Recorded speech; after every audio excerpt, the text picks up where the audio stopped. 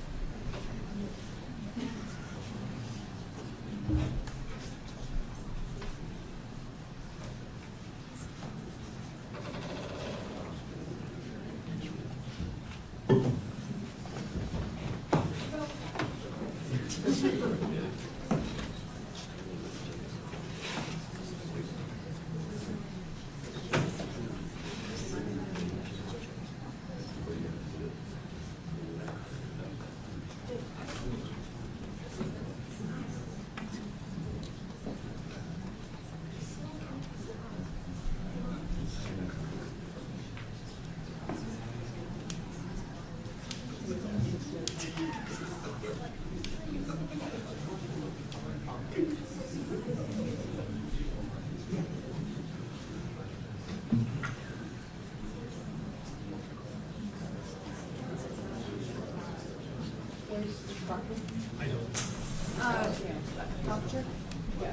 Krop is in the hallway because we're gonna have, we'll sit in the gallery.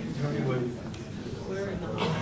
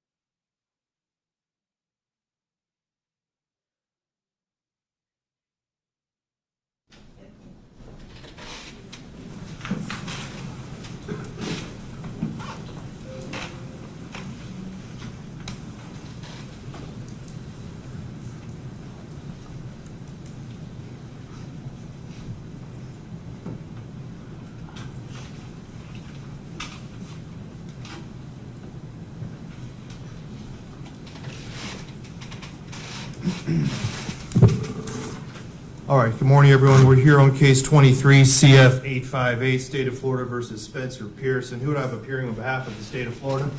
Good morning, Your Honor. Jennifer Dutton. Good morning, Judge Sarah Thomas. Good morning to both of you. And on behalf of the defense? Good morning, Your Honor. Matthew Kuchurgis, and present with me is my partner, Elizabeth Betsy White, as well as Hannah Blythe Donovan. All right, good morning to all of you. And for the record, Mr. Pearson is also present before the court. We are here for a sentencing hearing. Mr. Pearson was previously before the court. At that time, he had entered a plea of guilty to counts 1, 3, and 5 of the information. It was 2 counts of attempted first-degree murder with a weapon, 1 count of aggravated battery causing serious bodily injury with a weapon. The court had entered a order for a pre-sentence investigation.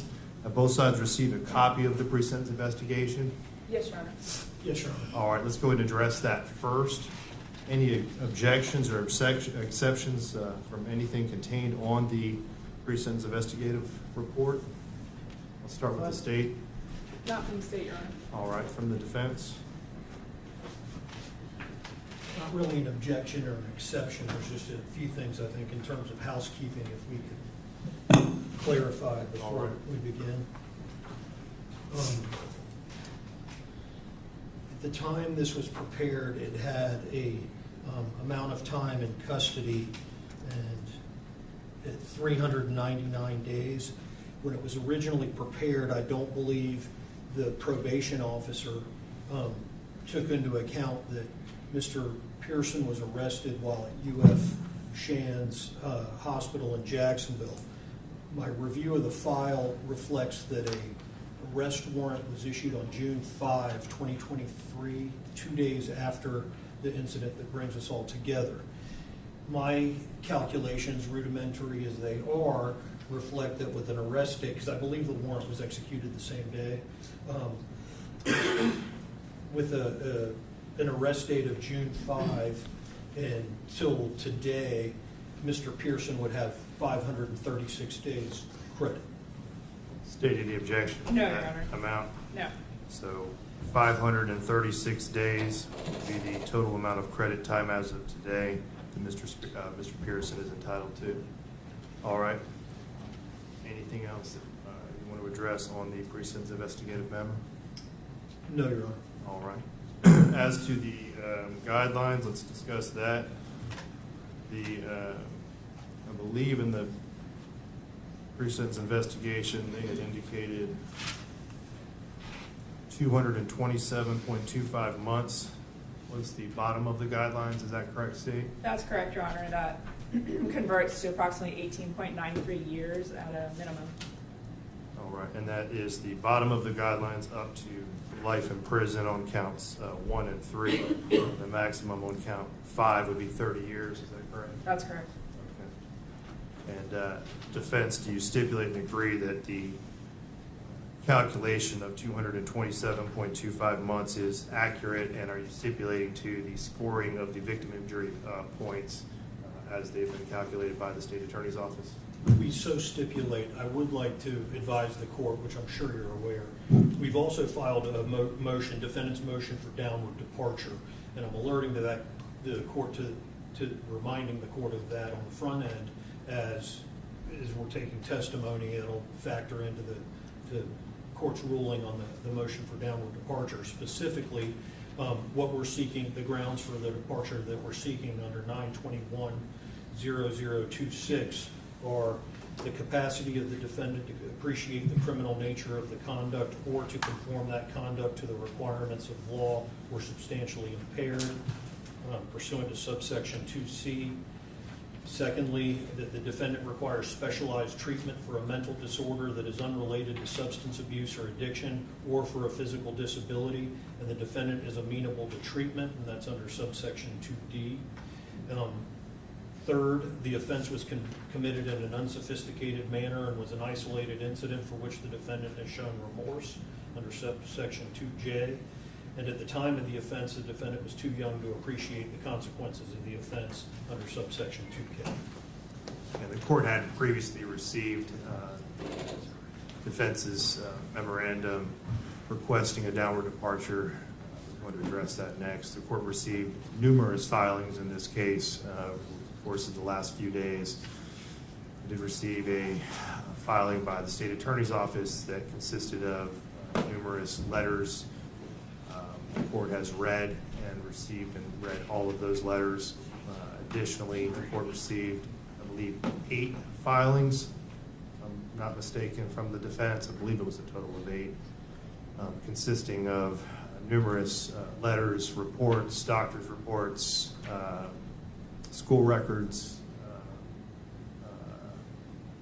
transcripts, I believe, of a couple of depositions, as well as obviously the defense's memorandum requesting for downward departure. I have read all of those documents as well, with the exception of there was a link that was provided to video, I believe, of some football activities. The court was unable to open that link.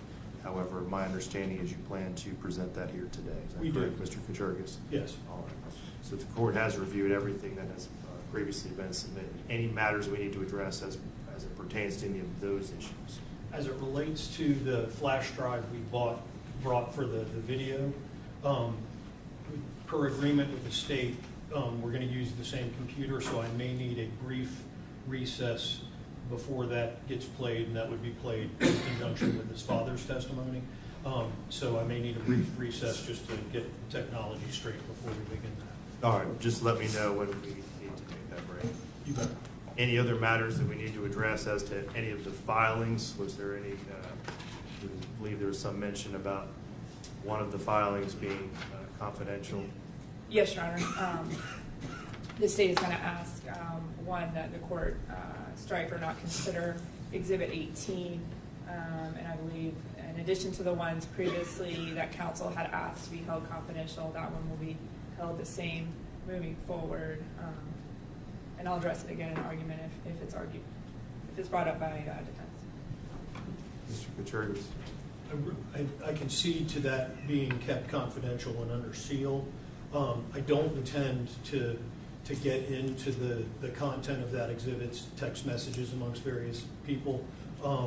We do object to the striking of the exhibit. The grounds therefore, I don't intend to really get into that in today's proceeding. We've said what we needed to say about it in the sentencing memorandum. But as the court has undoubtedly read, the time that the crime was taking place, and you'll hear more in the way of psychological testimony relating to Mr. Pearson, he was being ostracized by his peer group at the time leading up to the offense, and that exhibit and its contents reflect the communications amongst his peer group about him, and to think that he was not experiencing that ostracization that was discussed explicitly behind his back, wasn't feeling that as that was occurring, is incredulous. But it was offered to show the ostracization of Mr. Pearson, and I don't really intend to get into it further today. All right, I'm going to grant the state's request to keep those confidential. I believe they contain cell phone numbers, et cetera, sensitive information pertaining to underage witnesses, so I'm going to grant that request. Very good. All right. Anything else from the state? No, Your Honor, I guess just if we're putting our arguments on the record for now, yes, and I'm asking the court to disregard them in consideration of mitigation, simply because the messages that are contained in there are without this defendant's knowledge. And I understand Mr. Kuchergis' argument, but he did not specifically have any knowledge of what is said in there, so therefore it cannot directly impact on his state of mind at any point. And so that's why we're asking not to consider them. All right, thank you.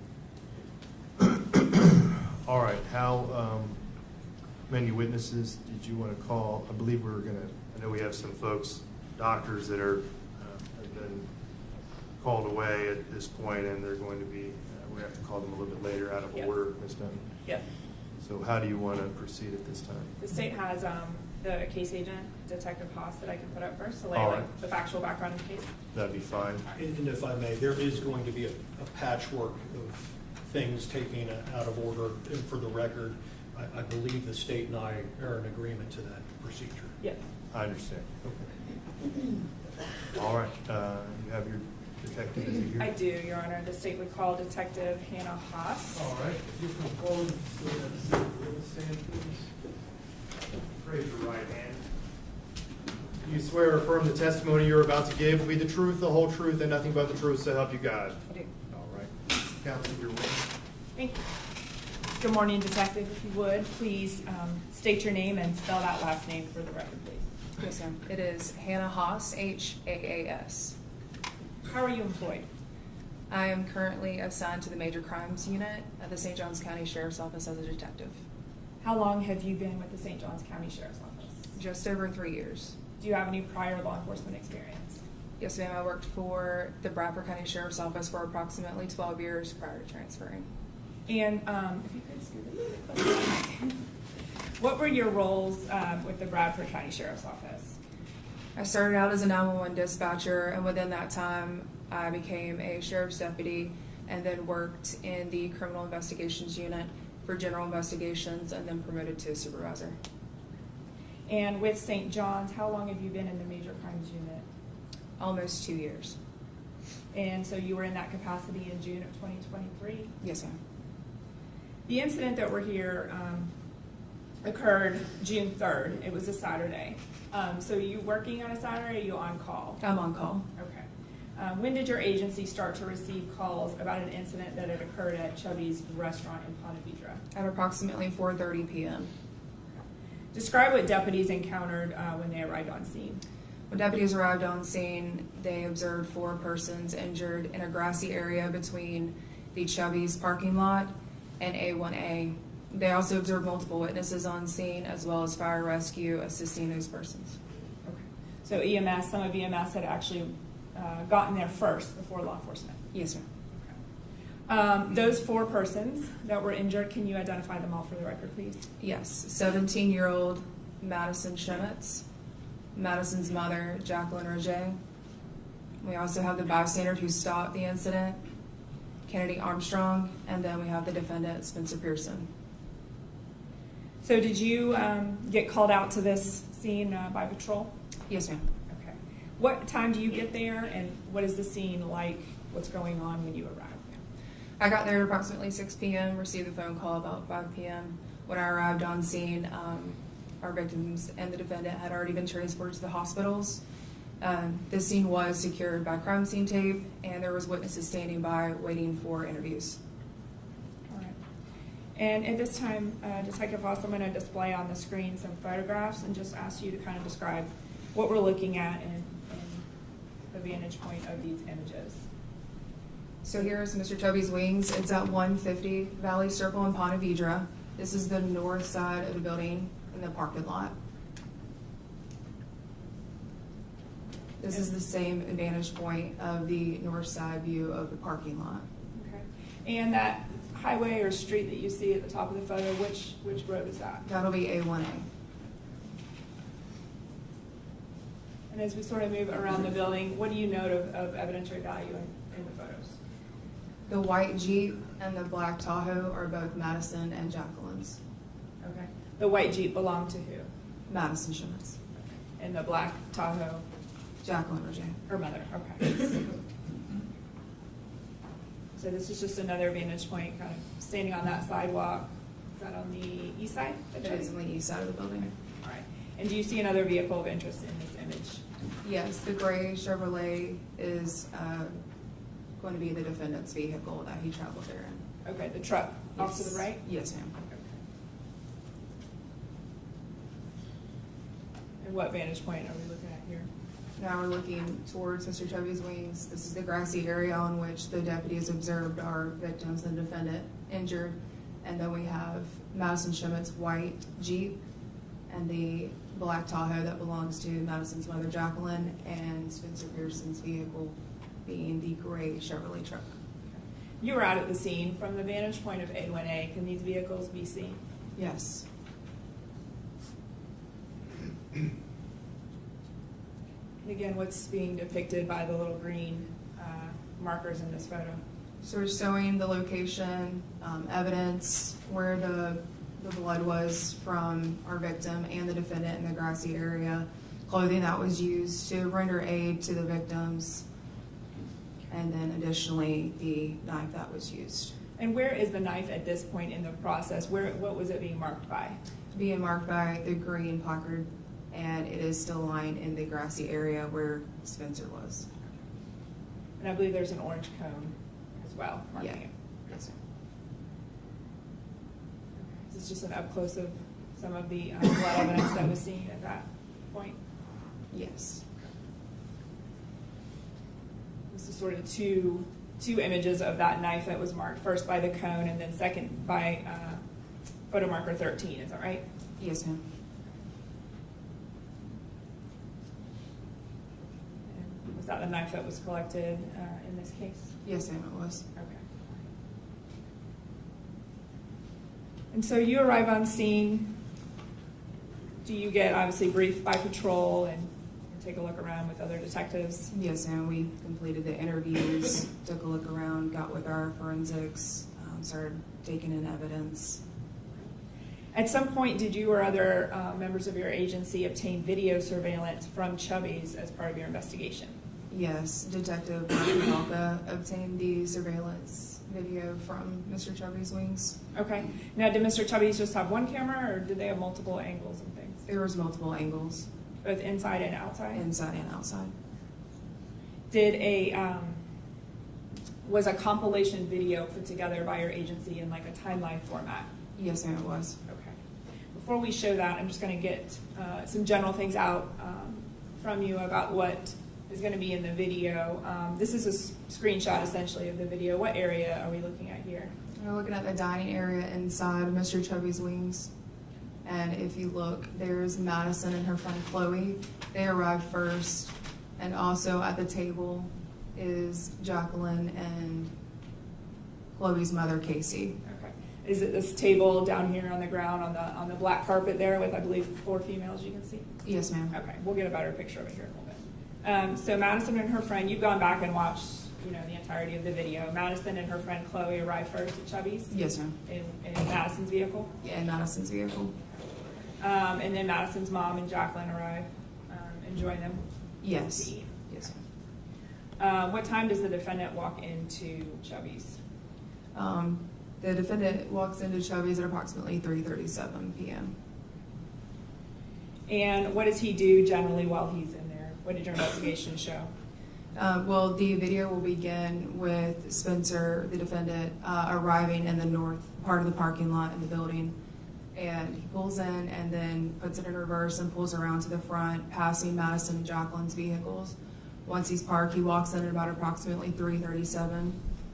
Once he's in, he then walks over to the bar area, sits at a high top table with a view of Madison and her friends and family, then orders mozzarella sticks. After that, Spencer then goes to the restroom and then returns at 4:16. So he returns to his table at 4:16, and then what time do Madison and her group leave the restaurant approximately? You'll then see Madison, Chloe, and Jaclyn get up and start to leave the building at 4:29. And then shortly thereafter, what happens? And then the video shows the defendant leaving the table, exiting the building, and chasing down Madison and striking her multiple times. Okay.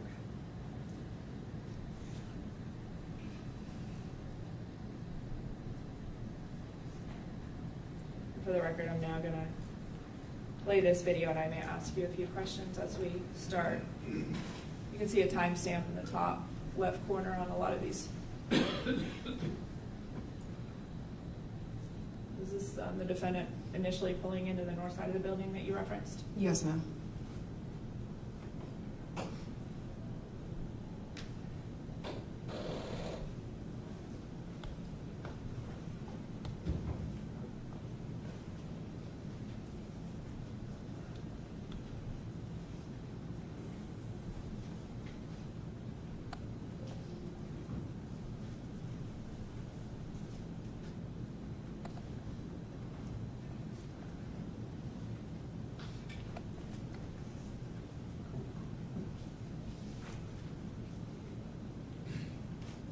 So we can see a little better. Can you just describe each of the parties by the clothes they're wearing? Yes. Chloe is wearing a gray shirt with a bag around her shoulders. Madison is in the black t-shirt and shorts on her phone in the middle next to her mother, Jaclyn, who's wearing an orange tank top, shorts. And then to the left of her is Chloe's mom, Casey, wearing a dress.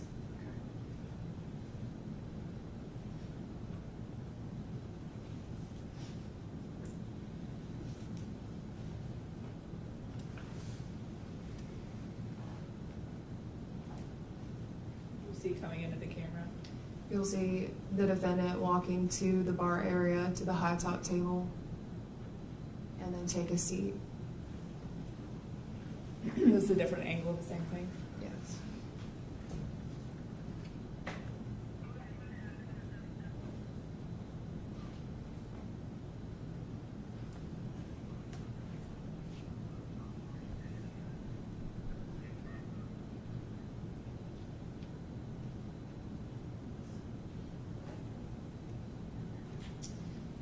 This skips to a certain part where you talked about the timing of about 4:14. He's getting up and going where?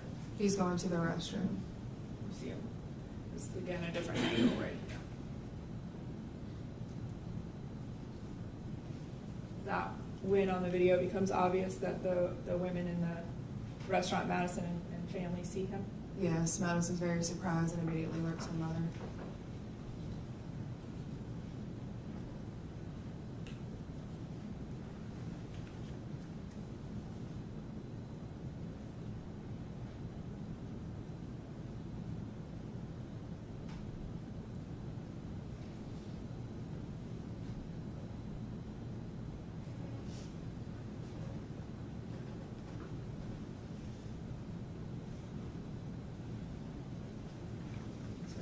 Approximately 4:16 is when he takes a seat back there, correct? Yes, sir.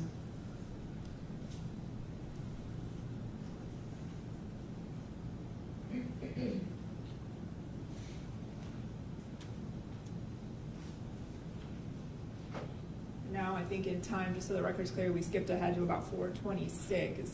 4:26, is that right? 16:26? Yes, sir.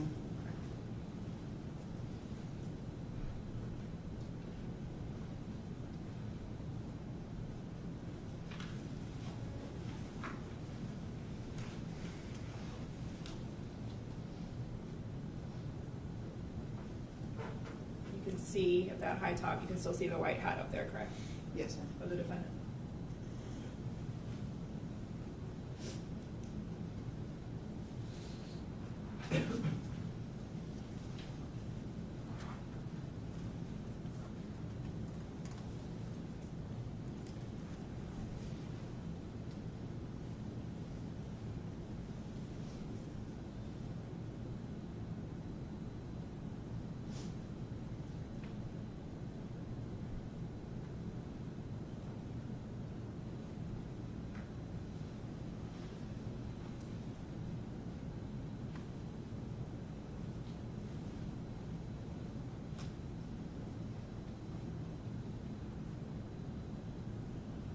Does anyone at this table ever get up and approach the defendant or No, speak they- to him in any way? No, they do not.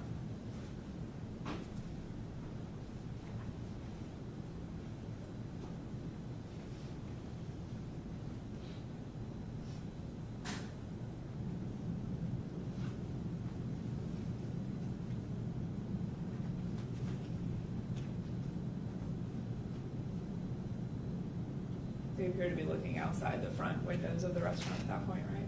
Yes, sir.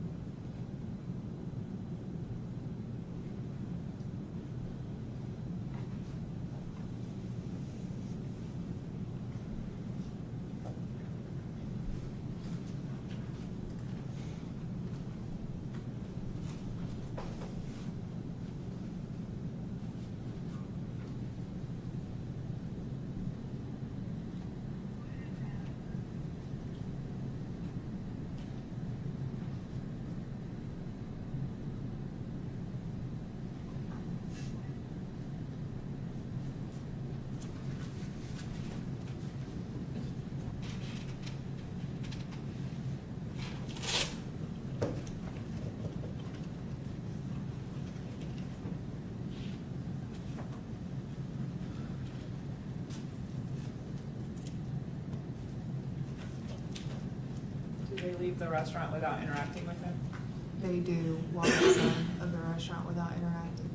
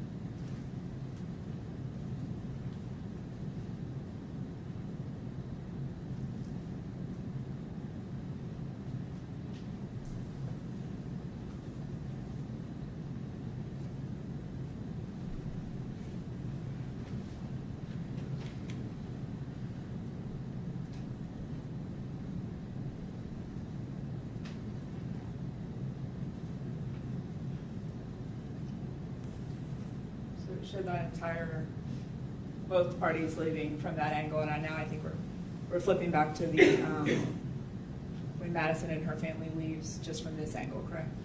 Yes, ma'am. Okay. They're seen outside speaking to a staff member of the restaurant for a minute, correct? Yes, ma'am. Jaclyn was explaining the situation in pain.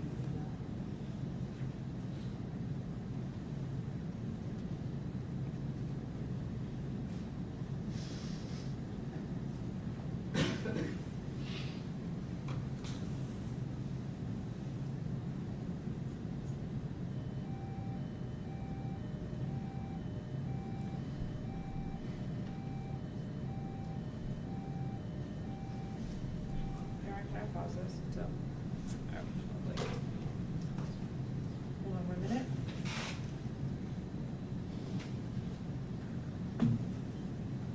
I was trying to pause it because of the noise, Your Honor. I'm sorry, and I think I messed it up. Get back to.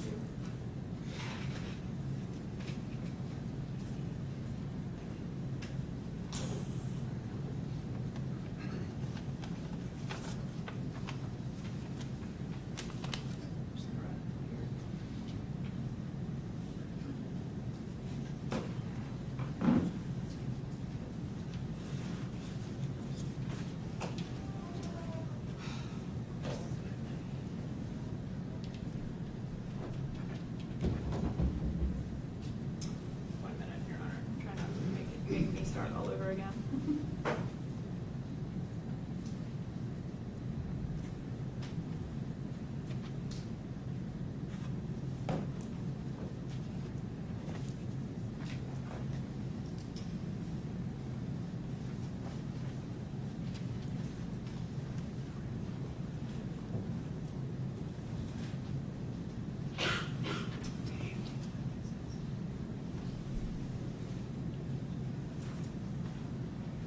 I'm going to do this a different way. I apologize.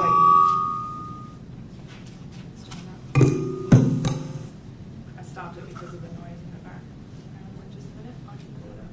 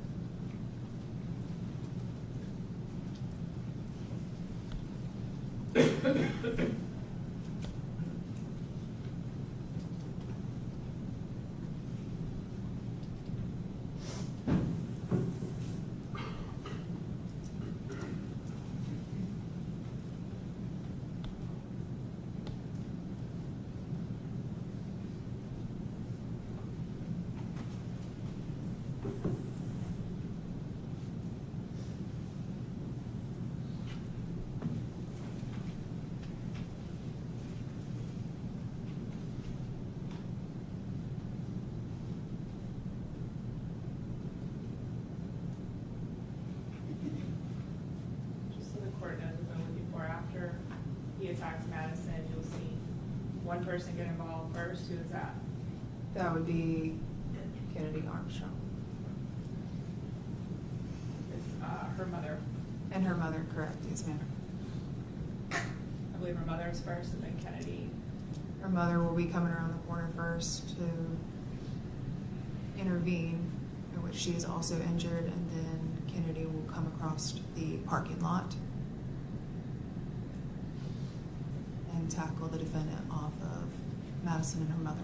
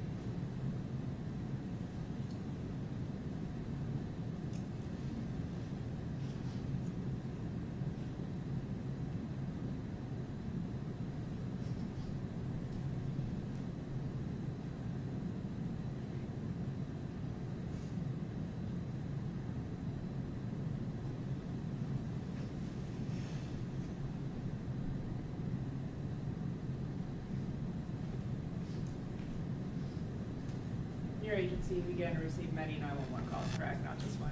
No, multiple.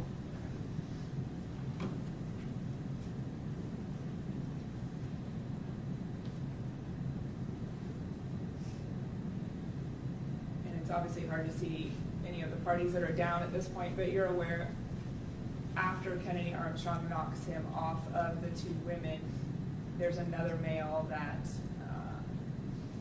gets on top of Mr. Pearson in an attempt to get the knife away. Yes ma'am. And that's a different person than Kennedy Armstrong. Yes ma'am. Okay.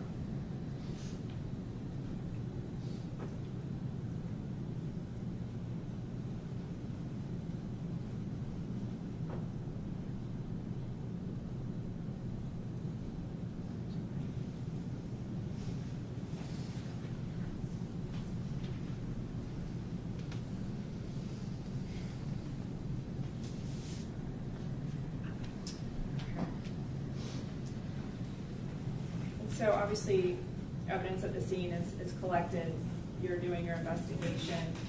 What is the image that I'm displaying on the screen now? Obviously not on scene, but where is that taken? Yes ma'am. Our evidence took the photograph while on scene, if I believe correctly, of Spencer's knife. Okay. All right, that was collected at that photo marker 13. Yes ma'am. Okay. And after you spent some time on scene, did you respond to a hospital anywhere? Yes ma'am, I responded to the hospital where Jaclyn was taken to. At some point in your investigation that night, I believe, did you receive some belongings that the hospital turned over from the defendant? Yes, Detective John Newman met me at the hospital and handed me over the belongings that were taken by the defendants. Yes ma'am, sorry. Or into the mic, okay. And did you go through those belongings either there at the hospital or back at the sheriff's office? Yes ma'am, prior to packaging the belongings, we were going to package them on scene at the hospital and then take them and put them into evidence. Prior to packaging, we located an item in his pocket. Okay, in like a shorts pocket? Yes ma'am. And what was that item? That item was a sharpening block. For a knife? Yes ma'am, it is known to used to sharpen a knife. All right. And so Detective Haas,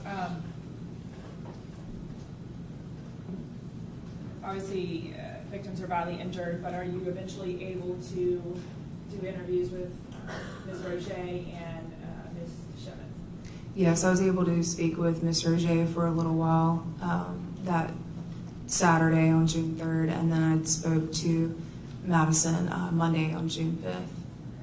Were you able to sort of get a background timeline as to who the person, the defendant, was to her and just a history of the relationship? Yes, ma'am. Okay. And what did you find out as far as like how Madison knew the defendant and when had they been together? They had dated prior to and had a breakup in April of 2023, Okay. And when did they begin dating? the year before, for approximately 8 to 9 months, I believe. Less than that. And so, I believe we've got it on the screen here, they began dating in October of 2022, Yes, ma'am. broke up in April of 2023. Yes, ma'am. Did Ms. Schemitz indicate to you that they had a cordial breakup, or at least initially? She initially thought it was a cordial breakup, and then it did not continue to be that way. And just generally describe what started happening between the defendant and Ms. Schemitz after she broke up with him in April.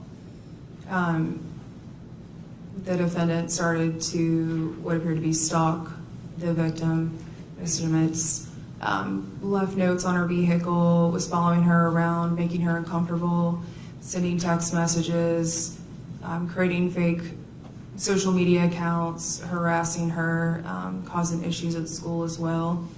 One of the last things that was discussed was when the defendant created a fake TikTok account. I'm going to get to that one in just a minute, okay? Before we get there, prior to that, are you aware of a photograph that the defendant sent her where he was either attempting to commit suicide or let her know he was going to commit suicide? Yes, ma'am. Okay. And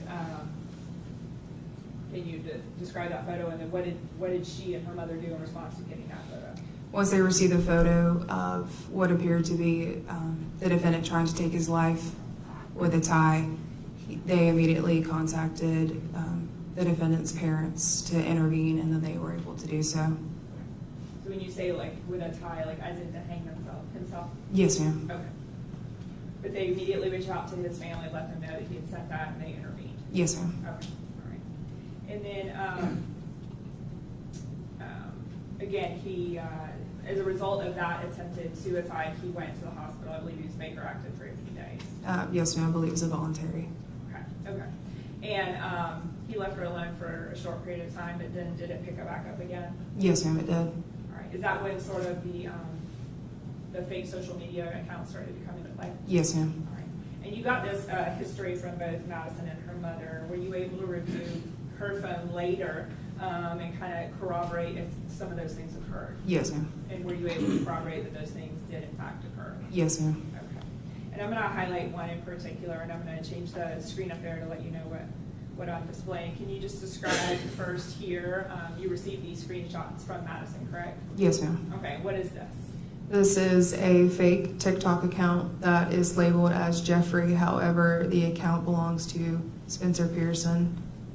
And by fake, you just mean it's not the one that like Madison knew him to use while they were together. Yes, ma'am. It's another account. Additional, yes, ma'am. Okay. And then that middle screen, what is that for the people that don't know TikTok's interface? What is he doing there? So with TikTok, you can like and comment on videos and other comments that are posted. And here it shows that Jeffrey, our defendant, had liked comments, commented on a couple posts, and also tagged some of Madison's friends. Okay.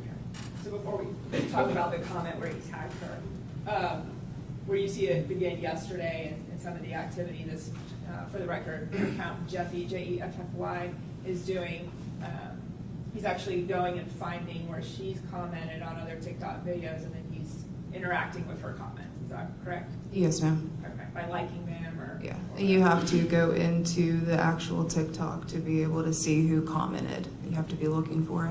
Okay. And then this one at the top that I'm going to kind of bring up to the screen, again, for those who don't know how TikTok sort of uses, what is the Jeffy account that the defendant created doing here? So in the TikTok that is displayed to the right, he goes into a comment and tags Madison Schemitz, Ethan Bolts, and Maddie, her friend, and an additional person, and states, "Y'all gonna get yours." Do you know what date this was sent to Madison on TikTok? No, ma'am, I don't. Oh, correction, I apologize. That was sent to her on Monday, May 29th, 2023. Okay. So just a few days prior to the stabbing at Chubby. Yes, ma'am.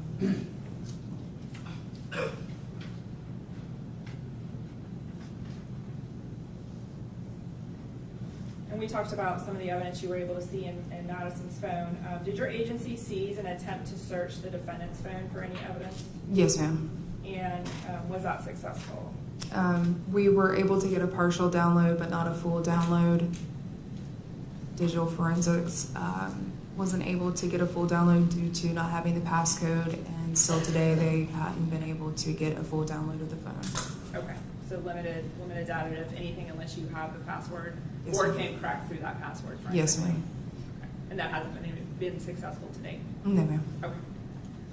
No further questions for this witness? Cross-examination.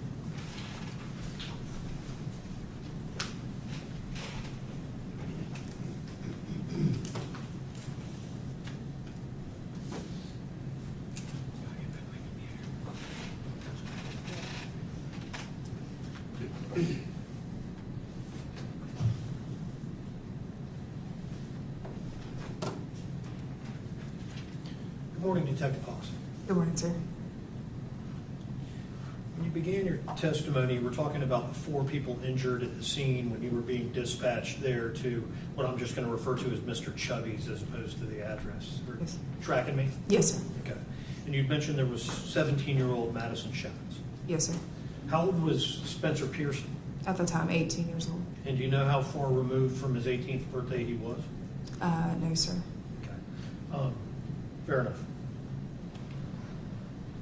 Did you prepare the arrest warrant affidavit? No, sir, I did not. Okay.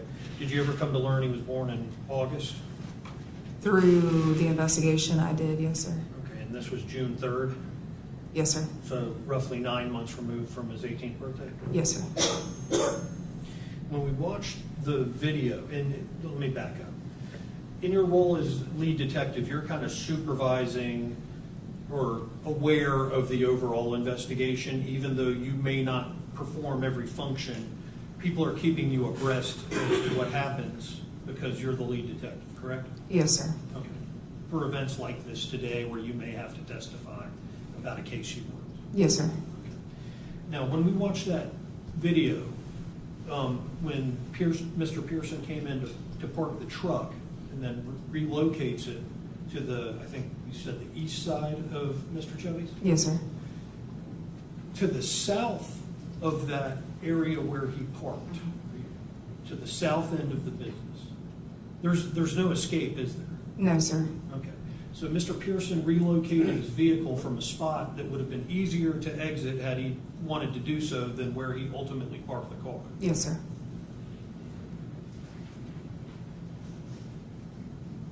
And we saw pictures of blood evidence there. This scene was rather gory, was it not? Yes, sir. Okay. 4 people had been stabbed or cut. Yes. Are you able to tell whose blood is who at arriving at 6 o'clock? Not at the time, no, sir. Not without seeing them in place. Okay, so the blood that we saw, it could have been Madison? Could have been, is that a guess? Yes, sir. Miss Rogê, Yes, sir. Mr. Armstrong, Yes. or Mr. Pearson? Yes. We don't know. No, sir. Because it's true by virtue of the dispatch that Mr. Pearson was in trouble. Yes, he was.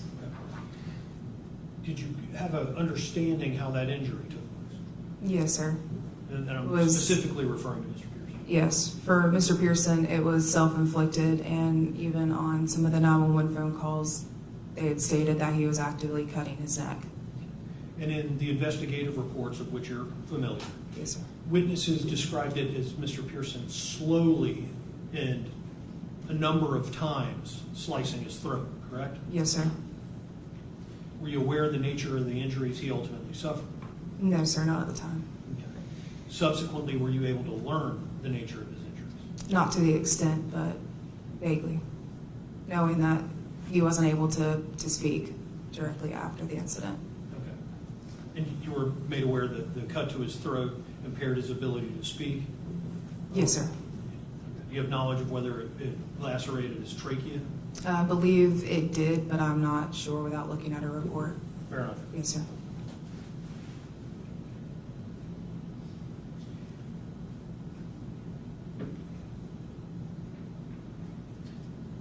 When you responded to, was it Memorial Hospital where Ms. Schemitz was? Yes, sir. And Ms. Rogê was there? Yes, she was. And you conducted a sworn interview of Ms. Rogê, did you not? Yes, sir. Okay. And in that interview, prior to certainly this incident, but even before the breakup between Madison and Mr. Pearson, was it your understanding that Ms. Rogê and the Pearson family generally tended to get along? Yes, yes, sir. And indeed, before the relationship ended, Ms. Rogê described Mr. Pearson to you before the breakup and the wind down of the relationship. Yes, sir. She described to you, and I quote, "And he was a fantastic kid, very polite, great family, picked her up for church on Sundays. He is an introvert, she is not." That's what Ms. Rogê told you about Mr. Pearson, correct? Yes, sir.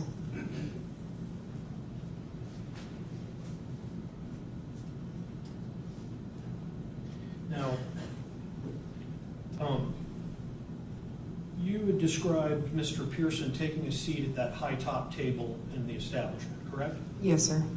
Now, I don't know how well it got captured on that video, but just to round it out in testimony, when you enter the restaurant, there was the table to the left where Madison, Miss Rogê, and their friends were seated, correct? Yes, sir.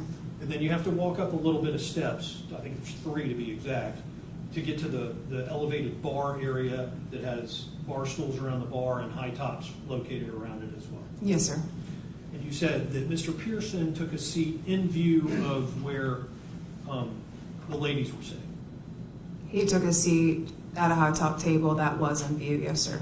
Okay. Have you ever been to the restaurant? No, sir. Not inside. You've never sat at that table? No, sir. I did not.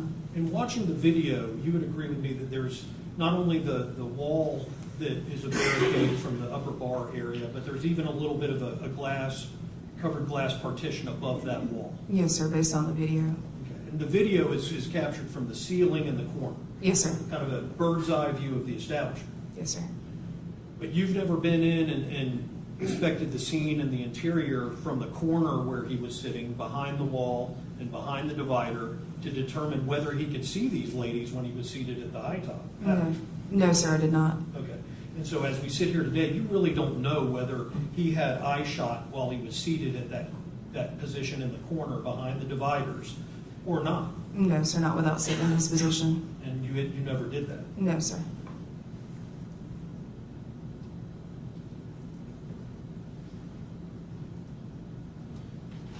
When Mr. Pearson got up to use the bathroom now, he would have been walking in an area, presumably had he looked, where he could have seen them. Yes, sir. In the video, do you see him looking towards the table when he's walking to the restroom? Yeah, I don't recall. When he returns from the restroom, Mr. Pearson that is, he goes around the backside of the bar, correct? Yes, sir. I believe so. On the far western end of the interior of the restaurant. Yes, sir. And he couldn't have seen the table from that vantage point, correct? I'm not sure without being inside. Fair enough.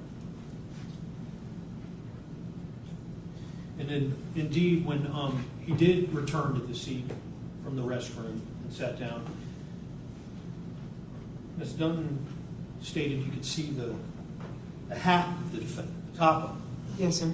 Because even from that bird's eye view in the corner, you couldn't see his face sitting at the high top. You could only see his hat, correct? Yes, sir. And in addition to the divider, later in that video, we see a bunch of tall trophies that look like kids winning championships or something, stacked up behind the hostess stand, kind of in the line of sight, if you will, behind the divider, correct? Trophies? Yes, sir. They're there.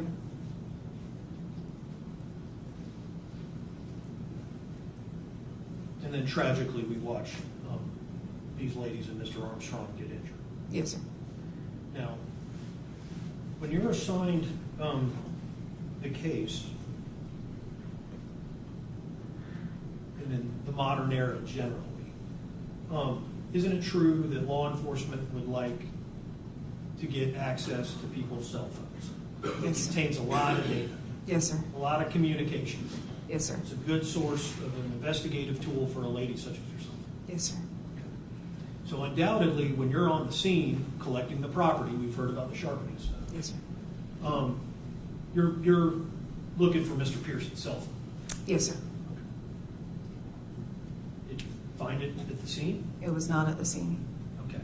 And the scene, and I'm using that term broadly, Mr. Chubby's, the parking lot, the grass, the sidewalk, anywhere in that area, you did not recover a cell phone from Mr. Pearson. No, sir, we did not. Okay. Now, Mr. Pearson, after he parked the car, as we saw in the video, he never returned to that vehicle, did he? His truck. No, sir. Okay. That vehicle never left the parking lot until it was seized and taken into custody by your agency, the St. Johns County Sheriff's Office. Yes, sir. There was a search warrant obtained for Mr. Pearson's truck. Yes, sir.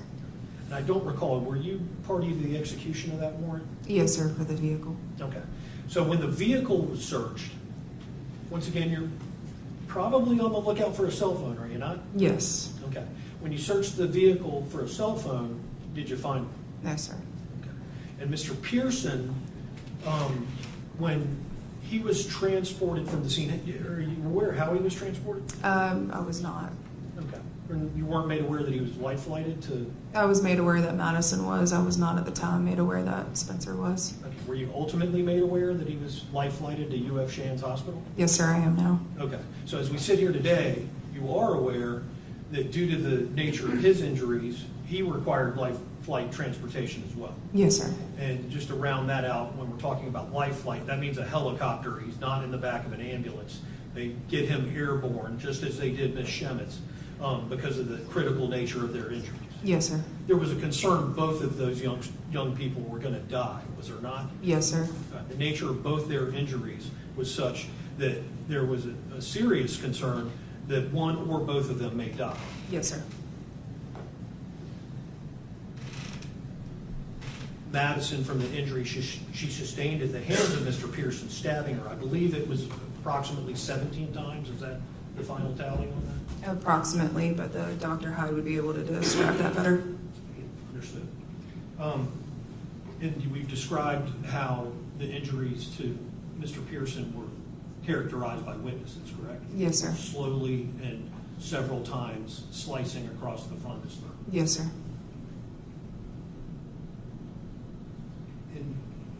In any event, when Mr. Pearson gets transported to the hospital, UF Shands, they collect all of his property in the course of the transport, correct? Yes, sir. All right, and that property was ultimately turned over to you or one of your colleagues, was it not? Yes, sir. Was there a phone there? No, sir. So you didn't recover his phone from the scene, his vehicle, and it wasn't taken with him via transport? No, sir. Ultimately, the phone was collected, however. Was it not? Yes, sir, it was. A search warrant was issued for Mr. Pearson to acquire his phone as well as a computer, correct? Yes, sir, it was. Okay. And do you know how, or when and where the phone was obtained, Mr. Pearson? Detective Kapelka, I believe, went and obtained the cell phone and the computer from their residence in Ponte Vedra. Okay. When Detective Kapelka went to the residence with the warrant, Mr. Pearson's father surrendered those items pursuant to the warrant, correct? He did. Okay. And are you aware of any conversation that may have taken place between Detective Kapelka and Mr. Pearson's father, Dan Pearson? No, sir, not without reviewing his supplement. Okay. I have it if we need to, but let me try to cut to the chase. Sir. Were you made aware that Mr. Pearson, Dan Pearson, Mr. Pearson's father, had relayed to Detective Kapelka that he had taken the phone from him several days prior? Yes, sir, I was aware of that. So it would appear at the time of these crimes that apparently for several days prior, Mr. Pearson did not have any ability to, for lack of a better term, track the movements of Ms. Schemitz. Yes, sir, based on the phones that the parents had. Okay. And those are the only phones of which we're aware. That we're aware, yes, sir. Now, and you had mentioned that there was a partial download of Mr. Pearson's phone, so you couldn't get a complete recovery. Yes, sir. In that partial download, there was no evidence of him tracking her on June 3rd, 2023, correct? Yes, sir. There was not.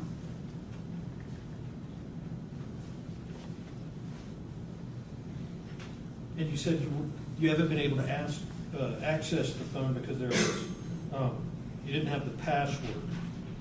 Yes, sir. Passcode. Mm-hmm. Yes, sir. Was a request ever made to Mr. Pearson for the passcode? Don't believe there was one directly made to Mr. Pearson. Or anyone else on his behalf? Not that I'm aware of, no, sir. Was a motion to compel passcode ever filed to try to penetrate the phone and get the access to its contents? No, sir. So you had the phone and there was potential legal mechanisms to gain access, those just weren't taken. Yes, sir.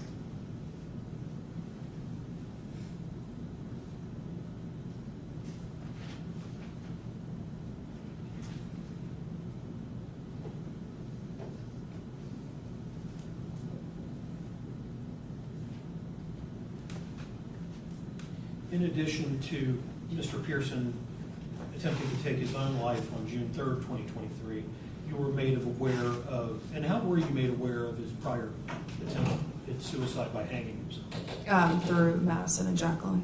They were aware of that Yeah. circumstance? Yes, sir, they were. Okay. Law enforcement make any effort to gain the records of his hospitalization or attempted suicide on that prior occasion? No, sir, we did not.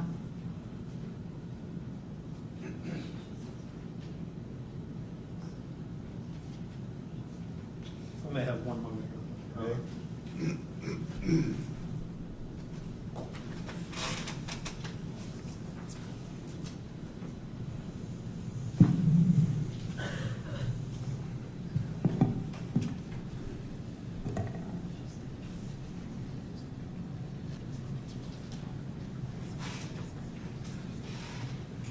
Detective Haas, Yes, sir.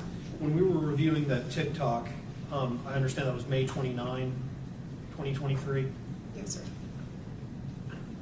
6 days or so prior than the incident. Yes, sir. It was a comment, and I'm old, I'm not familiar with TikTok, so if I'm using the wrong vernacular, please set me straight. Yes, sir. But it was, the comment was appended to a video, was it not? Yes. Did you review the video that the comment was appended to? No, sir.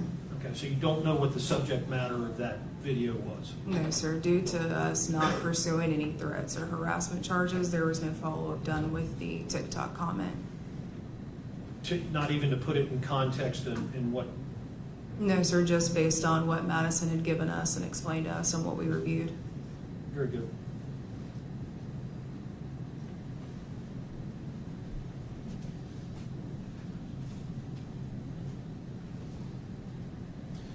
Detective Haas, I don't believe I have anything further. Yes, sir. Redirect. No, Your Honor. All right, this witness be excused. Thank you, ma'am. You are free to go. Yes, sir. Thank you. State, you may call your next witness. Your Honor, we haven't heard from the next doctor, so you're ready for that. All right. Yeah, as I said, we're going to I have a understand. patchwork going in. Okay. Your Honor, the defense would like to call Dan Pearson. All right.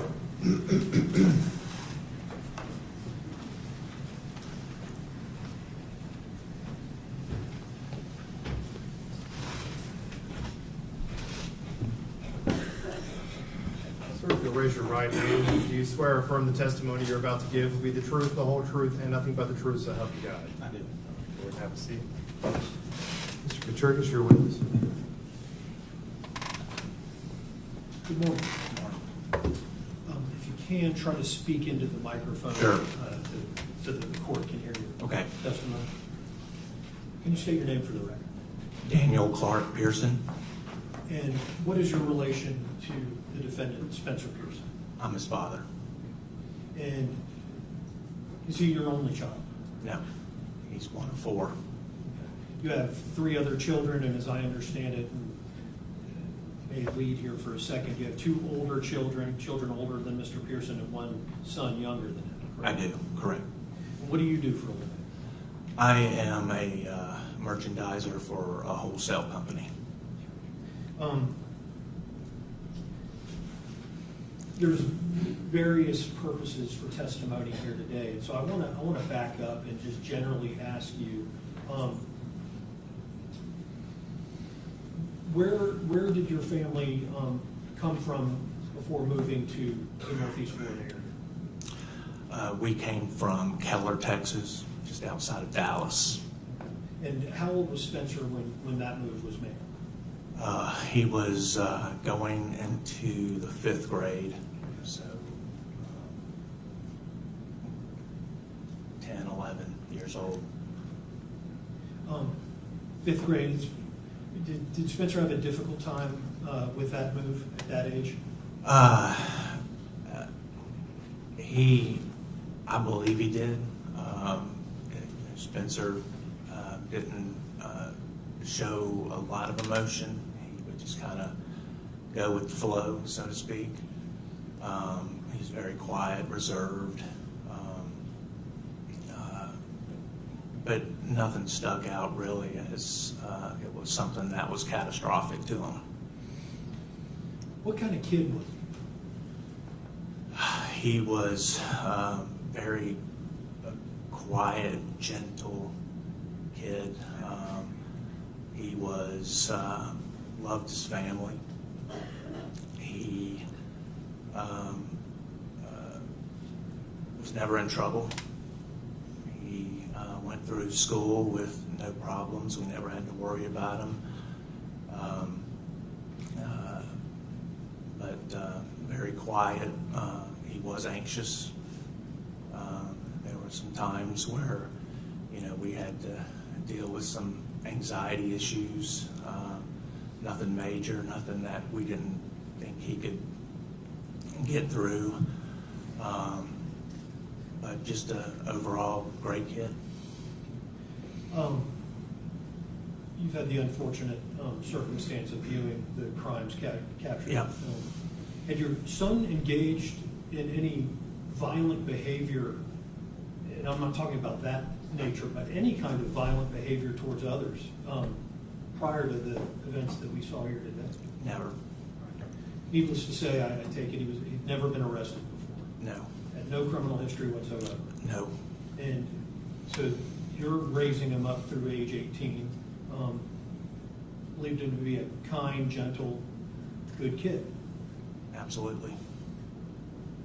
Now, Your Honor, I probably should have asked for a brief recess before Mr. Pearson, but I may have to take one in the middle, and I apologize.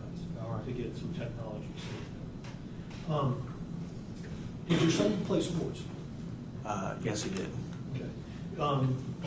Over the course of his young life, what did he play? A lot of football, a little bit of soccer, and quite a bit of baseball as well.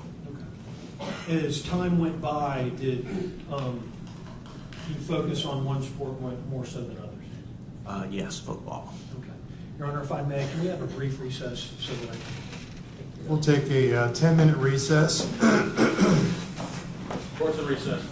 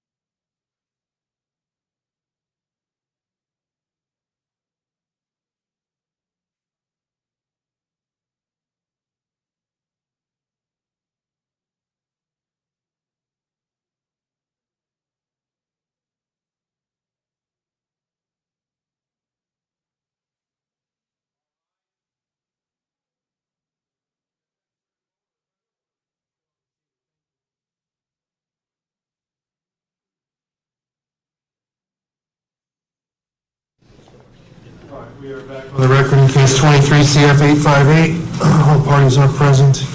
Mr. Petrugis, you may continue with your direct examination of this witness. Thank you for the brief research, Your Honor.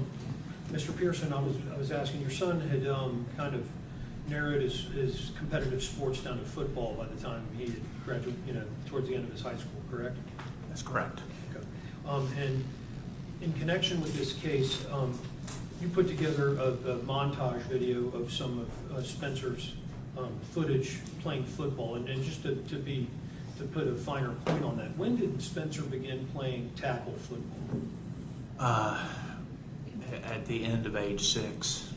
So at age 6. Mm-hmm. And when did he stop playing tackle football?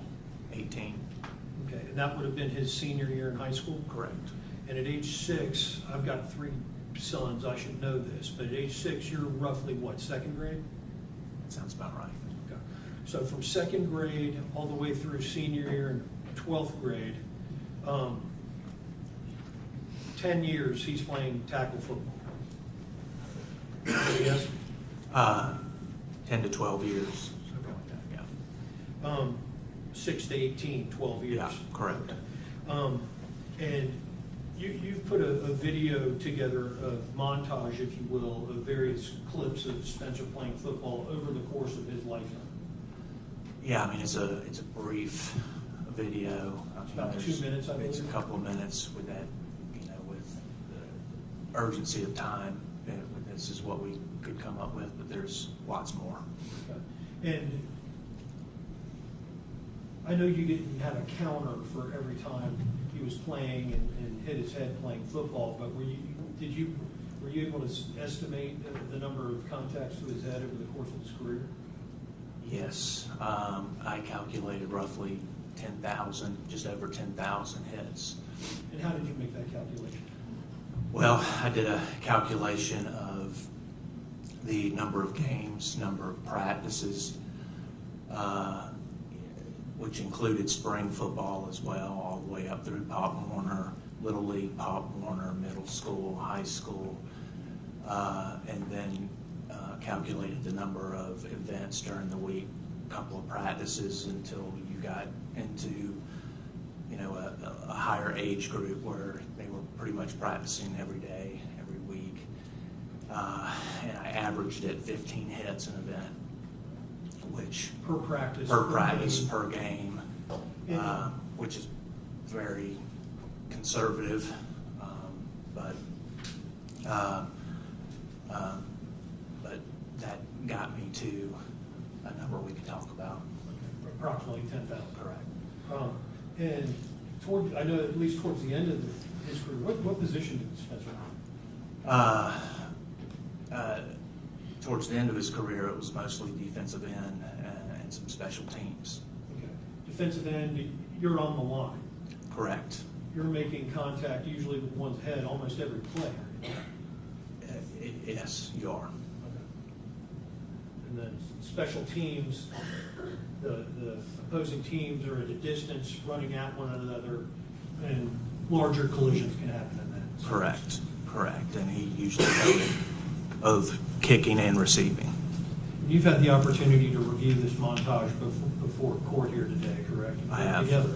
Yes. And with the court, I would like to play that montage for the court. I think it's 2 minutes 11 seconds. Any objection? No, Your Honor. You may proceed.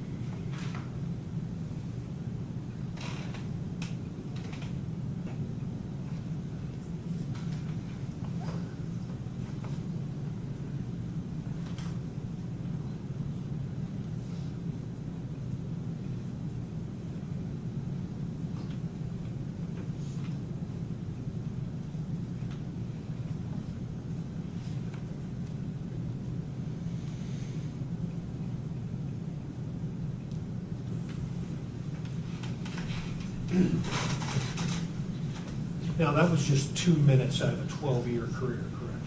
Yeah.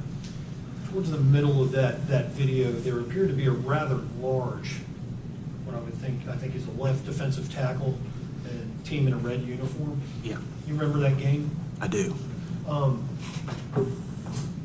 Spencer played for Ponte Vedra High School, correct? Correct. Right. In that video, that's for whom he was playing, correct? I'm sorry. He was playing for Ponte Vedra when that large. That's correct, yeah. Do you recall who they were, Ponte Vedra was playing on that? I believe it was Middleburg.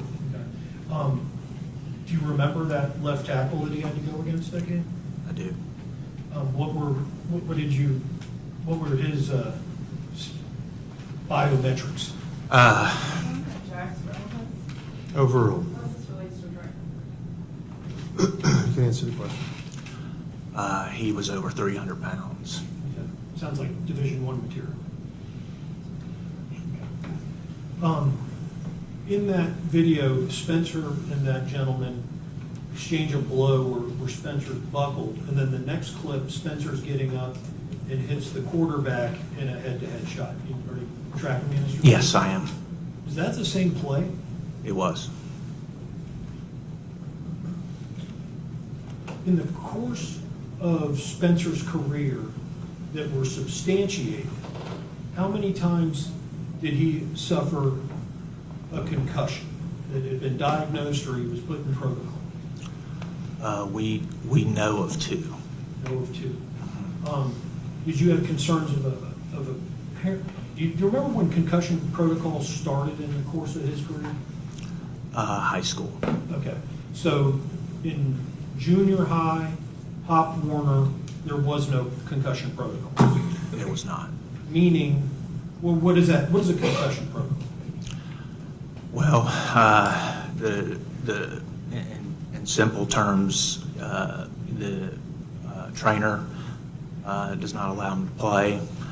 They give them paperwork on what to do, what not to do. They have to stay away from using your phone, be in a darker area, and of course, getting checked on by a doctor. Okay. And so Spencer went through that twice in high school. Correct. They didn't have that in junior high or Pop Warner. Did not. Did you have concerns that he may have suffered other concussions for which they went undiagnosed or for which he was not placed in protocol? I would assume he did. Okay. Did he ever relay to you symptoms of a concussion Uh, from those 2? Every once in a while. I mean, Spencer was not very verbal with that. He kept it to himself, but he would complain of headaches sometimes. Was there another incident, I believe when you were in Texas, when he was a small child, for which he sustained a head injury? Are you talking about football or No, just? I'm talking about an event around the pool, as I understand. Yeah, we had gotten a new pup, and we were in the backyard around the deck, and the pup was going wild and took out his legs, and he fell back and hit his head. Back of his head? Correct. On a pool deck? On a pool deck. What was the surface of that pool deck? It was concrete pavers. Do you know whether, did you take him to be examined after that? I don't recall. I know we were concerned, and we monitored him very closely, and but he seemed pretty normal.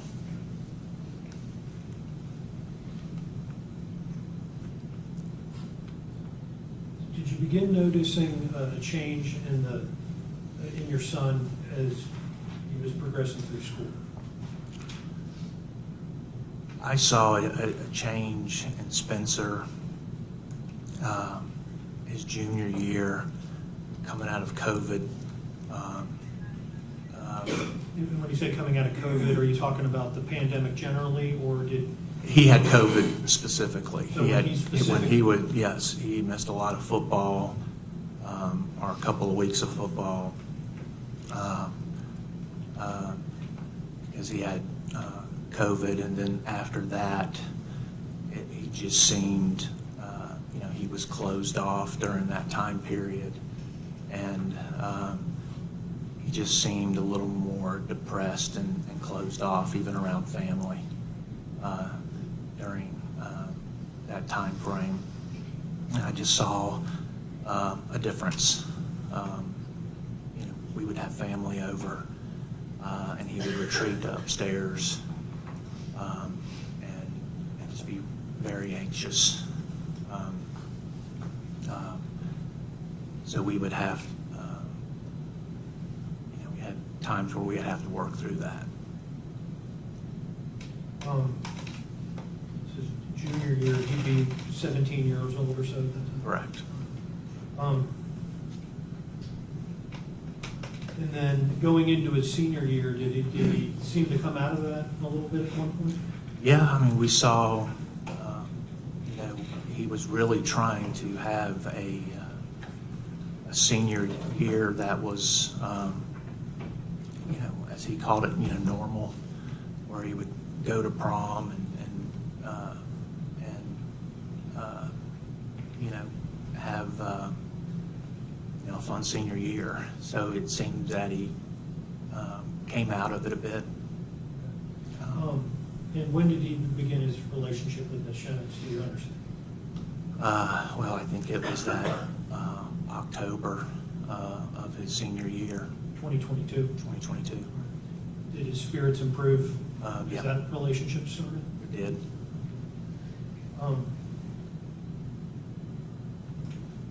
Did there come a time when Spencer's behavior wasn't as positive? Yes, I mean, he, as they started into the relationship, I mean, he just, frankly, just wasn't handling it well, even in, I guess the normal times before. I think he was just always stressed out about it. He couldn't enjoy it. He was always stressed out about, and this is my outside perspective, he seemed to just be too wrapped up in a lot of stuff that might not have been going on, and it just drove him to a bad place. Very insecure. Did he ever act in an aggressive or violent manner? No, I didn't see that. Ultimately, Mr. Pearson, your son, and Madison's relationship ended, correct? Correct. How did your son take that? Not well. I mean, he was very sad, very depressed.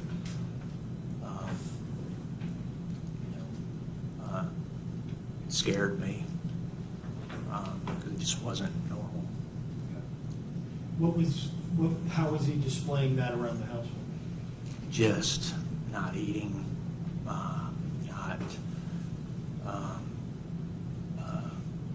just sitting on the couch for hours and hours, and just you barely interact with him. And this is after the breakup, which I understand is roughly in the beginning of April of Correct. 2023. Correct. Based upon how you perceived his behavior around the home, did you and your wife start exploring treatment for Spencer? We did. And in doing so, what was the first line of treatment that you explored? Well, we went into our network of providers, and we literally just went down the list of people. And what were you looking for? We were looking for, I believe it was a psychologist. And it was extremely difficult to get an appointment. I want to say we were turned away probably a half a dozen times. Then we started at the same time we were trying to utilize our personal network, asking around. People started recommending Elbow Tree, I believe, and Is that a practice group? yes, correct. And then ultimately we landed on a place called Here Tomorrow. We found it online. Somebody pointed us in that direction. And then shortly after that, my wife's uncle called and mentioned Here Tomorrow as well. He was in Nashville and he read about it, and he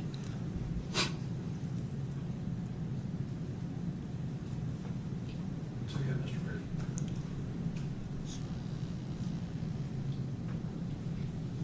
So, as I understand your testimony, both independently researching it online as well as through a recommendation, as well as a family member touching on the same, did you and your wife decide that Spencer should go there just to get access? Yeah, we sent him there because we could get something right away. I mean, it was that afternoon.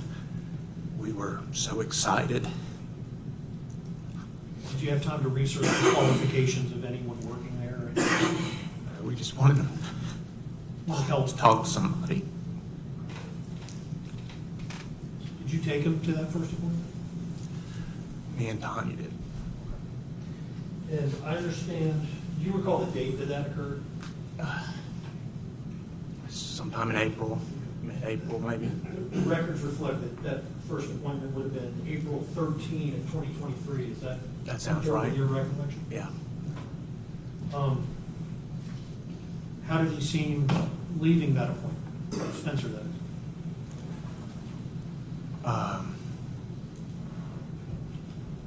Not really much improved.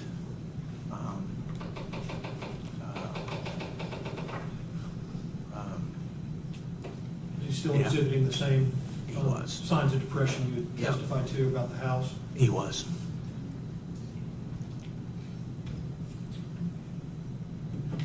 After that first appointment, what happened? Within a couple of weeks? That's when he tried to commit suicide a few days after that. And you've been present here today, you heard the testimony of Yeah, Detective I Haas. did. How did you learn that your son was attempting to take his life on that occasion? We got a text message, and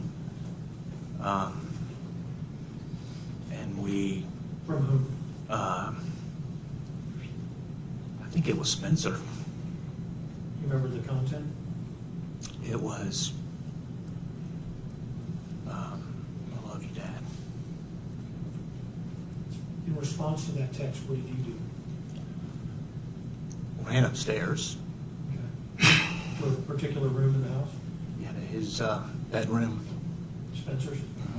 What did you find? He wasn't there. And we looked in his closet. Tonya was with me. And he was hanging. In the closet? What was he hanging from? The pole with the necktie.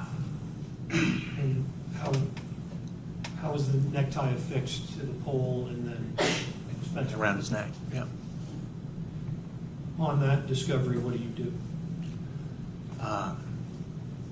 Tonya went to undo the necktie, and I was holding him, and I was lifting him up, To take pressure off his neck?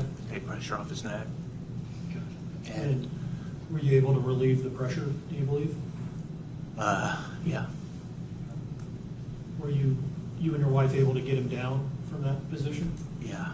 She struggled a bit getting it untied. Seemed like forever.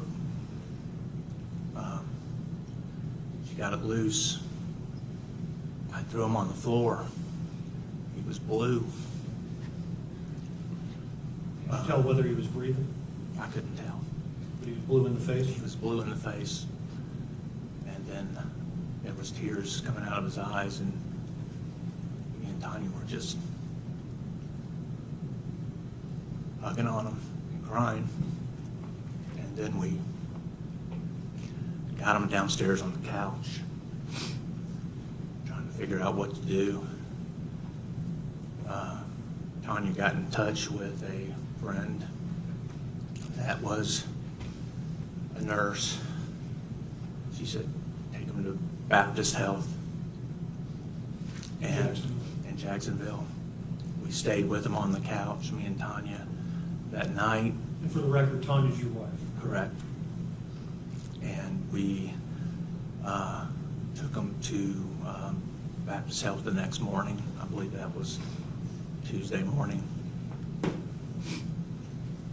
And upon his presentation in the hospital, where did Spencer go thereafter? So we were in the emergency room area for quite a bit, and then we were admitted into the Baptist mental health facility. And how long did Spencer stay in the mental health facility? We got there on Tuesday. I think we picked him up on Saturday afternoon. About 5 days? Correct.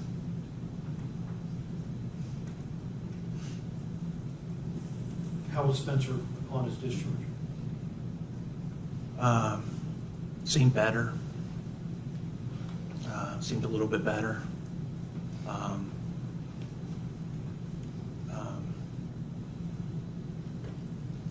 Didn't seem to last long. Did that change over the resulting days, weeks? It did. I don't know the timeline, but it seemed like shortly after, he just kind of reverted into a deep depression. Approximately how long after the discharge, to the best of your recollection? 2-3 days. Did you make efforts after he was discharged to get him in to counseling with a psychologist? Well, and my wife, Tonya, can speak better to this, but I know we were trying to, the way it was going to work was once he left Baptist, he was going to get outpatient care, and we had to schedule that first thing Monday. So Tonya was working. She was the one making those She was calls? making those calls. We'll let her address that. Okay. In any event, was Spencer able to get in with a psychologist or a psychologist?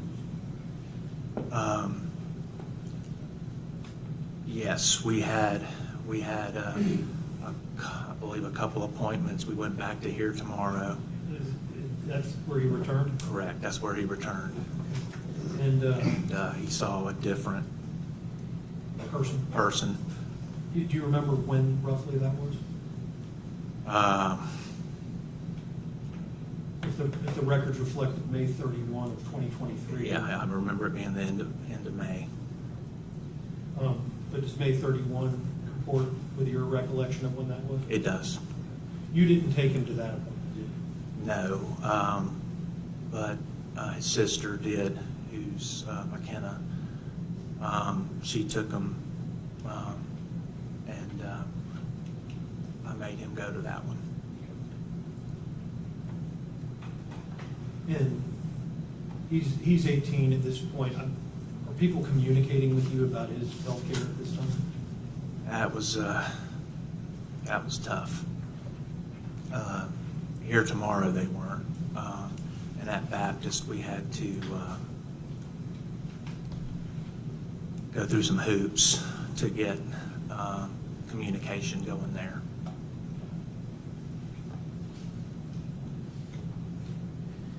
we know on June 3rd, 4 days after that appointment here tomorrow, the crimes that we observed here in the courtroom today happened. Correct. Mr. Pearson, we're here at sentencing for your son. The judge has the unenviable position of imposing a just sentence in this case. What would you like the court to know in fashioning that sentence? The first thing I want to say is I want to address the victims, Madison, Jackie, Kennedy. I'm so sorry. I'm sorry this happened to you. Madison, you were always so sweet. Coming over, you were such a beautiful person to be around. You were so good to our family. I'm sorry this happened to you. I think about you every day. I pray for you every day. You're a sweet soul. You're a beautiful person. I know that. I'm sorry. Jackie, I'm sorry. I'm so sorry. I know you've had to go through a world of hurt and just dealing with all of this. I'm sorry. I pray for you to have peace, and and forgiveness. And I just can't say I'm sorry enough. Y'all don't deserve this. Kennedy, thank you. Thank you for saving multiple lives. You are a hero. And I believe you also saved my son. I know you didn't intend to, but I thank you for that. I know this apology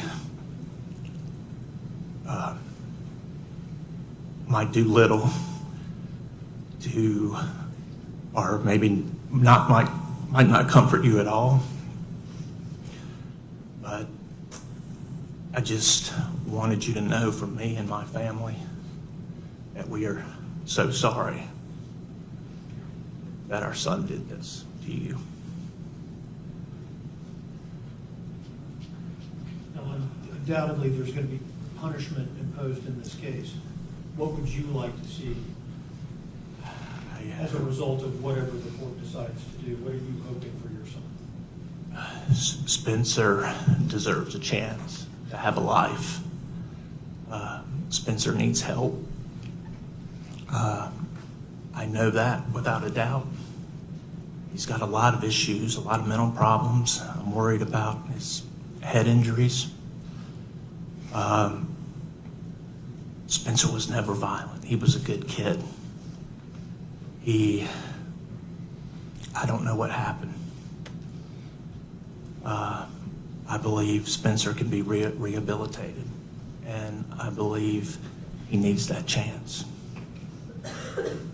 In the event he is able to return to your home or the community, you and your wife and your family stand by him and will make efforts to support him and try to Absolutely. allow him to succeed. Absolutely. He has our full support. And whatever it takes in terms of therapy, counseling, support, are you there for him? Whatever it takes. I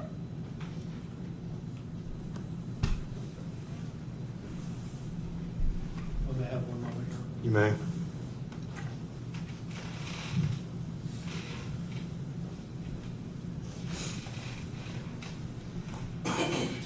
Mr. Pearson, I don't believe I have anything further. I think the state did. Okay. State. Thank you. Good morning, Mr. Pearson.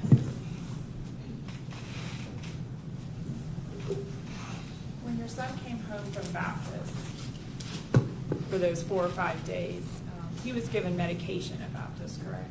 He was. He stopped taking that shortly after you got home, right? Correct. You didn't like the way it made him feel? Yeah, he complained about headaches and didn't make him feel right. And you said he he was a better maybe just for a short bit, and then you saw him, that's when you saw him slip into that deep depression, correct? Yeah. And I know y'all were working on getting him an appointment, but did you ever take him back to Baptist just to admit him under a Baker Act? No, we did not. I know you said you got like an I love you text from your son, but you are aware that Madison and or her mom reached out to y'all when they got that picture as well. Yes, I believe so. To not to me, but to Tonya. To your wife. Tonya told me, yes. Yes, sir. Okay.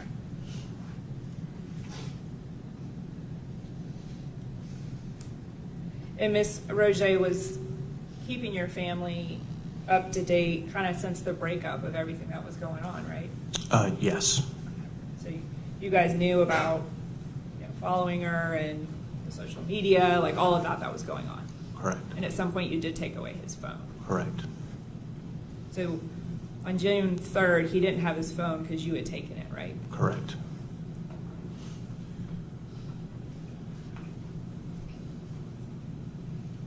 And so prior to that here tomorrow, those two sessions in April 13th, 2023, he had never seen a psychologist or a licensed mental health counselor for any reason? No. Okay. You said, though, he'd been struggling with anxiety and issues, I believe y'all have reported as young as elementary school, correct? Well, we saw anxiety Uh-huh. there, but it was nothing that held him back. He still did well in school. I guess I would say it just wasn't crippling to him. You really didn't see anything crippling until, was it fair after his junior year and the COVID? Is that sort of when you? Well, I saw it escalate in high school. Escalate in high school.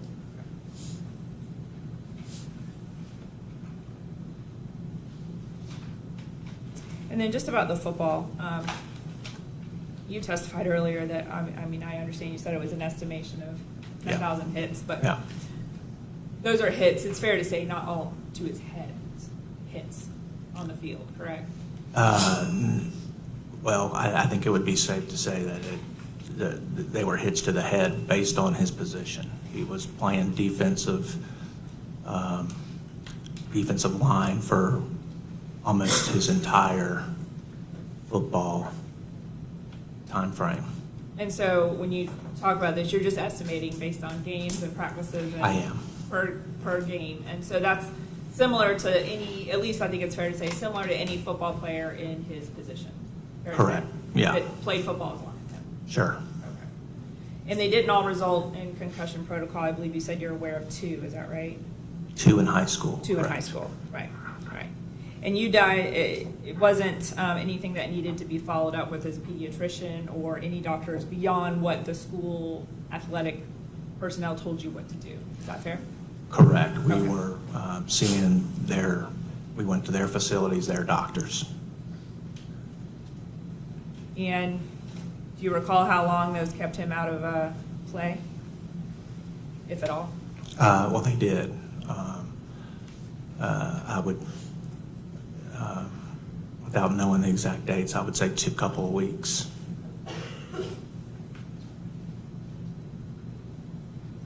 But once you were done with the school's protocol and their athletic advisors, he didn't go to any other follow-up for that? I don't remember. But I mean, you guys didn't take him to get his head scanned or We radiologist? anything like We that? didn't, no. Okay. No, I don't know, no. Okay, that's all. No further questions. Briefly. Sure. Sir, can you recall how many days prior to these crimes, June 3rd, 2023, you took Spencer's phone? I would say about a week. A week prior? Yeah, about a week. Nothing further. All right, sir, thank you. You can return to your seat.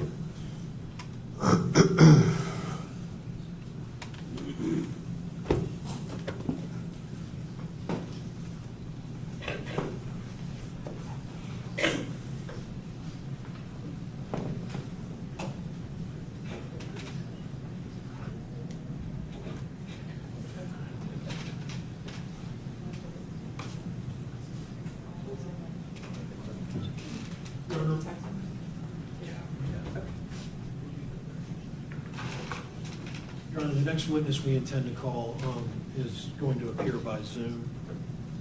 What's the name of the witness? Dr. Mark Rubino.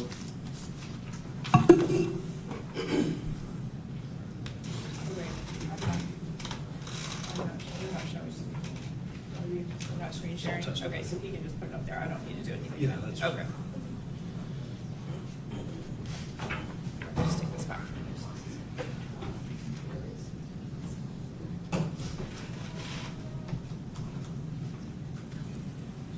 I don't know if he's logged in yet or not, but we're trying to communicate to make sure that is. He's in the waiting room, as I understand.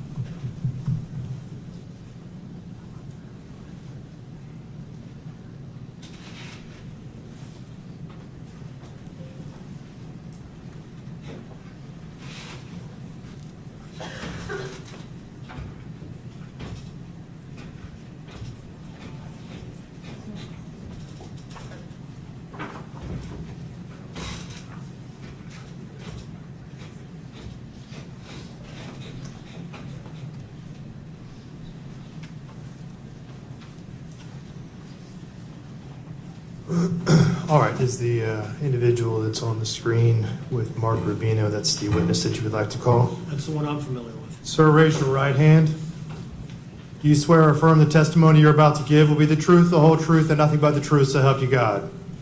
I do. All right, sir. Mr. Katrigas, you may inquire. Good morning. Good morning. Can you state your name for the record, please? Mark Patrick Rubino. R-U-B as in boy, I-N-O. And what do you do for a living? I'm an adult neurologist. And if you could, Dr. Rubino, provide us with your educational background. After graduating from high school in 1989, it was a long time ago, I entered into a 6-year BS&D program through Kent State University in Ohio and Northeastern Ohio University College of Medicine, also in Northeast Ohio, getting my MD and my BS in 1995. And then I went to Akron City Hospital and Summa Health Systems, got my transitional residency before I went to USF in Tampa to get my neurology residency, completing that in 1999. And I've been practicing in Naples since 1999.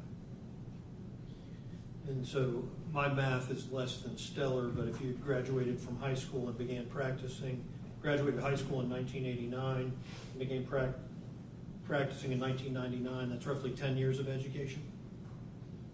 10 years, but part of it is a 6-year BSMD. Man, college is 2 years, get a BS. It's an accelerated program. Okay. And the MD, obviously medical doctor. Medical doctor, yes. And what is your area of specialty? I'm a generalist, but I've taken a particular interest in head injuries or traumatic brain injury. And have you been practicing neurology exclusively since '99? Yes. And what is the nature of your practice?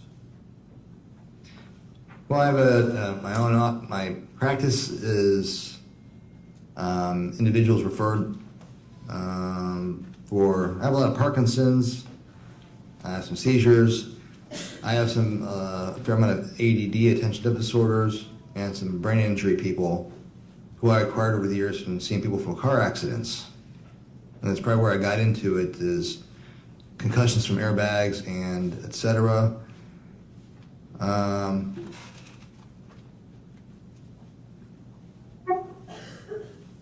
Fortunately, there's quite a bit of pain as well. And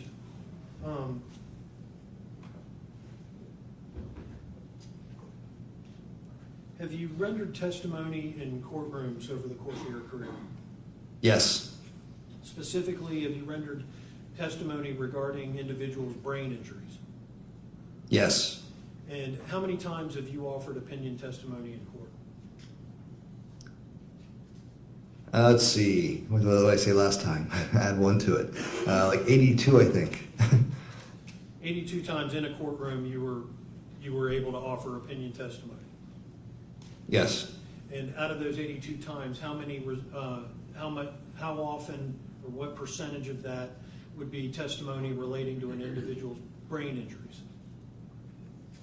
Brain injury is probably about 75% of that time, because I also testify for other neurological conditions like epilepsy, or I had one where someone had a spinal cord injury and was accused of running away from a crime when he can't walk, that kind of thing. I'm a neurologist. Your Honor, I would seek to have Dr. Rubino offer opinion testimony. Any objection? No objection. Doctor may offer opinion testimony. Doctor, you were retained to evaluate and review imaging on the defendant here, Spencer Pearson, correct? Correct. Yes. And in the course of your being retained, what did you understand your evaluation and review to consist of? What were you asked to do? To evaluate for evidence of brain injury due to his history of years of playing football. And you reviewed some collateral materials in connection with that history. And what I'm getting at is you had an occasion to speak to his parents, did you not? I talked to his father, yes. And I think you had the benefit of a psychological report prior to your retention as well, did you not? Yeah, I read Dr. Krop's report. Okay. As a result of your being retained in this case, did you enter orders or prescriptions to facilitate your review of the matter? Yes, I ordered MRI of the brain and CT PET of the brain. Okay. And for the benefit of our judge, who's the decision maker here today, can you briefly explain what those two sets of imaging are designed to show? MRI of the brain is going to be a test looking for structure of the brain, looking for structural abnormalities, looking for focal atrophy, looking for anything that's not quite right structurally, including white matter lesions, areas of brain damage such as what's called encephalomalacia that you'd see on MRI, or prior bleed you see on MRI, specifically a gradient echo sequence. That's different than CT PET, where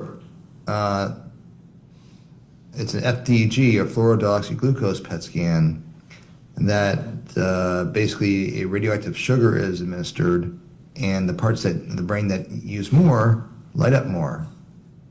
Now the cortex in the brain is what uses most of the sugar, so you see like a ring or two semicircles when you look at a PET scan that are pretty equal. They should be equal in their intensity because they're all using the same amount of sugar.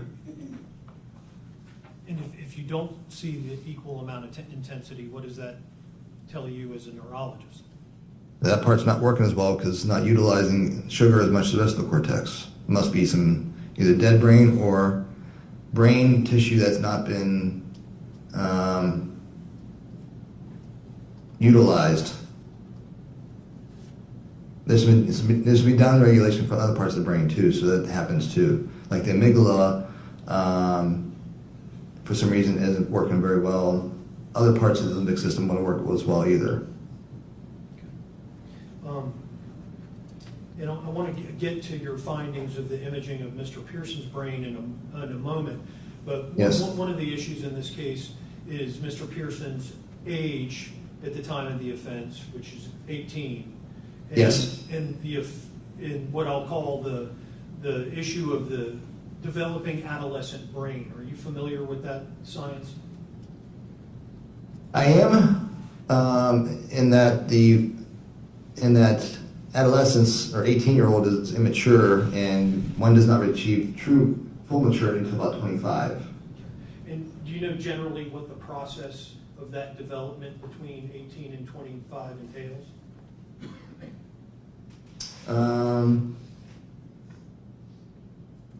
What I'm getting at is the myelination, the conversion of gray matter to white matter. Well, the myelination is pruning of neurons. It's basically the same process that you have from when you're an embryo to when it's part of the growing up process. And that occurs up through, with the brain? 25. 25. And in connection with the pruning, is that the process by which gray matter gets converted to white matter?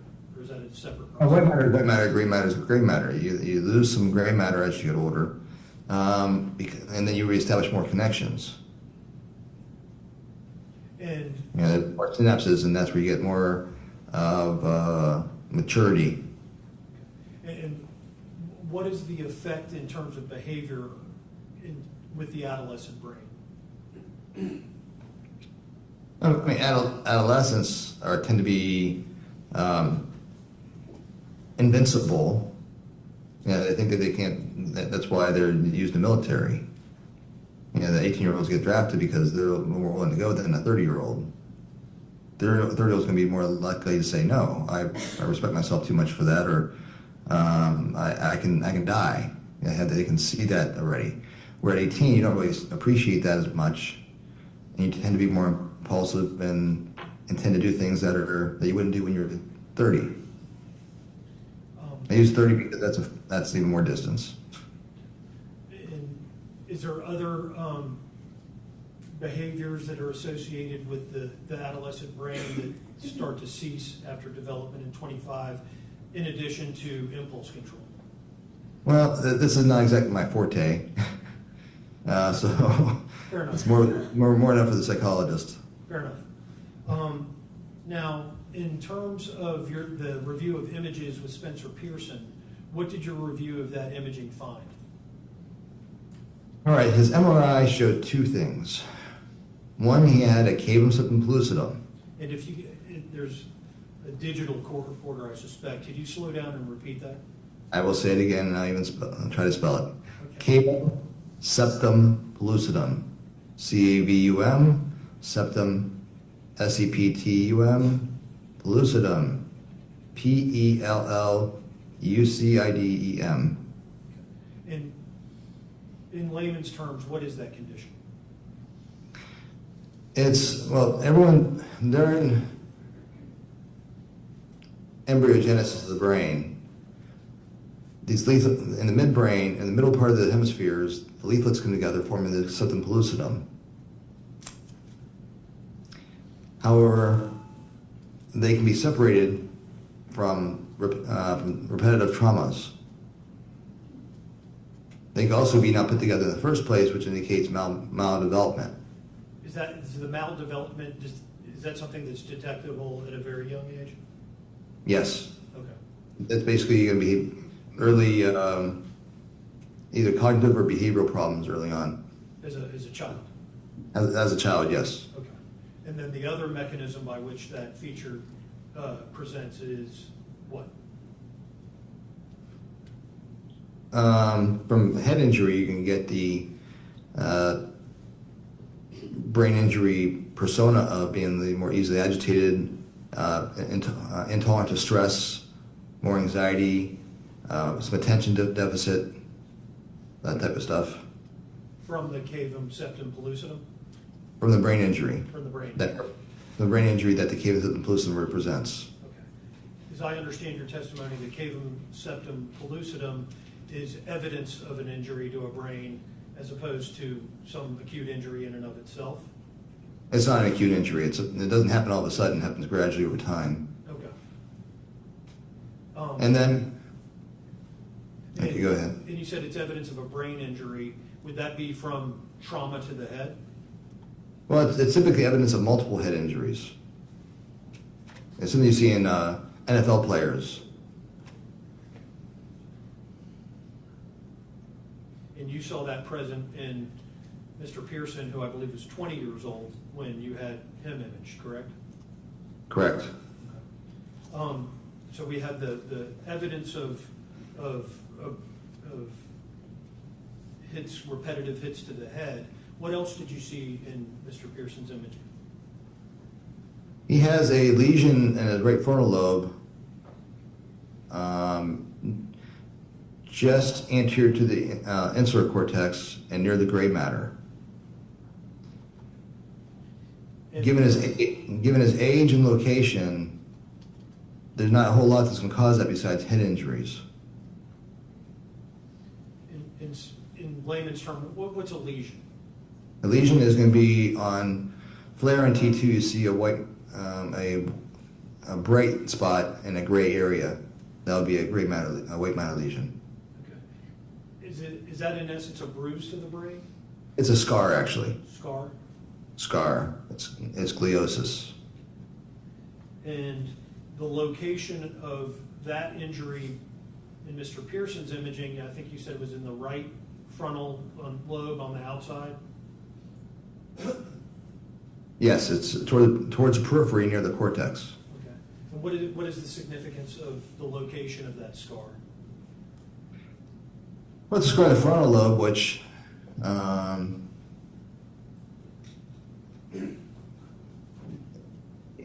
when you see damage in the frontal lobe, then you're more likely to have problems with attention, planning, consequence appreciation. Or you don't appreciate consequences. You tend to act impulsively without appreciating the consequence of your action. Planning is impaired, more so than a normal person. What else did you discover upon the imaging, reviewing the imaging of Mr. Pearson's brain? The other thing is going to be the PET scan. What did that reveal? That showed that there's diminished uptake in the cingulate gyrus, including the anterior cingulate gyrus, which is part of the limbic system.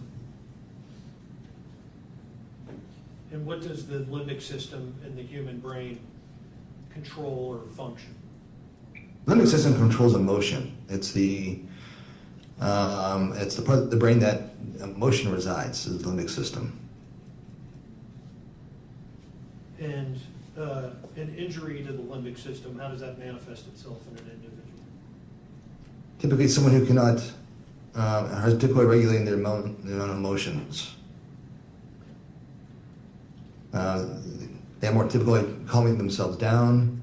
They're more likely to have anxiety and easy agitation. That's all part of the brain injury persona.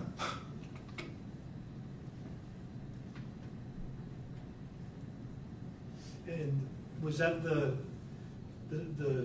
in essence the totality of your findings in terms of reviewing Mr. Pearson's imaging? Imaging, correct. Before we get to the physical examination. Correct. Okay. Correct me if I'm wrong, but these were in essence what you found in terms of abnormalities with Mr. Pearson's brain versus the typical 20-year-old? Yeah, this is not typical. Yes, it's not a part of a normal 20-year-old brain. You want to see everything nice and bright. I mean, 20-year-old brains are usually the best brains to look at because they haven't, unless they've been come back from Iraq or something like that. And to your knowledge, Mr. Pearson never served in the military? Correct. Okay. And based upon his history, strike that. Is it your opinion that the abnormalities you viewed on the imaging resulted from trauma to the head? Yes. I think that part of his earlier head injuries contribute to his early development of anxiety.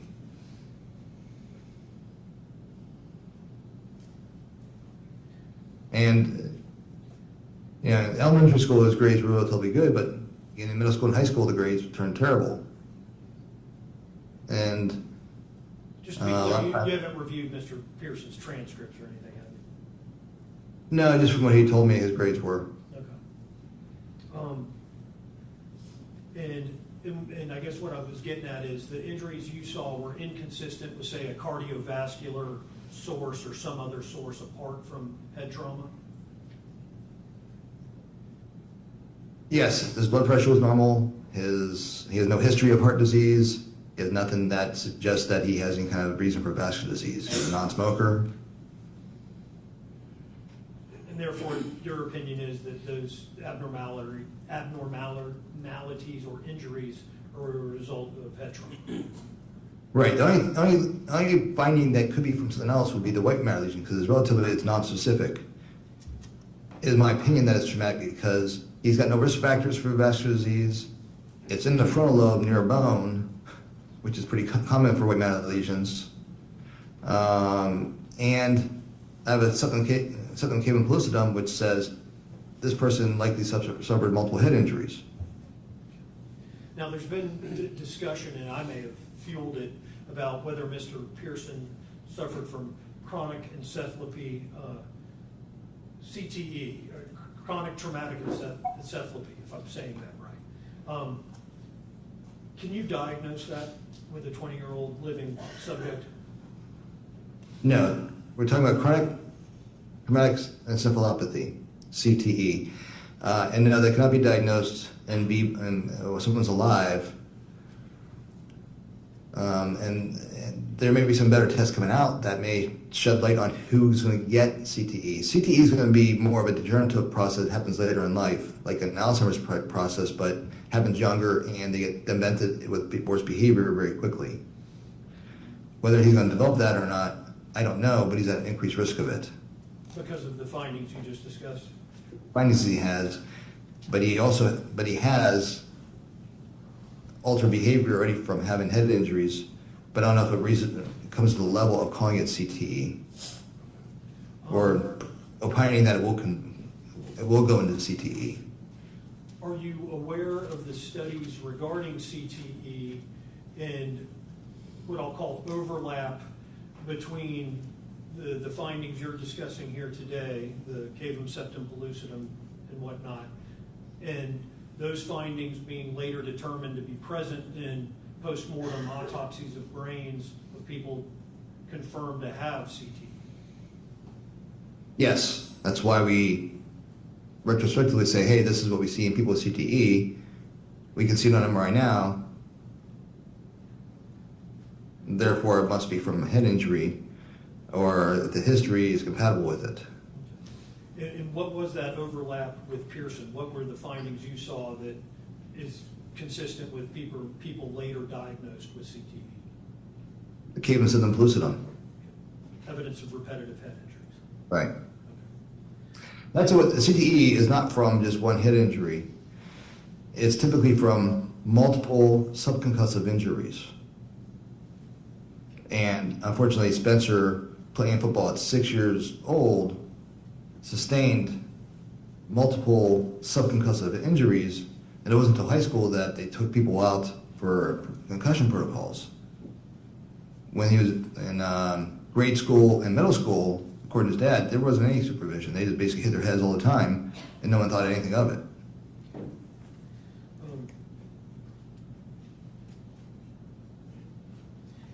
Now, you also physically examined Mr. Pearson, did you not? I did. And what did you find in terms of that examination? Let's see, the first thing I did, I checked his blood pressure first and checked his pulse. Blood pressure is 120/80, pulse is 96. I did a Montreal cognitive assessment.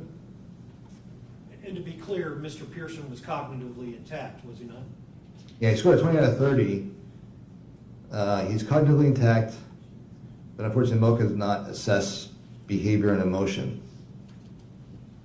It's more of a different test. What does that mean? That he's cognitively intact, but the instrument doesn't assess behavior and emotion? That he should be able to, well, obviously appreciates everything that happened here, appreciates what he did. He can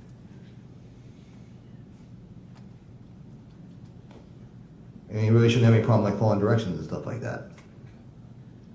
But in terms of behavior, that may be impaired for the reasons you discussed? Right, the other non-cognitive aspects of head injury, which is easily agitated, anxiety, poor planning, unregulated emotion, difficulty controlling one's emotions, acting out on emotion, that type of thing. Okay. And I interrupted. What else did your physical examination reveal? Cranial nerves, he had a little bit of, he had nystagmus in his left eye, just his left eye, when looking to the left. What does that tell you as a neurologist? That there's some type of interruption in the midbrain within the what's called medial longitudinal fasciculus of the midbrain.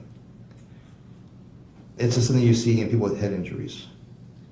That nystagmus in the left eye is further evidence of head injuries.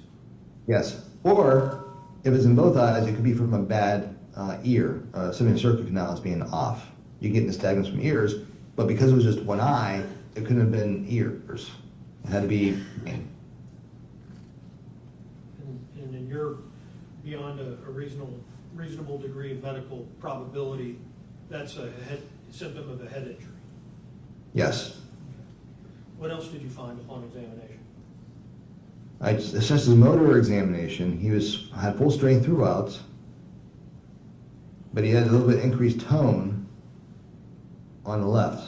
That's when I asked him to distract him with moving his right arm, and then I passively move his left arm, and I checked for resistance. There's some resistance there that he shouldn't have had. And that indicates that you get increased tone when inhibitory inputs from the cerebral cortex coming down are interrupted. Because the brain is inhibitory on tone. If you have no tone, if you have no brain, your muscles would be spastic. Spastic meaning rigid, or the contrary? The anterior horn cell is going to be on. Anterior horn cell is always on. Anterior horn cell is what gives you your motor neuron. There's inputs from the cerebral cortex down to the anterior horn cell that keep it relaxed, and it kind of works negatively. That's why when you die, rigor mortis kicks in. And so the rigidity, if you will, or the resistance on his left side is evidence of that condition? Of some interruption of inhibitory inputs from the brain to the left arm. And beyond a reasonable degree of medical probability, do you have an opinion as to the source of that finding?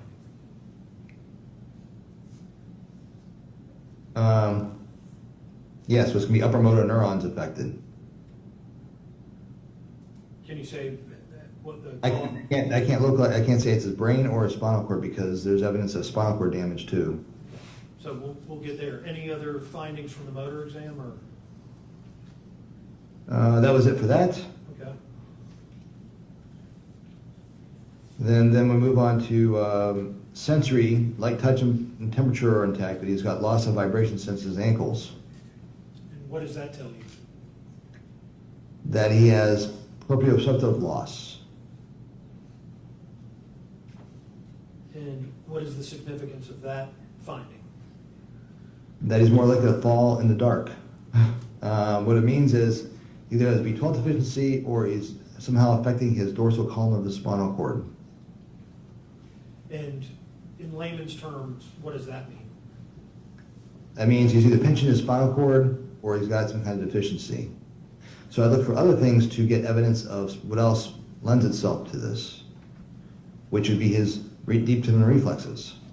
And how did he exhibit on that examination? He had pathological reflexes. He was brisk throughout his arms, and his patellas with his ankle jerks revealed sustained clonus, means you push his foot up, it'll keep beating back and forth. On the way down? On the way down, it'll go up and down by itself. And is that irregular with somebody without some kind of physical injury? No, you don't see it. It's pathological, without a doubt, pathological. And He also had a cross adductor, meaning that when I tap his patellar reflex, his legs come together. So that's a pathological spread.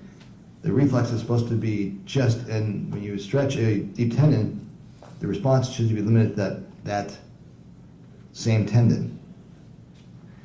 But this went up to the spinal cord and crossed over in the spinal cord and caused another reflex.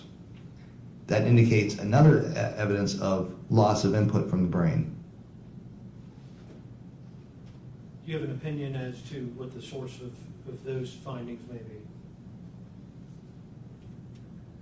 I think he has cervical stenosis. I think he's pinching his spinal cord.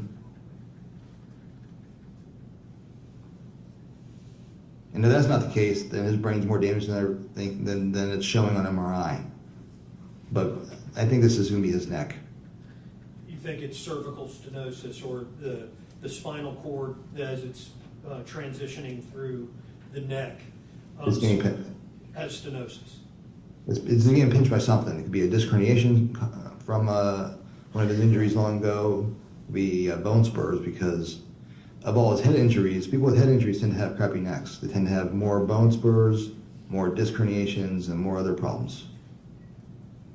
And I don't mean to be overly simplistic. Is that because, in essence, the head bone's connected to the neck bone? The head bone's connected to the neck bone, yes, so they're connected. Okay. So if there's injuries to the head, that's going to transition therefrom down the neck?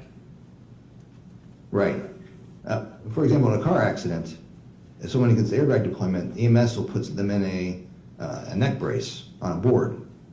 Because if you have a head injury, you're more likely to have a cervical fracture or some problem with your neck because they're very integral when you get injured.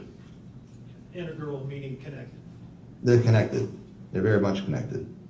Now, is there a medical procedure or treatment that Mr. Pearson could undergo to repair or try to ameliorate the effects of that cervical stenosis?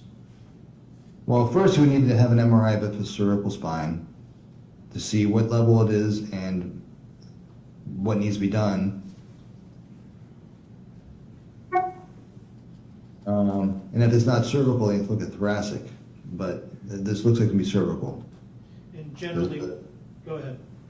Because the arms are also increased reflexes. Which would indicate a cervical injury. They indicate this can be high cervical. Is there a medical procedure that could help repair or at least ameliorate the effects of that? Well, let me back up. Is that something that deteriorates over time, cervical stenosis? It gets worse over time. My opinion with him is he needs an MRI pretty quickly and needs to see a surgeon pretty quickly. So there is Because a surgical... Yes, surgery would decompress. This would be anterior cervical. This would be anterior cervical discectomy with fusion. Now they're doing arthroplasties or arthrodesis, which is putting the artificial discs in. It all depends on the pathology that's present on the MRI. And unfortunately, when you were retained and the orders were entered, it didn't encompass a cervical spine MRI, did it? No, it wasn't until I examined him that I saw that he had these ridiculous reflexes that warrant further testing. And if he doesn't get treated for that condition, what is the prognosis for Mr. Pearson moving forward? That he would have progressive problems walking and would develop spasticity in his limbs and neuropathic pain through his legs and arms. And eventually he won't be able to walk anymore if untreated. But surgery could remedy that. Yeah, absolutely.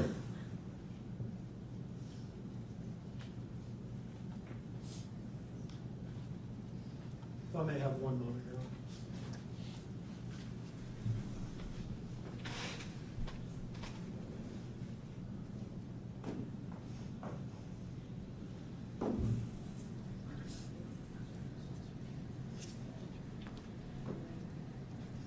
Dr. Rubino, I don't have any further questions. Thank you. I believe the state does.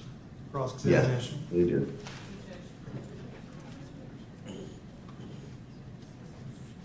All right, it's noon, but I'm going to say good morning, Dr. Rubino. Good morning. Good seeing you again. Same I'm just here. going to cover some things that council just went over with you. So first and foremost, I just want to start out, you are not a psychologist, correct? Last time I checked, I'm not a psychologist. All right, and when we spoke last week, you actually had said that psych isn't even in your vocabulary. You've never given an opinion. You've never given an opinion about psychology in court, correct?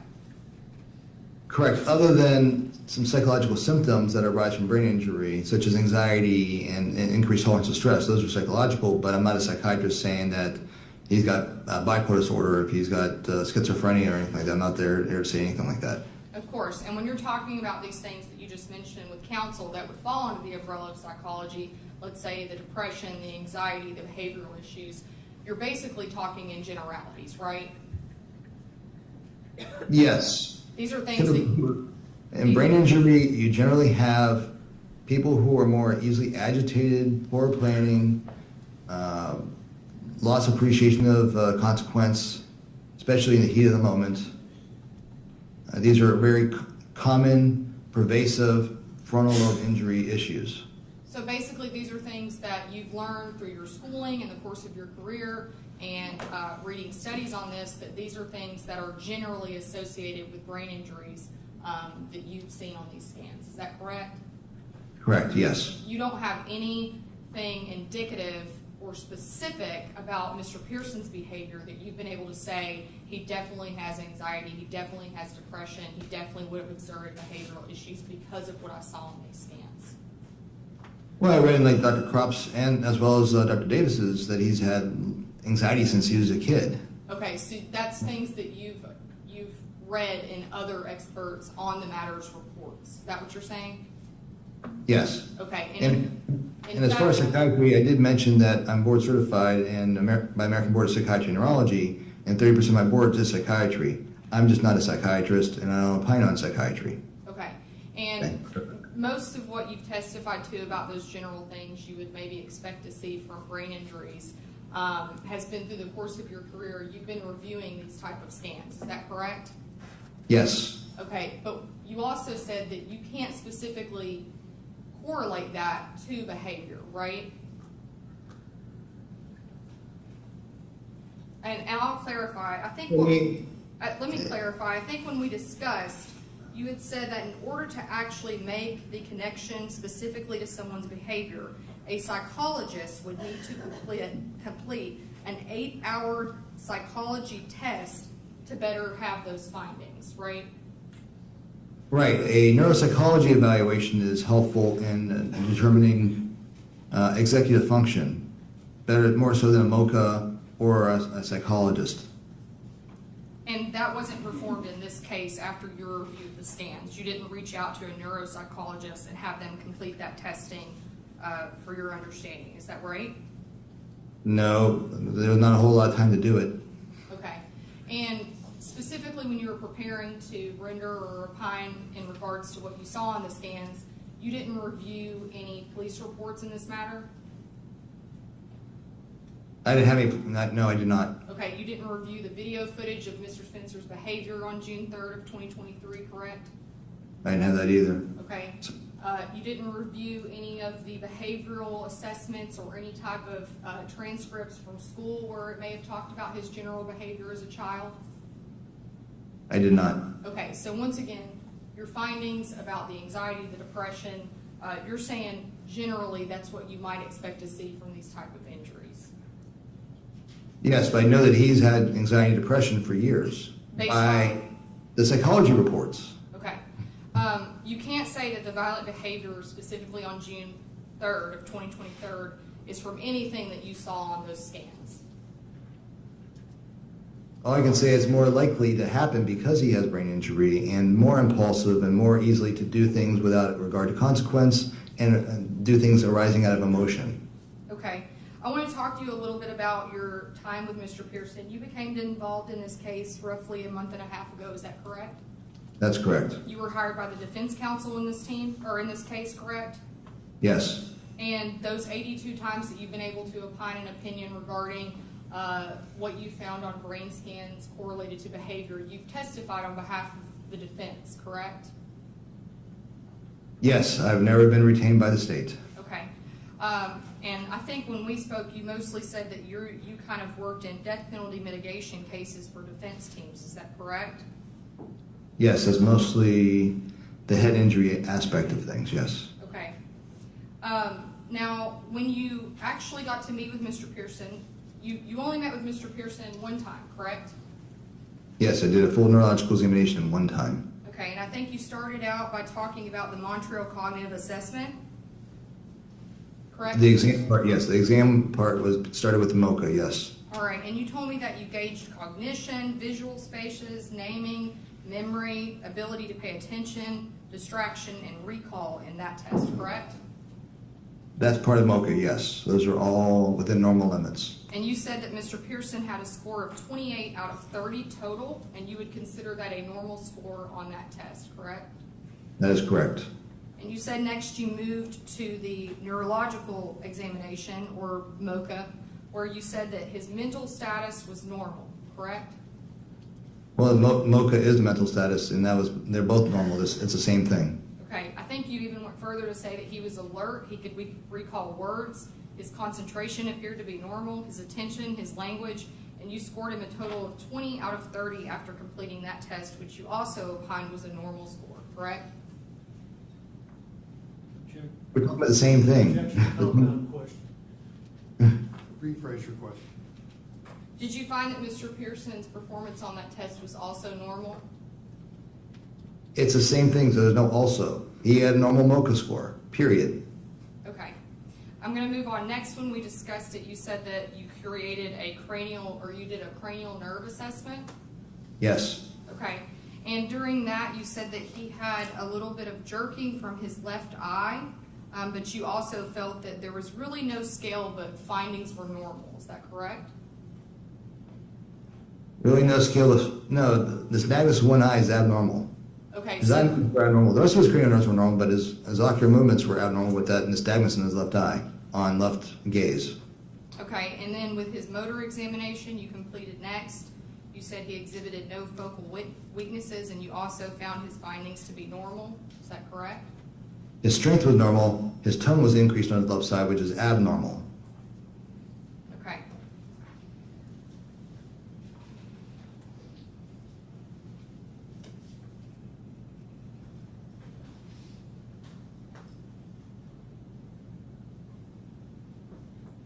You stated after all of your review of the scans and your physical assessment of Mr. Pearson that you would not consider Mr. Pearson's scans to be as severe as most that you have seen over the course of your career. Is that correct?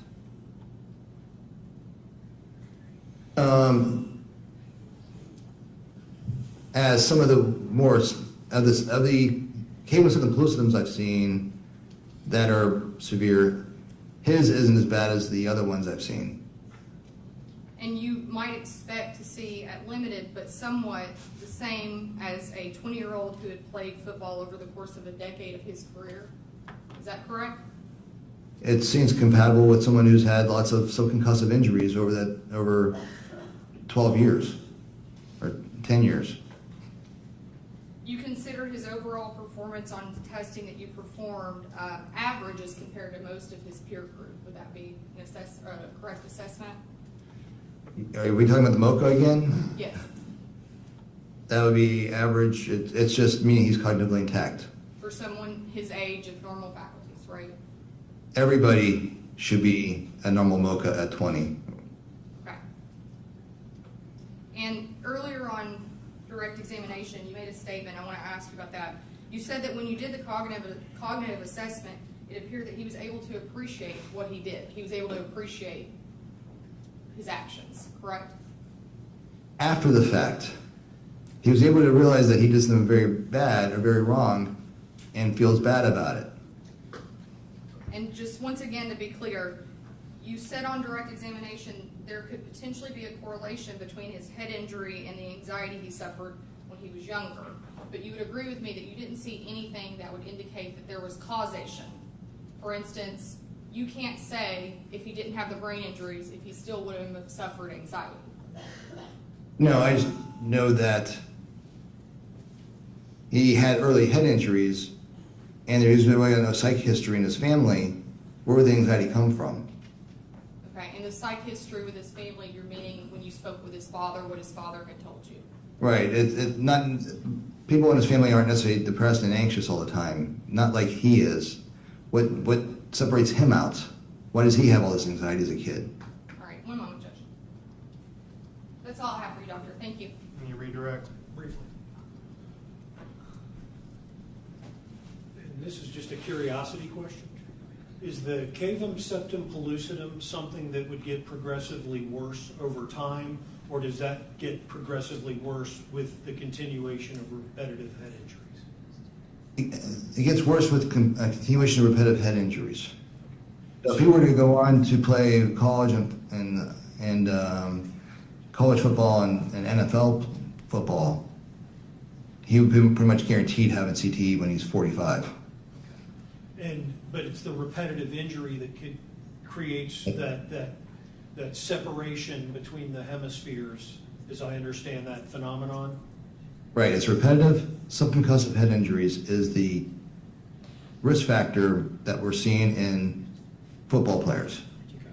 But in order for the separation to get larger, there needs to be the continued impacts to the head. Right, he's not going to be doing that, playing football anymore, so it's expected to get worse. Now, whatever the long-term effect of his prior 12 years is, remains to be seen and likely won't be discovered until a brain autopsy. Right. And then he's also going to get older and get a little more mature. Because of the adolescent brain thing that we started Right. with. Nothing further. Thank you. May this witness be excused? Yes. Doctor, you may log off. Thank you. Thank you, Dr. Thank you. You may. I was going to request that.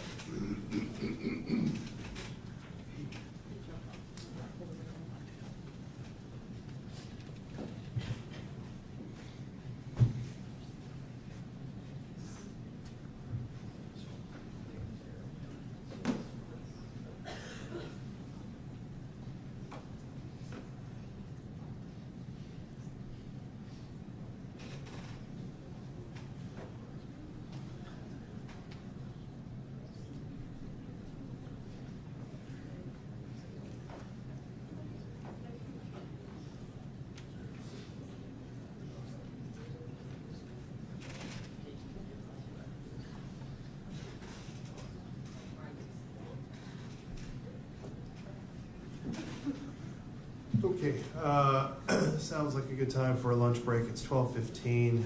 We will stand in recess for 1 hour. We will come back at 1:15 to continue with our second hit. We're in recess.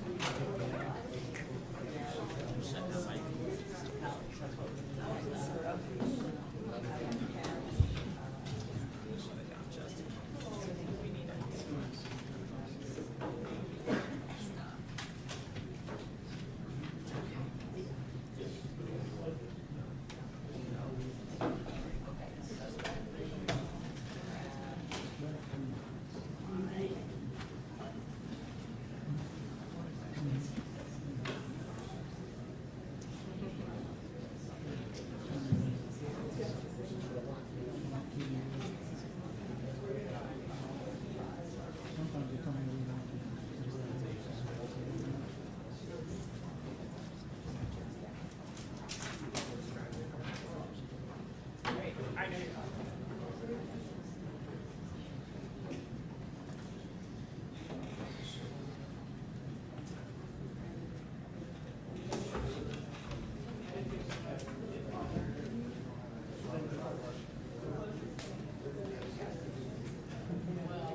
can leave your stuff here. We're gonna lock up the courtroom, so nothing to mess with.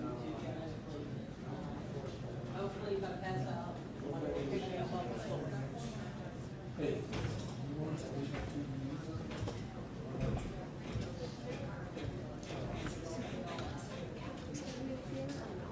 It used to be. Yeah, you go. Which one? There's plenty of stuff. You have 16 of those.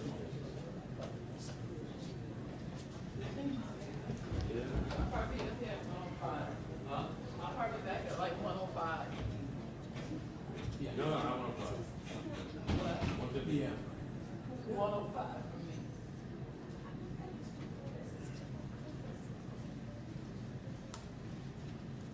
Yeah, we know, it's this courtyard downstairs.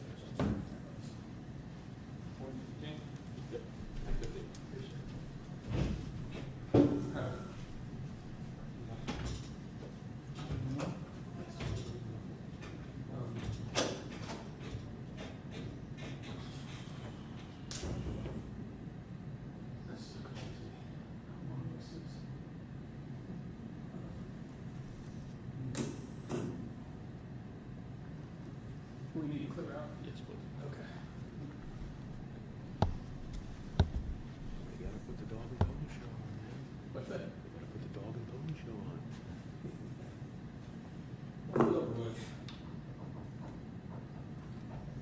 Like any single person in here understood a thing that doctor was saying. What? You can tell when their faces start to glaze. Oh, is she the judge? That's a lot of nothing.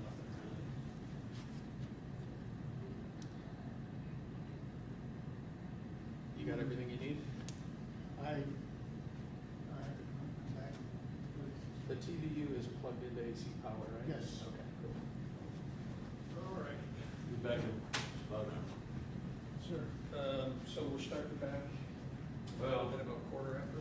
we're after one, yeah, just might be probably three. So we get it So- at what, 11:15? Yeah. Well, we know. Great, thank you, sir. No problem.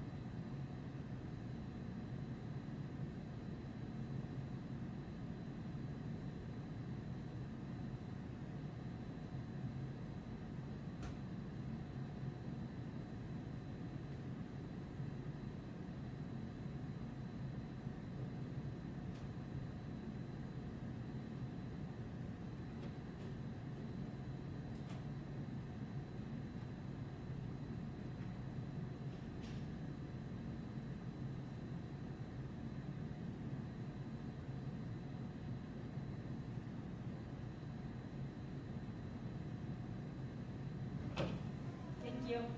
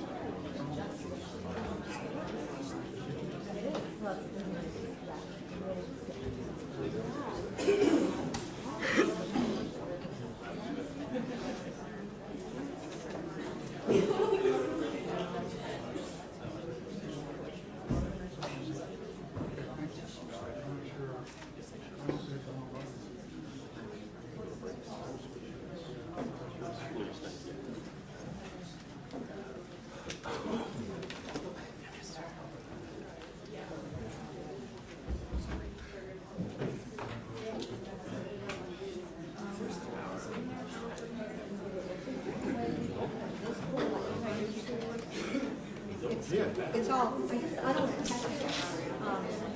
go behind each other and in the middle there. I just don't want anybody to trip over it. See, like that.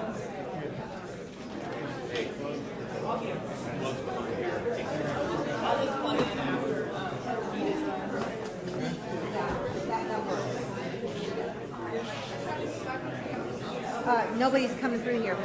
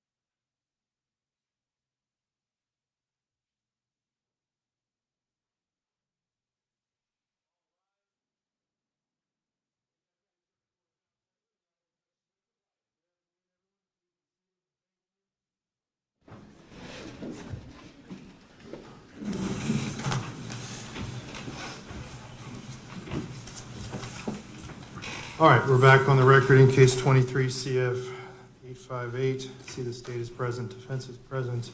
We're ready to continue with our sentencing hearing. We are. We have Dr. Heid waiting to get in your Zoom, so as soon as you do that, Your Honor, we'll set that one. All right.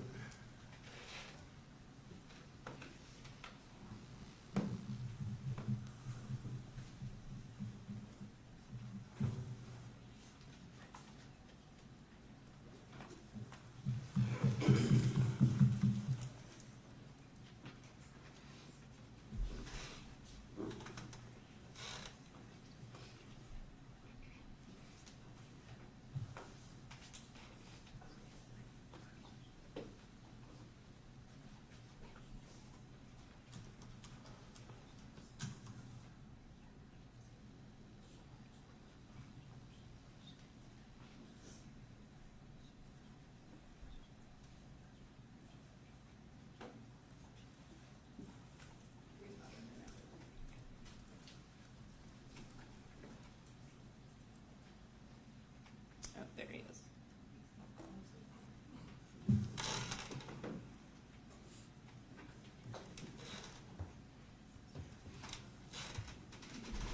You might get some feedback if you're joining as well, so make sure your microphone Right. is muted. I am. See, now I'm worried I'm not going to be controlling the podium. Because you are, right? Correct. Well, that's going to be a problem. Can you give me host? Your Honor? Can you make me a host? You know how to do that?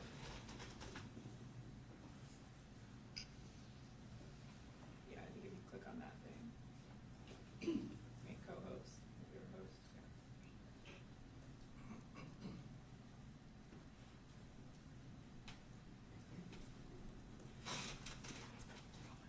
That work?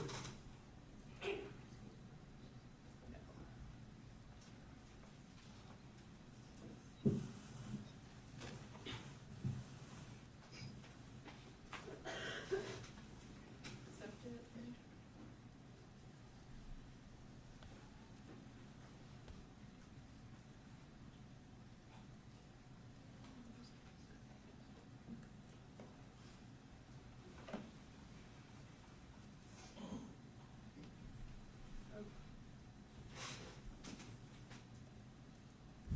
You want to see if he can hear us, Judge?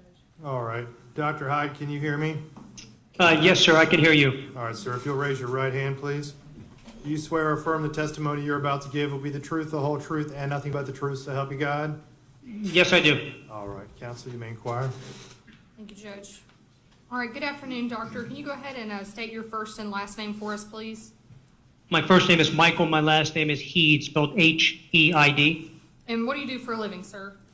I am a trauma surgeon at Memorial Hospital in Jacksonville, Florida. How long have you been doing that? I've been a trauma surgeon in Jacksonville since 2019, and I've been a trauma surgeon since 2020. Any? I'm sorry, since 2000. I'm sorry. That's okay. Any specialty or any specific field of expertise that you complete surgery in? I completed a board certified in general surgery, and I did a fellowship training in surgical critical care. All right. And at some point in time, do you remember seeing a patient by the name of Madison Schemitz? Yes, I do. And when was that? According to the records, that was on June 3rd, 2023. And what were the circumstances of you coming in contact with Ms. Schemitz on that day? Ms. Schemitz was transported to Memorial Hospital, Jacksonville on the evening of June 2003 as a level 1 trauma alert due to sustaining multiple injuries to her chest and back, which were consistent with stab wounds or lacerations. How long was Madison under your care? She was admitted to the hospital on June 3rd, and she was discharged on June 12th, which was 10 days total in the hospital. Did she get to go home at that time? I believe she was admitted to inpatient rehab upon discharge from the acute care setting or the hospital. Okay. Now, you had mentioned your primary reason for seeing her were stab wounds. What type of damage was actually done to her body? Well, she sustained multiple lacerations, which, as per the verbal report from the responding EMS crew, was due to an altercation with a young male believed to be stab wounds of an unknown object. There were multiple lacerations to her back. During the initial evaluation, as we do from a trauma surgery standpoint, we diagnosed a collapsed lung on the right side, a collapsed lung on the left side, and then there were multiple lacerations to her back, a laceration to her right chest, and also her right upper extremity. Did she have any broken ribs or any other injuries that you can recall? I'm not familiar with broken ribs that I saw in regards to the medical records. She did have a thoracic vertebrae number 4 spinous process fracture, and she also had a ligamentum flavum injury. The ligamentum flavum is a ligament. It's fibrous tissue that connects the vertebral bodies together, and that was at the level of the T4, the thoracic vertebrae number 4 level. Okay, and judge's permission to approach and get some of this work. So, Judge, this is marked right now as states ID A, but I believe we do have a stipulation for it to come in. Defensive stipulation. All right, what was previously marked for identification as State's Exhibit A will be received into evidence as State's Exhibit number 1. I'm just going to ask the published judge. You may. Okay, Dr. Heid, I had previously sent you 4 photographs. I just want to ask you a couple questions about those photographs, okay? Yes, ma'am. Can you see our screen, sir? Yes, ma'am. Okay, so let's talk about these 2 here that you see. What exactly does this depict? The picture on the left appears to be the laceration that Madison sustained to the right upper extremity. Okay, and what about the one on the right? And the one on the right appears to be the laceration she sustained just to the right upper chest area. I think it's just above and to the side of the right breast. Did either of those photographs that we just showed, did that have to take surgical intervention at any point? They both had to be surgically repaired in layers, meaning closing the deep layer of the tissues and then closing the skin level. The one on the chest, or the picture on the right, most probably is the laceration that resulted in having a collapsed lung on that side, and therefore we needed to insert a chest tube or a tube that went into the right pleural cavity or the space in between the chest wall and the lung to evacuate air that accumulated in there from a puncture of the lung itself. Okay. And I'm going to do this, I'm going to ask you the same thing about this, sir. What exactly does this depict? I'm not really sure. There's definitely a laceration due to the closeness of the picture. I really can't tell the proximity of it, where it's located on the body. Okay, I'm going to show you one last photo. Or I'm sorry, I have 2 last photos. So this right here is kind of an overview, is that correct? That is correct. That is the patient, Madison, in the operating room prior to us doing the surgical repair of those lacerations. She is laying on her left side, so the left of the picture would be where her head is, the right of the picture would be where her waist and feet are. The largest laceration we see there is right around the spine area, and we see multiple lacerations to the back in varying sizes and varying depth. Okay, and then what does this photo depict? That would be the post-surgical repair of all those lacerations. So we approximated or brought together the skin and also the tissues underneath in multiple layers, whether we used staples, and some of them we used actually sutures to close those lacerations. Roughly how many lacerations or stab wounds did you have to have surgical intervention to close? In looking at the operative report, there was a laceration to the right upper extremity. There was a laceration to the right anterior chest region. There was a laceration to the right axilla region, which is like underneath the armpit area. There was a laceration, and then I think there were 9 lacerations to the back that we repaired. Other than what we've talked about with the treatment of those wounds, was there any surgeries or any other treatment, life-saving measures that Madison had to undergo? Madison also underwent surgery by the neurosurgeon who on June 4th operated on her and performed a thoracic vertebrae number 4 laminectomy and traumatic dural repair. A laminectomy is removing part of the bone of the vertebral body, that being the lamina, usually to decompress the spinal cord area because of fluid that builds up. And then there is a lining around the spinal cord called the dura, which is a fibrous tissue that was lacerated, and that had to be surgically repaired so that the cerebral spinal fluid could stay within that spinal cord area and not actually leak out. The injuries that Madison sustained that you became aware of, whether it be through your surgeries or through the files or the medical records for Madeline once she got into your care, would you consider any of those injuries life-threatening? Yes, I would. And what were some of those? The one that was the most concerning was, from a life-threatening issue, was the stab wound or laceration to her right chest. It collapsed the lung to where air built up in the chest cavity, and when we inserted a chest tube into that pleural space, we had a rush of air come out of the chest cavity, which kind of goes with the fact that was under some tension. So she could have progressed to what's called a tension pneumothorax, to where so much air builds up in that chest cavity that it actually compresses the blood supply going back to the heart, and therefore you can have a cardiac arrest if that is not appropriately treated. Was there any concern of paralysis for Madison, sorry? Yes, so when we did our initial evaluation in the trauma resuscitation suite, Madison had areas of her body from below the thoracic vertebrae number 4, which when looking at the body on a male is right at the nipple line. On a female, it corresponds to the area just what is called the inframammary fold, or where the breast tissue and the lower part of the breast tissue actually comes into contact with the chest. So right at that level, Madison had patchy areas of where she could actually feel some things but not feel a lot of things, so loss of sensation from the nipples down to her toes, and she had no motor function from below that T4 level, meaning that there was paralysis there initially on our examination. What, if anything, can you speak to for Madison's recovery moving forward? Any effects with the paralysis long term? What would you expect to see?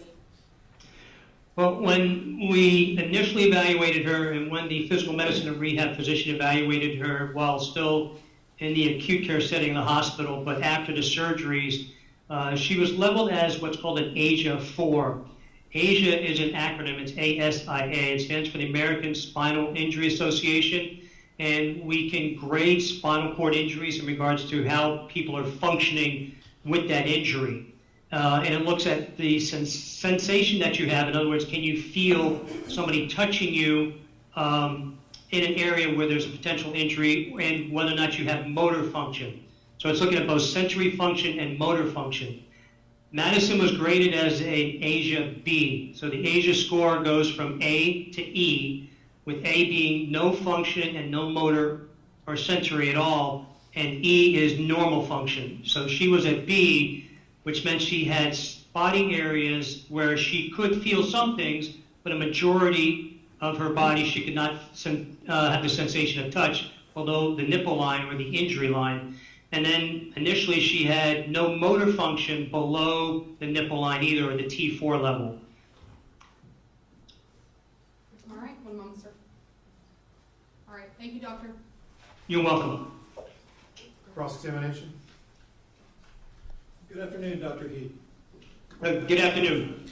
And you had described what the conditions of Ms. Schemitz were at the time she presented and then was transferred to Brooks. Do you know what her status is today or her prognosis for recovery is as we are in the courtroom today? So to answer those two questions, I do not know what her status is today. I have not examined Madison since she left the hospital. I did see her walk through her graduation pictures, so I know she's ambulating to some extent. In regards to future recovery, we do know, and again, I'm not a specialist in physical medicine and rehab, so this is just speaking out of what I know from the textbooks, that as an ASIA B injury, that you can progress and improve to an ASIA D level in about 40% of the cases. And Asia D means that about half of your muscles or half the major motor muscle functions will have a muscle strength greater than a grade 3. A grade 3 muscle strength is that you can overcome your muscle movement through gravity, meaning that I can pick up my arm off my desk against gravity, but if I have some type of resistance there, I may not be able to do it. So a muscle strength of grade 3 is moving your extremities to gravity only. So we do know that about 40% of the cases with an initial Asia B can improve to an Asia D with some time. Okay. But specifically as to her status today, you're unaware? That is correct, sir. I have nothing further. Can you redirect? Nothing, Judge. Thank you very much, Doctor. You can log off at this time. Thank you all, appreciate it. Thank you.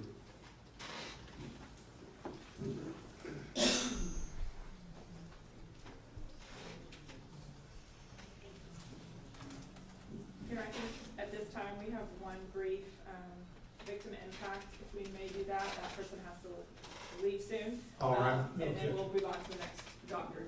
Do you want them to come to the witness stand or come to the podium? Whatever your honor prefers. Up to you. You Okay. tell me. Witness stand is fine. All We'll right. leave that to the witness. The state would call Eileen Simpson.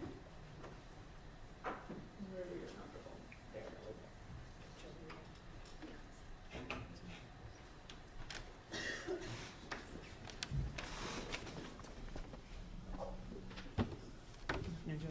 Raise your right hand. Do you swear or affirm the testimony you're about to give will be the truth, the whole truth, and nothing but the truth, so help you God? Yes, sir. Counsel. Good afternoon. Ms. Simpson, just say your name for the record, your relationship to any of the victims, and then you can go ahead and read your letter. Yes, ma'am. My name is Eileen Simpson, and I have been Madison's softball coach for the last 4 years.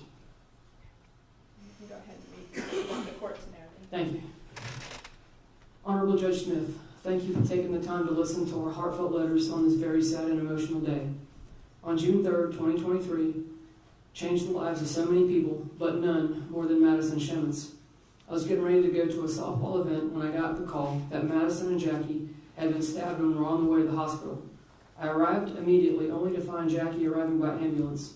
She was bloody, confused, disoriented, and absolutely broken. All she could tell me was he stabbed her. She begged me to find Madison. I found Madison. She was bloody, tubes everywhere, doctors and nurses all around her. She looked so sad. I will never forget the look on her face. As only Madison would be, she asked about Jackie. Soon it would be time for Madison to be rushed to surgery. There was no one that was going to keep Jackie from walking her precious daughter and being by her side. I helped Jackie get into Madison's room, and the emotion was unlike anything I had seen in 32 years of law enforcement. They were both scared, and Madison left for surgery, and Jackie had to leave to get medical attention. This day changed Madison's life forever. Madison was going to be a high school senior. She was going to be the captain of her softball team. She had plans to attend college. She was the best big sister anyone could have. She was the best friend anyone could have. She was the best daughter a mom could have. Madison was loved by everyone. She is smart, kind, funny, and most of all, honest. Over the next few hours, I watched Jackie agonize over the condition Madison was in. For a while, we did not know if Madison would live or die. A JSO officer found me to tell me that some of Madison's friends were in the quiet room, and they needed me to go down there and talk to them. Most of them were my girls from our softball team. I'm used to pulling it together, but when I opened the door, the room was absolutely full of friends, teammates, and parents all crying and sobbing. Those kids were there for Madison. They were terrified of what they were seeing. None of the kids left. They stayed all night into the next morning. I watched Jackie in total fear of what could happen to younger children that were at home alone. Jackie and Madison went to a local restaurant for food. Who would ever think that the outcome of lunch would be your children were home alone and your daughter was in life-threatening condition, and you had sustained very serious stab wounds yourself? Jackie had to be brave and eventually tell her younger children what happened to their beloved sister. I watched Jackie struggle for the hope that her daughter would be okay and her children were okay. Over the next hours, Madison went into surgery multiple times.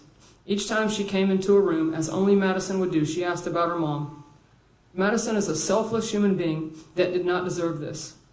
I listened to neurology doctors provide details that no mother should ever have to hear. The number of stab wounds, the holes in her spinal cord, her lungs. As if one stab wound wasn't enough, she was attacked from behind by a coward over and over again because he couldn't make her his girlfriend. Over the days, weeks, and months, Madison has done only what Madison could do.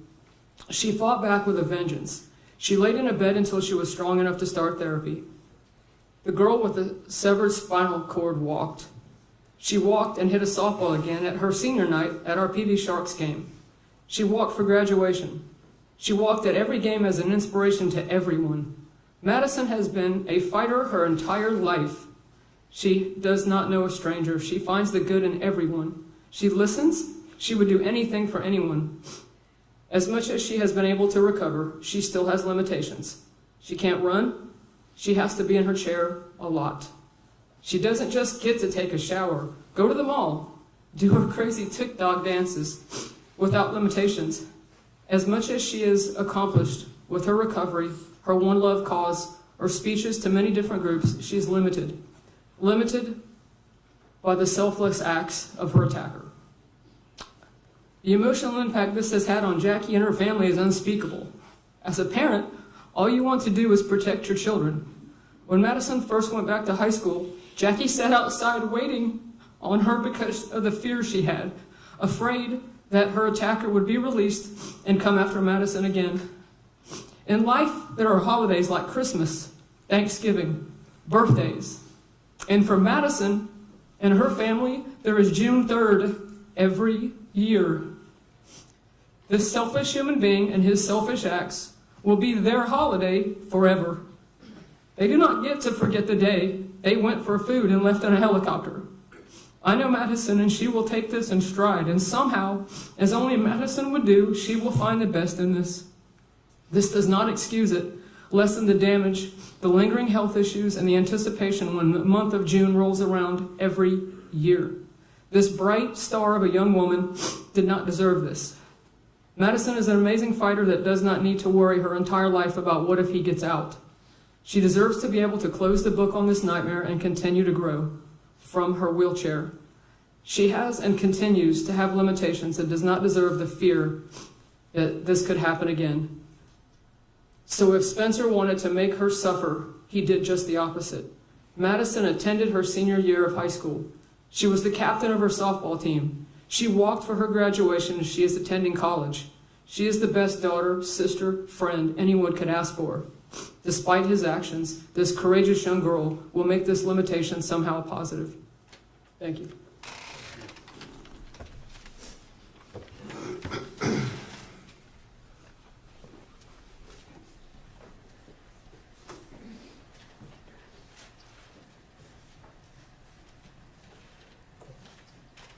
This time we're going to call Dr. Harry Krop. All right, Dr. Krop, you'll come forward.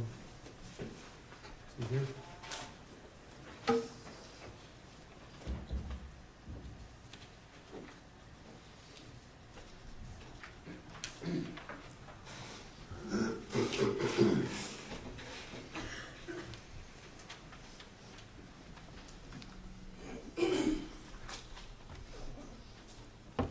Good afternoon. Do you swear or affirm the testimony you're about to give will be the truth, the whole truth, and nothing but the truth, so help you God? I do, Your Honor. Go ahead and have a seat. Counsel, your witness. Thank you, Your Honor. Dr. Krop, could you please state your full name for the record? My name is Harry Krop, K-R-O-P. And what is your occupation? I'm a licensed psychologist in the state of Florida. I've been licensed since 1971. My specialty area is forensic psychology. And in specifically the field of forensic psychology, approximately how many examinations have you conducted? Well, I've been involved, as I said, I was licensed in 1971. At the time, I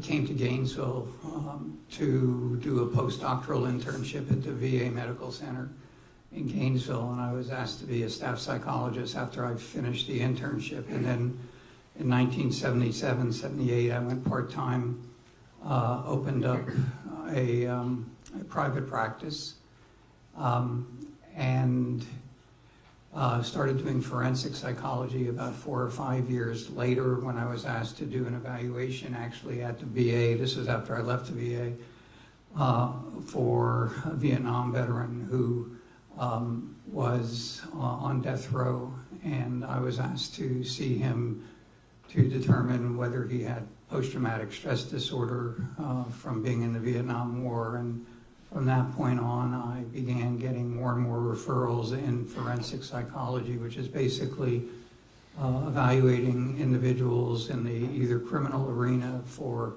competency or sanity or mitigation. And then I also do a lot of civil evaluations, which would be sometimes head injuries, individuals who are recovering from sexual assault. I started the first sex offender treatment program in the state of Florida back in '77. Your Honor, the state has no objection to this, Dr. Krop's credentials. We stipulate his qualifications. Thank you. Thank you. Were you retained by counsel in this case to evaluate Spencer Pearson? I was. And did you in fact conduct that evaluation? Yes, I did. And during the course of that evaluation, did you administer testing? Yeah, let me say that I have probably saw Spencer maybe more times than certainly the majority of people that I've evaluated. I saw him, I believe, 8 times. 2 of the times were in person at the jail where I did neuropsychological testing, and then the other times were for remotely from my office through Zoom. He was given a private room at the jail. Most of those times his attorney was present using a laptop, which allowed me to use Zoom to interview him. He was also seen on one of those occasions, perhaps 2 occasions, by one of my forensic assistants who obtained some additional history for me and also assisted in some of the testing. So I accumulated the number of hours that I saw him, and it totals 18 and a half hours over that period of time. That does not include some of the testing that he did on his own, which was the personality testing. So to get back to your question, I conducted, in addition to interviews, we conducted psychological testing, which included sort of traditional personality testing, and then I also did neuropsychological testing. And generally, can you tell the court what the results of your evaluation were? Well, the results were interesting, and let me divide them up into the 2 types of testing I did.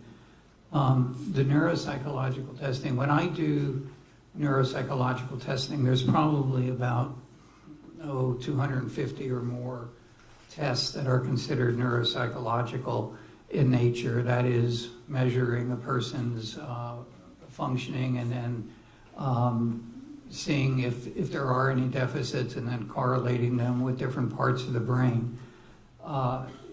Since I certainly wasn't familiar with Mr. Pearson, Spencer, until the evaluation, and there was, when I first saw him to do the testing, which was just, again, out of caution, I selected tests that were sort of screening tests to measure different parts of the brain and different functions, most of them cognitive in nature, attention, memory, intelligence, things like that. And I had forgotten to ask you, I asked you about tests that you had administered, Spencer. In addition to administering tests for Spencer, did you have the opportunity to interview any of his family members or administer tests to them also? Yes,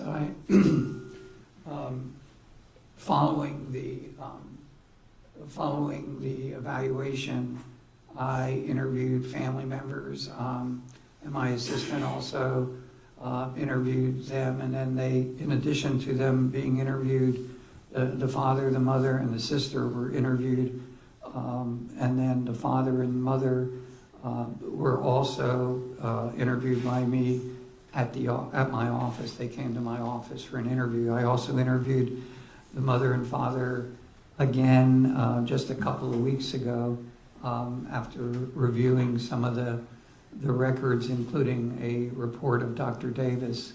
And if I can say, prior and during the evaluation, in addition to my interviews with Spencer, you and your office provided jail records for me, police reports, video surveillance, medical records from UF Health, which is where he went after the incident. There was also records from Baptist. There were records, his school records. There were records from a therapist, I believe, at a place called Here Tomorrow. I don't think they call themselves therapists, but for the purpose of this, he went for counseling. We could call them lay, Yeah, they were more peer kinds of counseling.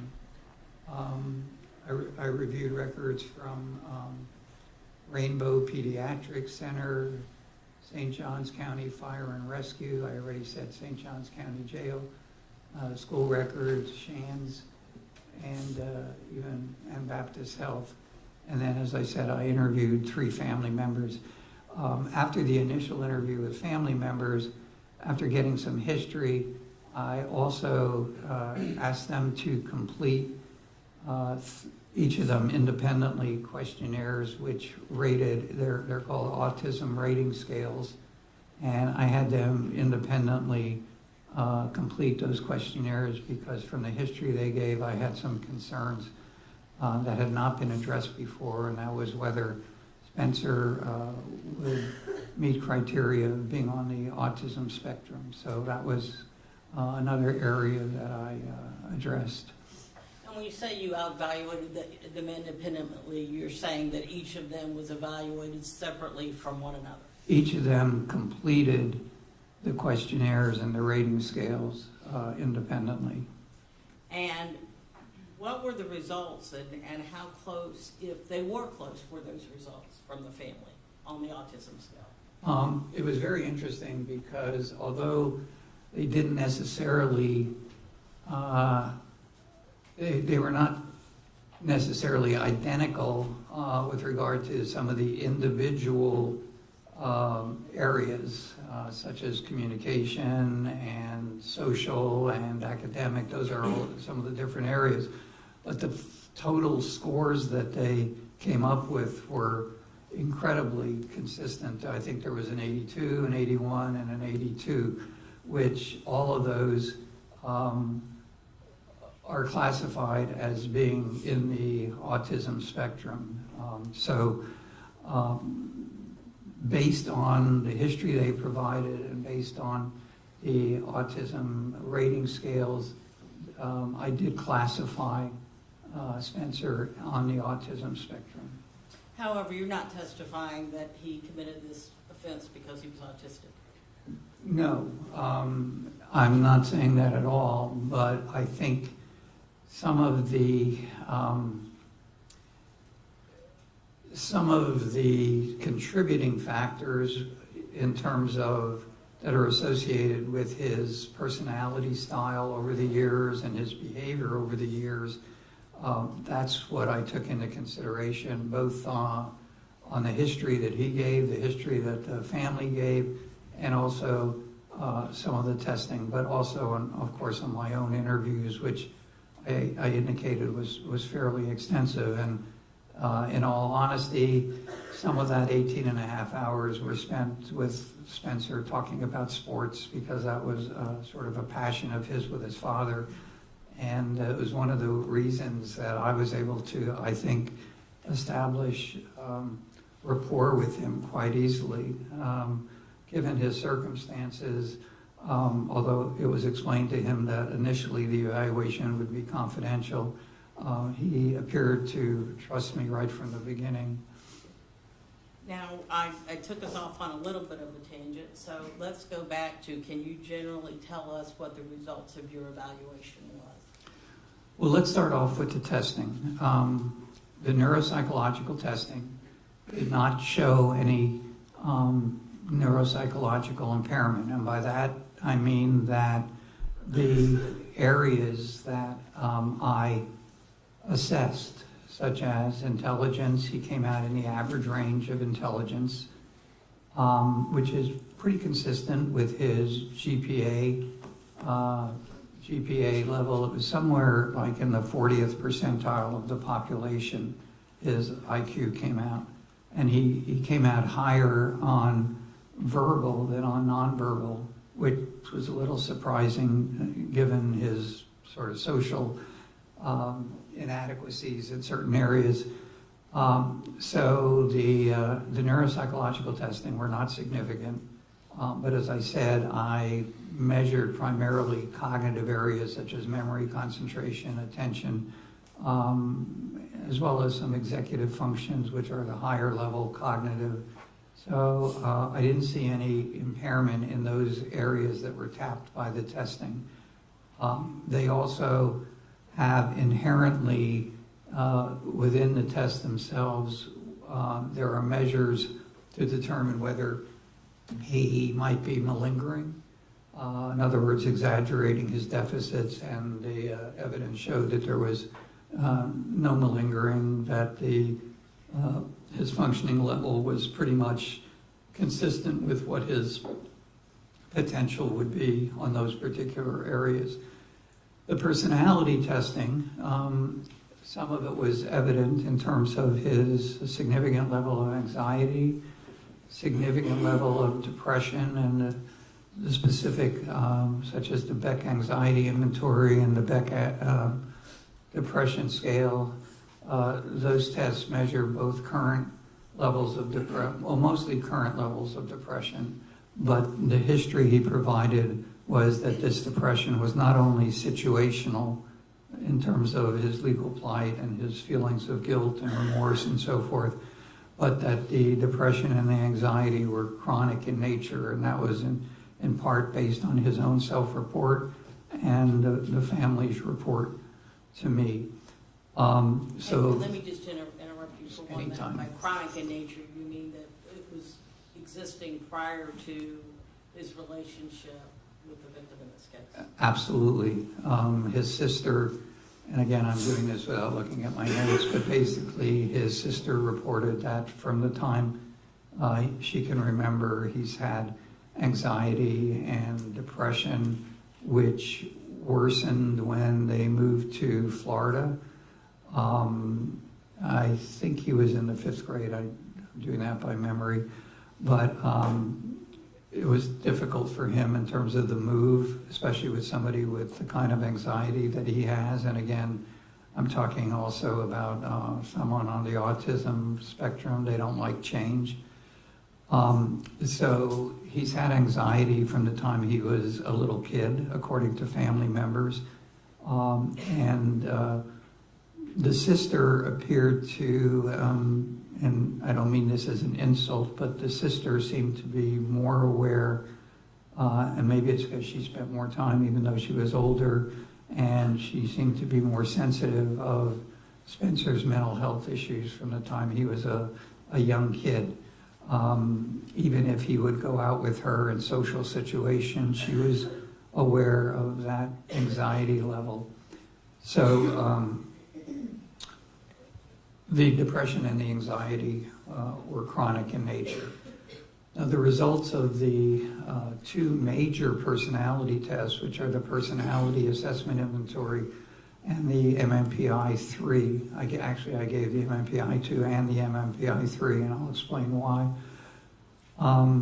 The results were difficult to interpret in terms of a specific clinical profile. The reason being that the validity scale scores, and the reason these 2 tests are used, they're the most commonly used tests, is because they measure the person's validity in terms of taking the test. Was he or she overly defensive, or was he or she overly negative in terms of endorsing responses that may reflect significant pathology, significant mental health problems.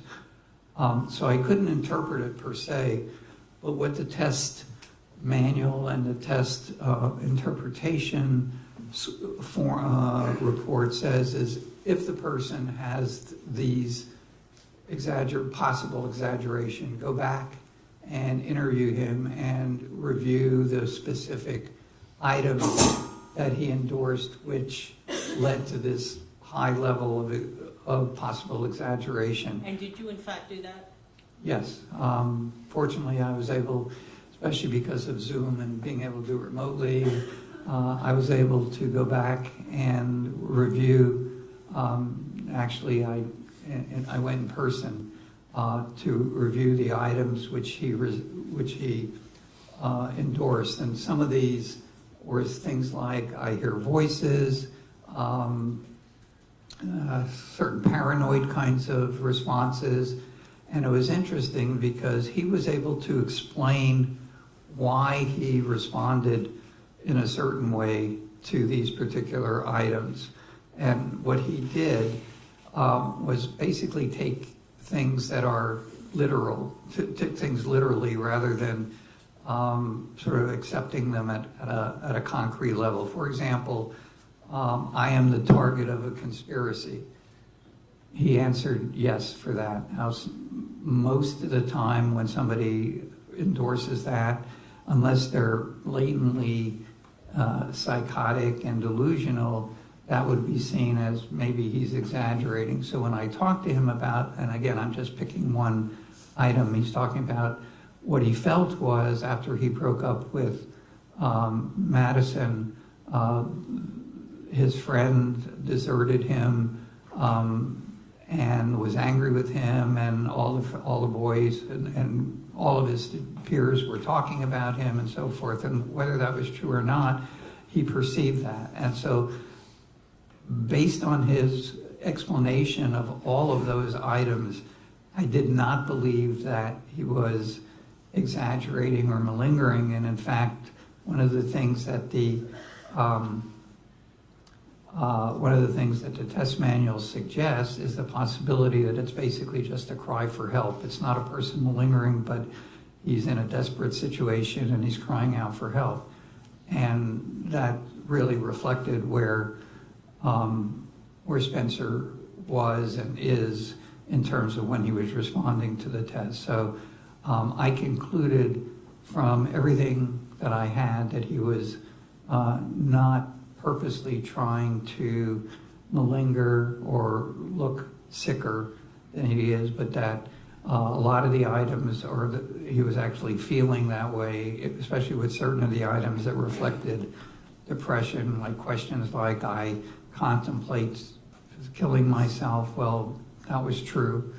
I have attempted to kill myself. That was true. And again, those are items that some people might look at as possible exaggeration. In Spencer's case, unfortunately, a lot of those things really did happen and were reflective of his true self-concept and his mental status. And based upon your testing and your testing of the family and meetings and 18 hours of interviews, did you develop a diagnosis for Spencer? I actually concluded and gave him several diagnoses as we sit here today. The two most important diagnoses, and I would like to elaborate after I give these diagnoses. I diagnosed him with major depressive disorder. I said in my report with psychotic features, and I could explain that, why I said that. Severe and chronic with multiple episodes. I also diagnosed him with social anxiety disorder. Again, I'll explain a little bit. It's also referred to as a social phobia. I diagnosed him as being on the autism spectrum disorder. I've already talked about that a little bit. At first, I thought possibly there was some bipolar disorder, but after further investigation, I ruled that out. So I did not have that diagnosis. So the 3 diagnoses that I gave him was the major depressive disorder, severe recurrent episode, social anxiety disorder, and autism spectrum disorder. If I can, I indicated that I reviewed a lot of collateral information, including medical records and psychiatric records. And what are those records? Did those records also have diagnosis? Yes, they also provided diagnoses. Some of them provided treatment of a limited nature. His jail records diagnosed him with major depressive disorder, recurrent, without psychosis. I think these are in order. The next one was Baptist Health, which is where he spent 4 or 5 days as an inpatient following a suicide attempt. They diagnosed him as major depressive disorder, severe single episode, which is all the history that they had. UF Health, which is where he was taken after he slit his throat. He was diagnosed with major depressive disorder, recurrent. And then Dr. Davis, who I read his report, he also diagnosed, and he evaluated him more recently, and Dr. Davis diagnosed him as just plain major depressive disorder. So as you can see, there is certainly consistency in diagnosing him with major depressive disorder. Dr. Davis also diagnosed him with social anxiety disorder, which is one of my diagnoses that I gave him. If I can elucidate a little bit, because I think it's important, Your Honor, to explain why I got those diagnoses. And again, most of these are not necessarily from the testing, some of them are, but from the history that was given. So what I'm using is the Diagnostic and Statistical Manual, and that is the sort of the Bible that psychiatrists and psychologists rely on so that we can objectively determine. We don't all agree on the diagnoses, but it's a lot better than it was when I first started practicing 50 years ago, when it was hard for 2 people to come up with the same diagnosis. At least now there's some objective criteria. So a social anxiety disorder in general is, and the person needs to meet these particular criteria: marked fear or anxiety about one or more social situations in which the individual is exposed to possible scrutiny by others. Examples include social interactions such as having a conversation and meeting unfamiliar people, or being observed eating or drinking and performing in front of others, such as giving a speech, sometimes even going to the bathroom in public. The second criteria is the individual fears that he will act in a way or show anxiety symptoms that will be negatively evaluated, such as that he'll be humiliated or embarrassed and might lead to rejection or offend others. One of the problems academically that Spencer had in school, which is why I think he didn't achieve as high a level as he possibly could have, was he was uncomfortable raising his hand in classes and afraid that if he answered a question, they might say no, and that it's wrong, and that he might be humiliated.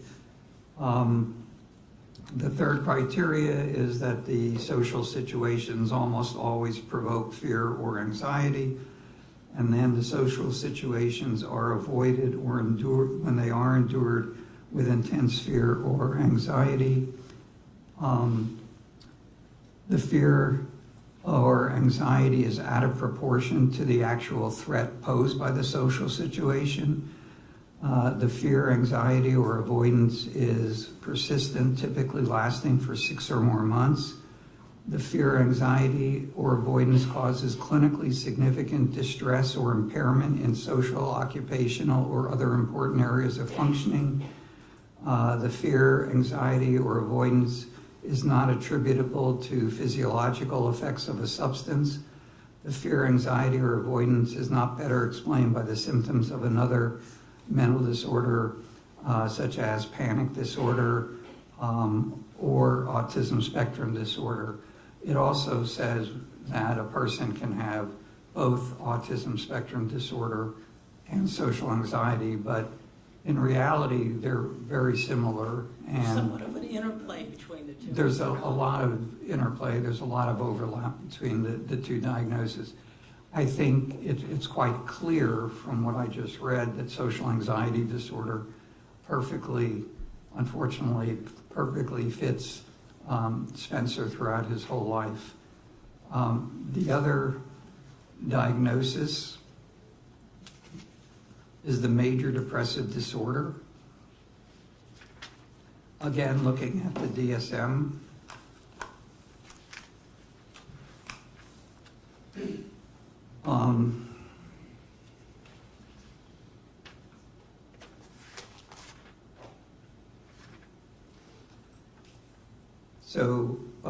the major depressive disorder, for that diagnosis to be met, 5 or more of the following symptoms have to be present. Excuse me, it's 5, is it 7 symptoms? Is it a total of 7 symptoms? There's actually 9 possible. So 5 of 9 symptoms must be present. Need to be met for a major depressive disorder. Some of them, if there's less than 5, they still could be some type of depressive disorder, but major depressive disorder, which is the most serious of the depressive disorders, not only have to they be present, but they have to be present during the same 2-week period and represent a change from previous functioning. And at least one of the symptoms is either a depressed mood or a loss of interest or pleasure. So the criteria are depressed mood most of the day, nearly every day during that time period, meaning that the person feels sad, empty, or hopeless, or other people observe the kind of mood that the person is in. Secondly, markedly diminished interest or pleasure in all or almost all activities most of the day, nearly every day. Again, this is during a 2-week period. It doesn't mean throughout his lifetime. Significant weight loss, insomnia, or hypersomnia, meaning sleeping all the time, nearly every day. The next one, I'm not sure he met. So the first 4 I felt he met. The next one is psychomotor agitation, nearly every day as observed by others, although he does tend to shake and different parts of his body currently tend to shake, and he has a tremor, but I don't think that fits him. Fatigue or loss of energy, that's another one. Feelings of worthlessness or excessive or inappropriate guilt, diminished ability to think or concentrate, or indecisiveness. And the last one is recurring thoughts of death. He certainly has 5, actually has more, which is why I diagnosed him with the specifier severe, because especially the suicide attempts and the recurrent thoughts of suicide, which unfortunately is still present in talking to Spencer partly because of his legal plight, but because of his tremendous remorse and guilt for what he did to Madison. So those are the 2 major diagnoses that I think are relevant, particularly relevant to what led up to the incident in question. With respect to these diagnoses,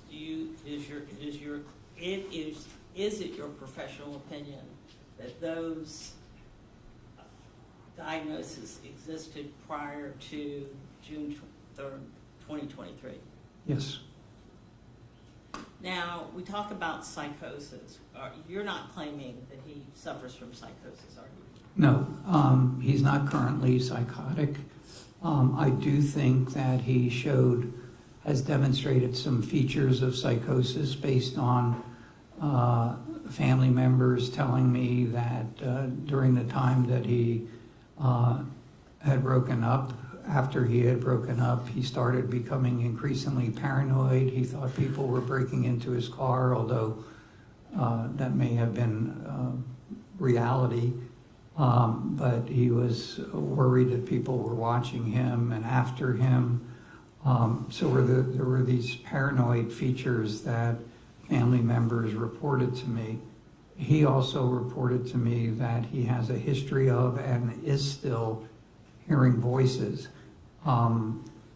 When he described these voices, however, they were not really consistent with auditory hallucinations.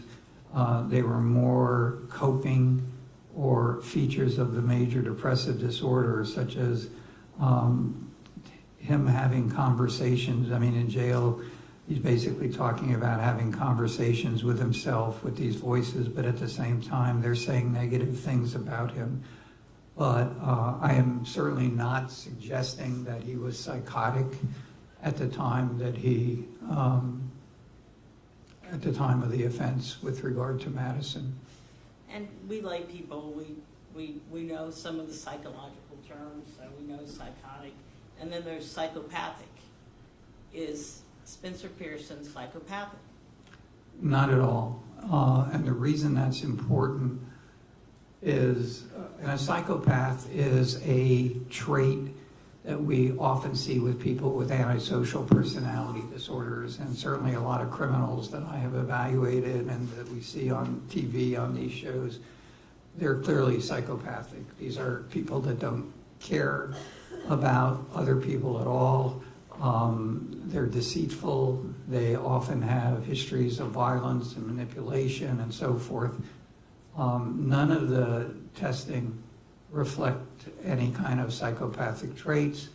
The history that he gave me certainly does not reflect psychopathic traits.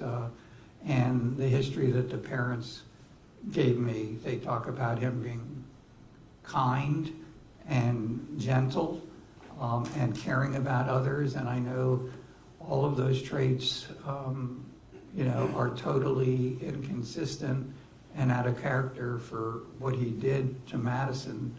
And I think that's important to see that this was a situational thing that happened, and all of these other factors that I'm talking about, I think, contributed to what happened on the day in question. But he's not a psychopath. That's important also in terms of looking ahead in the future, that it means that he is, and again, I know this sounds hypocritical, but he is not a risk to engage in future kind of violent behavior. If you look at everything about him, and especially now that he has a sense of how medication can have a positive effect on him. He's been on medication since he's been in jail, and he's been compliant. It's medication for anxiety and medication to help him sleep. Unfortunately, and this is a negative thing, that he had an opportunity to be on medication before when he was taken to Baptist after a suicide attempt. They prescribed medication for him, I believe, and he was not compliant with that. He took it for a couple days. He said it gave him headaches, and we have a 17 at the time year old, or maybe 18 at the time, but a teenager who, and we heard Dr. Rubino talk about feeling invincible, and also his depression was still very severe. His situation hadn't changed in terms of what happened between him and Madison, so he wasn't necessarily motivated to change. He had it in his mind at that time that he was going to kill himself, and he persisted with those thoughts, unfortunately. So he did not take the medication. And we can't go back in time and say if he took the medication, this wouldn't have happened. But I think certainly, given the positive effects the medication have had on him since he's been in jail, we can at least speculate that that was possible.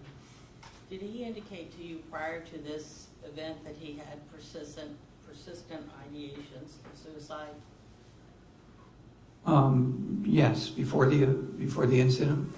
Yes. Yes, he had been thinking about suicide since he broke up, or I should say Madison broke up with him. He'd been having suicidal thoughts. And were they persistent? They were persistent to the point where I think it was a few weeks, in my timeline, I'm trying to do this by full memory, but from a timeline, I think 2 or 3 weeks after the incident in question, I'm sorry, not after the incident, but after the breakup, the depression was obviously severe. He was laying on the couch, wouldn't go all the time. He wasn't eating and so forth. And he did attempt to kill himself.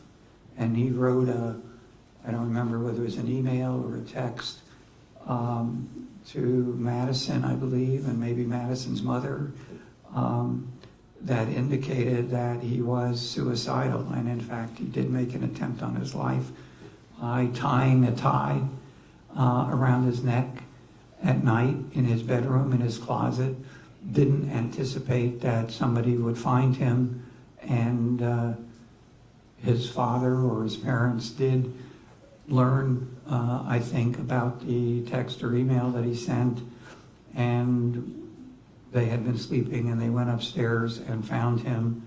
And my understanding, he had already turned color from the strangulation of his attempted hanging, so it appeared that this was a genuine suicide attempt. Let's talk a little bit about recurrent depression, because if somebody's depressed, they're depressed. What makes it recurrent? Why is it a recurrent depression? Well, the major depression is recurrent because, again, the major depressive diagnosis is based on somebody being seriously depressed, those 7 criteria, having at least 5 of those over a 2-week period. And he went through different periods of time when he was seriously depressed, would meet those criteria, and they occurred over different periods of time. But the most serious, of course, was after the breakup, when he basically thought his life was over. He was having trouble in school, and what preceded the first suicide attempt was he had a test the next day. He hadn't studied. He hadn't been able to study because all he could think about was Madison. So he had school stressors, and of course he kept obsessing about his breakup with Madison, and his coping skills were very inadequate. And so all of that together resulted in his belief that he'd be better off dead. Are you aware if he ever went back to school after that suicide attempt? I'm sorry? Are you aware if he ever returned to school after that suicide attempt? I don't think he did. I know before that he didn't go to prom. Again, this was after the breakup and how embarrassed he was and uncomfortable and depressed. And I know he didn't go to graduation. I don't think he went back to school, and I don't know how much school was left at that time. And I think there's probably, as with all young people, there's maybe getting ready to break up, an official breakup. Whether or not he broke up before or after prom, he did not attend prom, correct? That's correct. Now, let me ask you another question. Can you opine about Spencer's emotional immaturity or maturity? Well, let me say in general, this doesn't apply to every single individual, and I think Dr. Rubino made reference to this, but then said it was more in the psychologist's purview.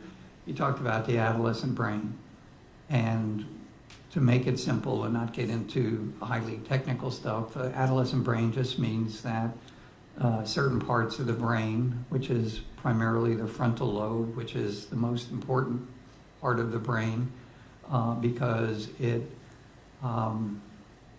is called executive functions, meaning it controls inhibition, impulsivity, planning, problem solving, the things that executives need to be successful. And it's not yet fully developed in a 17 or 18-year-old, sometimes up to the age of 25. So all teenagers have to deal with that they're not fully capable of these higher function at a younger age. Emotional maturity is also to some degree associated with this underdevelopment. In Spencer's case, we also have these other issues like social anxiety, in which the person is not emotionally capable because of this disorder of dealing with social situations, dealing with trying to fit in, which is one of the important issues of social anxiety and autism as well, is there this desire to fit in. And it seems like the only time that he felt that he fit in was 2 times in his life. Once was playing football, because he was part of a group and they had a specific common denominator, even though socially he had issues with the other players at parties and stuff, but he felt good about playing football. And the other time that he felt normal, as he said, was when he was with Madison. She helped him feel positive about himself. She was popular herself, and for him to be dating somebody who was popular and had a lot of friends, that was a good time for him. But again, one of the reasons, and again, I've never talked or evaluated Madison, of course, but from what I have reviewed, he was exhausting to her. He was probably possessive. He probably had some issues trusting, because that's just inherent in him. And so once that relationship was over, I believe that he no longer felt normal and he was unable to control his emotions. So he kind of went further down after that. Absolutely.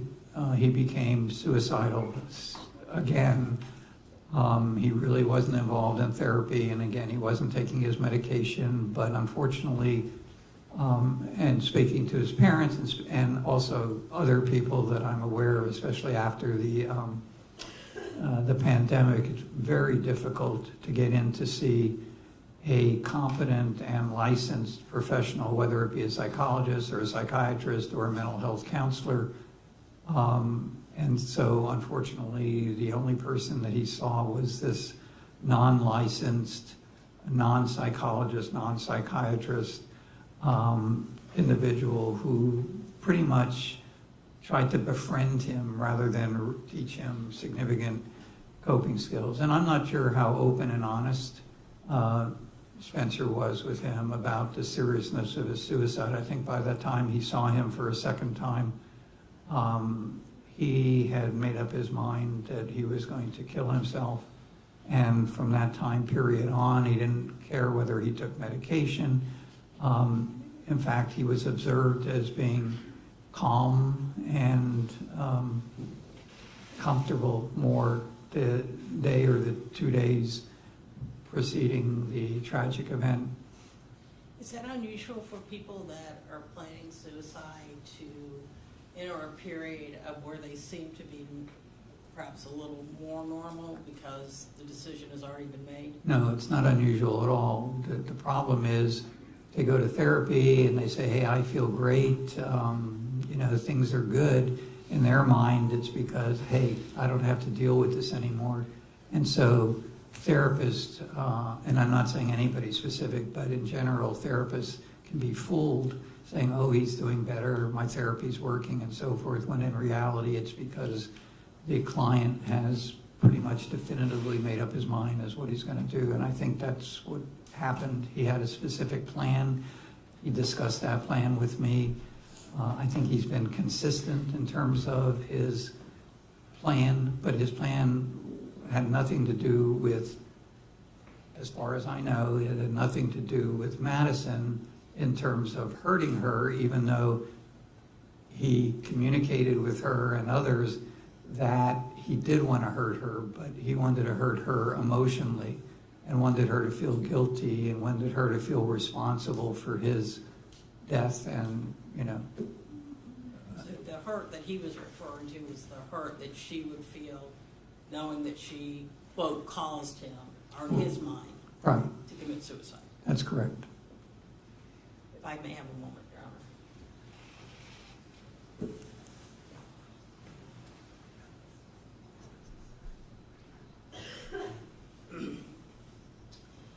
Would Spencer benefit from treatment?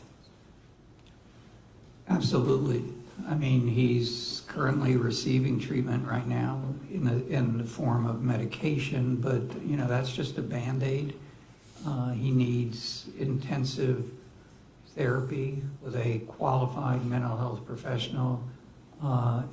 It needs to be intensive. If I had all the resources, or we had all the resources available for Spencer, I would recommend that he be seeing a therapist twice a week, that he also participate in group therapy, because that's where the social anxiety part is important. He needs to learn how to interact with others. And so those are the two main therapy goals for him. What about medication? Medication, yes, that's obvious. And has Spencer expressed to you his amenability to treatment? Yes.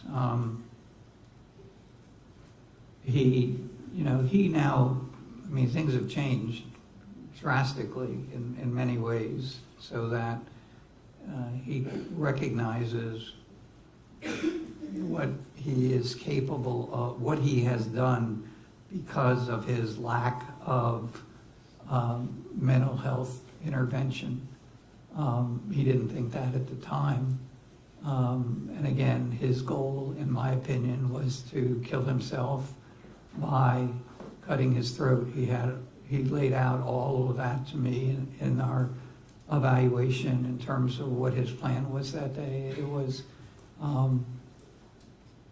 somewhat romantic, if you want to use that word. I'm not sure that's the right word, but his plan was to go and have his last dinner or his last meal at a place that he had frequented a lot, both with Madison and his father.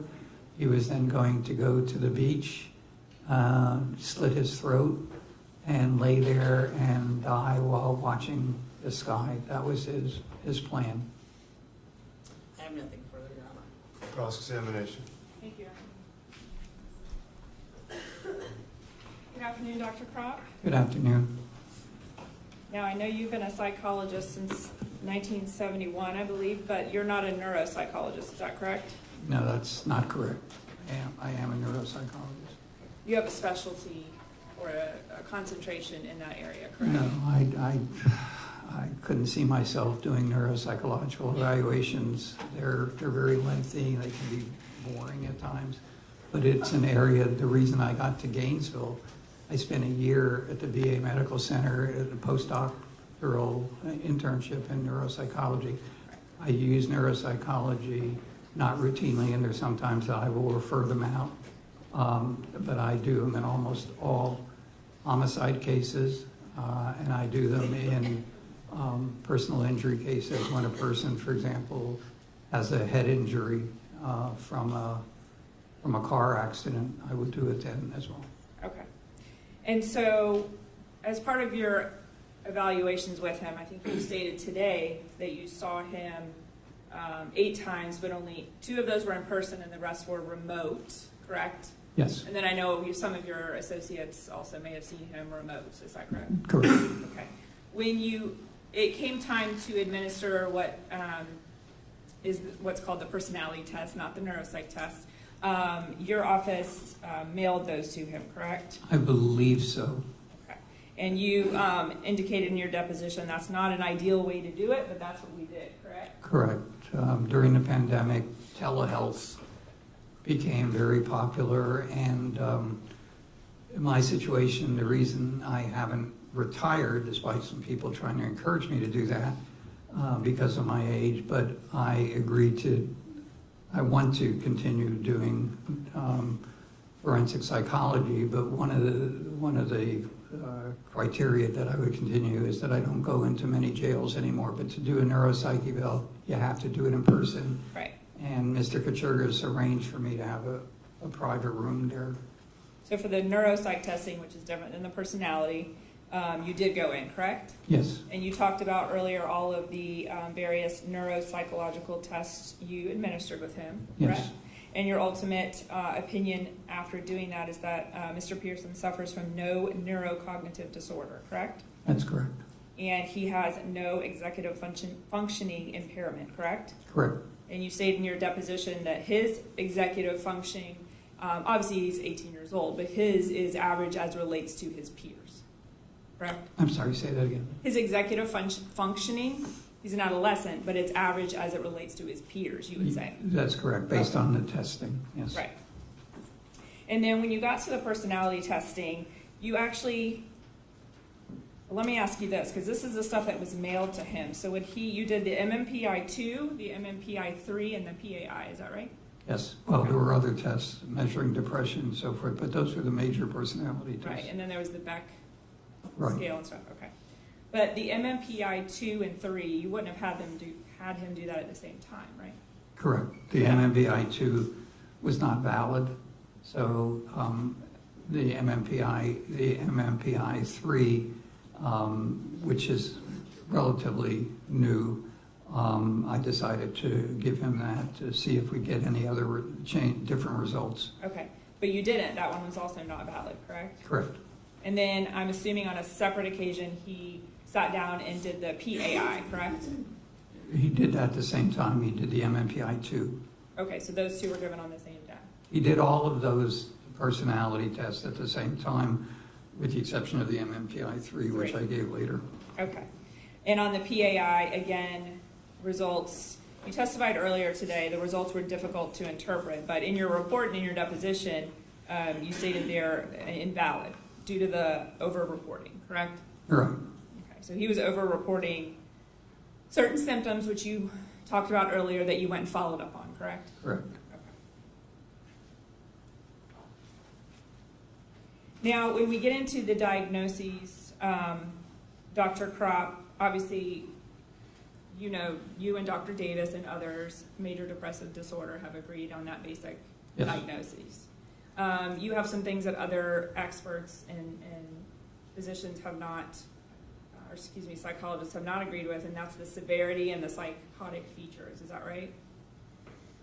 You're the only one that have added those labels, correct? That's correct, and I think that the reason for that is I had more data, as I also said, that I don't think he is psychotic or has a psychotic disorder, but I had an opportunity to spend more time with him and have more collateral information from family, and so I think they, as I said before, as examples of that psychotic behavior, as examples of possible psychotic behavior was this paranoia, the conspiracy, and all these things that the sister told me and the family told me. But again, I don't think it's particularly relevant in my opinions.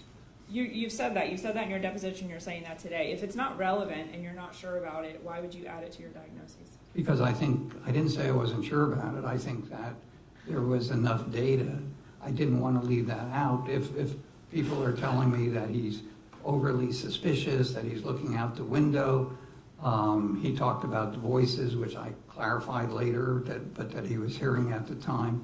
And I felt that there was sufficient data to just say with psychosis, meaning that goes along with the major depressive disorder. I never diagnosed him independently of having any kind of psychotic disorder, because I also don't think that it necessarily has any relevance to what happened with Madison. Okay. And so one of those features, the hearing voices, you're now saying that you've looked at that again, and what he reports is not consistent with the research on hallucinations, correct? Not consistent with what? With the research that supports that he was truly hallucinating? I don't believe he's hallucinating. Okay. I think this is more of a coping mechanism for him. He doesn't have a whole lot of people to talk to in jail. You and Dr. Davis agree as to social anxiety disorder, as do a number of individuals, and I think that's apparent here. Yes. I want to move on to autism. Autism, Dr. Krop, you would agree there's two. Well, first let me back up. You did the screening test. I believe it's the GARS, G-A-R-S, or correct me? Yes. Okay. And that's a screening checklist that's given to family members? In his case, I gave it to, yes, 3 family members. The person himself could fill it out, but at the time, I just gave it to the family members. Okay. And so that's a screening test that may tell you whether or not further examination or testing may be needed, correct? It's not really a test. It's a rating scale. Okay. And I think it's almost every person that is evaluating or treating potentially autistic kids or adults uses that or some other similar kind of rating scale. Right, and you corrected me. It's actually not even considered a test. It's just a screening scale, right? You can talk about that. Yeah, it's a rating scale. It's a rating scale, okay. And so you wouldn't diagnose somebody based on that, correct? Not just based on that, no. Right. You actually have up there the DSM-5, which is what you refer to as sort of the psychology Bible, correct? Correct. Okay, and that's where diagnoses come from in your profession. Yes. Okay. And so with autism, there's 2 different areas of criterion, and the person has to hit different ones within those 2 separate areas, correct? Yes. Okay. And you would agree that those 2 areas are generally social communication and interaction, and then restricted and repetitive behaviors. Is that right? Yes. Okay. And I believe you testified here today and in the past that the defendant hits on a lot of those social interaction and communication criterion. Yes. Okay. But he does not hit anything on restrictive and repetitive behaviors. Isn't that true? Well, according to the father, and I don't think I knew this, or I don't think I remembered this at the time of your deposition, the father, in my notes, told me when I saw him that he used to color and draw over and over and over again the same thing. And when he didn't do that, he would become anxious, and again, taking something away from him, he'd become emotionally upset. So I took that as a repetitive behavior. I know Dr. Davis, in his interview, I believe, with the father, asked him a sort of a generic question, does your son have any kind of repetitive behavior? And I think the father said no. And that's one of the reasons why I had a follow-up session with the father and mother. Okay. And the father told me that. So is it your opinion it is your opinion that you believe he's on the autism spectrum, is that right? I believe that he is. I don't, a diagnosis basically is to assist in treatment. Again, I don't think the autism necessarily, it's so close to social anxiety. Right. The social anxiety is so obviously clear that he meets those diagnoses. So, right. I think that's more relevant to what happened than being autistic or being psychotic. You keep using the word relevant. Isn't it more accurate that he's socially anxious and he's Probably. not autistic? Yeah, I think the data certainly is more to the social anxiety. It's a pretty easy diagnosis to make in his case. Because as you opined in your deposition, someone cannot meet all the criteria of PTSD and still suffer trauma, right? Yes. Okay. You shouldn't diagnose them with PTSD, but there is a other specified trauma, kind of lesser disorder. Does that make sense? That you could diagnose them with. It's when the person doesn't meet all the criteria for, right. And that's true for most diagnoses. There's sort of a catch-all of like unspecified, whatever the particular, or just features or traits of a particular diagnosis. So even for all the criteria under autism, it's a more accurate and it's a better diagnosis to call him socially that he has social anxiety disorder. Yes, that's Okay. correct. And nonetheless, we'll strike that. And then I wanted to note, in your report, you did list him as having bipolar disorder, which is a significant mental health disorder. Is that right? Yes, it is. But you sort of took that back. I don't know if it was prior to deposition or in deposition, but you no longer feel that he meets the criteria for that, correct?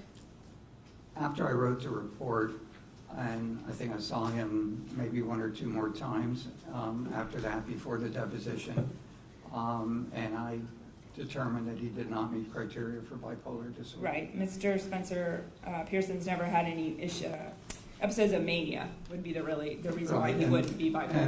And bipolar disorder is often seen in the family, and there is no evidence of bipolar disorder. And in fact, looking back at my report, I do not diagnose him with bipolar disorder. I indicated rule out bipolar 1 disorder, which meant I didn't have enough information at that time to make a diagnosis. Okay. And then sort of one of the last things you touched on with counsel was the frontal lobe. You know, you heard Dr. Rubino, and now you're here as a psychologist, and we all know, and the court is well aware of the adolescent brain. And we all agree he's 18 years old, so he's in that range. But again, you've said he has no impairment to his executive functioning. He had no, correct. As an adolescent. Based on my testing in terms of cognitive, right, which is primarily what I tested him for, that I couldn't say that he had impairment of the executive functioning. So even though there maybe are some early signs and some damage, minor brain damage to him, it's not showing up in a clinical sense. So you can say he has a disorder to relate back to that. Well, correct. In all I was going to say in all fairness to me, but that sounds egocentric. But the testing that I did, and most of the time neuropsychological testing, does not measure the right frontal lobe, which is where Dr. Rubino said that there's a lesion, I believe. Right. So but when I didn't see it on the testing. Right, you didn't see it. Flatly. And you're familiar, as you do these tests, you said, in most cases, or a lot of cases, if you were to see cognitive impairment, executive functioning, if you would have seen that in that testing, you, as part of your job, can often actually recommend scans get done to either corroborate or not what you're seeing if you kind of have positive results. That's often done, correct? In this case, I would have done that knowing that he had all those concussions. Yes, I would have made that recommendation, and I did not, because it did not show up on the testing. Well, that's what I'm saying. You knew about the head injuries, but you didn't get anything in the testing to then say, oh, wait a minute, we need scans here. That's correct. Okay, all right. And then lastly, Dr. Krop, at the end you kind of talked about the plan that he had told you about as far as June 3rd, and that was to go kill himself at the beach. But before he did that, he's stopping at Chubby's, correct, to eat Yes. his last meal? Okay. In that, he told you that one of the reasons why he chose Chubby's was not only because it was important or a special place for him and his father, but it was also special or somewhere he would frequently go with Madison, correct? Correct. And he told you that as he sat in the restaurant that day, he was thinking about Madison, correct? Yes, he's always thinking about Madison. Right, and he told you that the things that she said to him always brought him comfort. He saw her in a positive light, correct? Yes. All right. When you questioned him about why he pulled into the parking lot and began to park and then moved his truck, he told over closer to Madison's vehicle, he just told you that he didn't remember doing that, correct? Didn't remember a lot of things, and yes, he didn't remember that. Okay. But you remembered going in there and eating mozzarella sticks? He remembered going in and eating. He remembered pretty much everything up until right after he saw Madison and his mother, her mother at the door, the exit. But you're aware that several witnesses have also said that as he laid on the ground after he attacked all three of them, that he began to steadily try to kill himself, correct? Seems that way, yes. Asked other people to let him die, correct? You aware that he said that to I the believe person? yes, I remember Okay. reading So that. those are, I mean, that's a thought. I don't know how complex it is, but he's thinking Yes, after that, correct? that was before he really started bleeding out. So.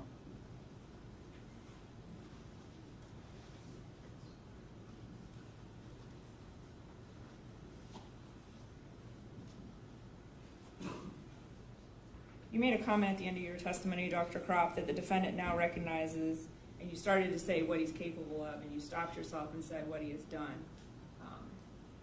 But that's what you meant to say, that he's now aware of what he's capable of, correct? He knows what he's done, yes, Right. and so he knows that it's important to take medication for his psychiatric disorders. Okay. And you can't say that any of your diagnoses, and certainly not anything that we saw in the scans, directly caused him to commit the violent acts on June 3rd, correct? They were contributors, certainly. They didn't cause him to Right. do that. If they caused him, then I would have said he was insane, but Right. he's not insane. Okay. No further questions? Redirect.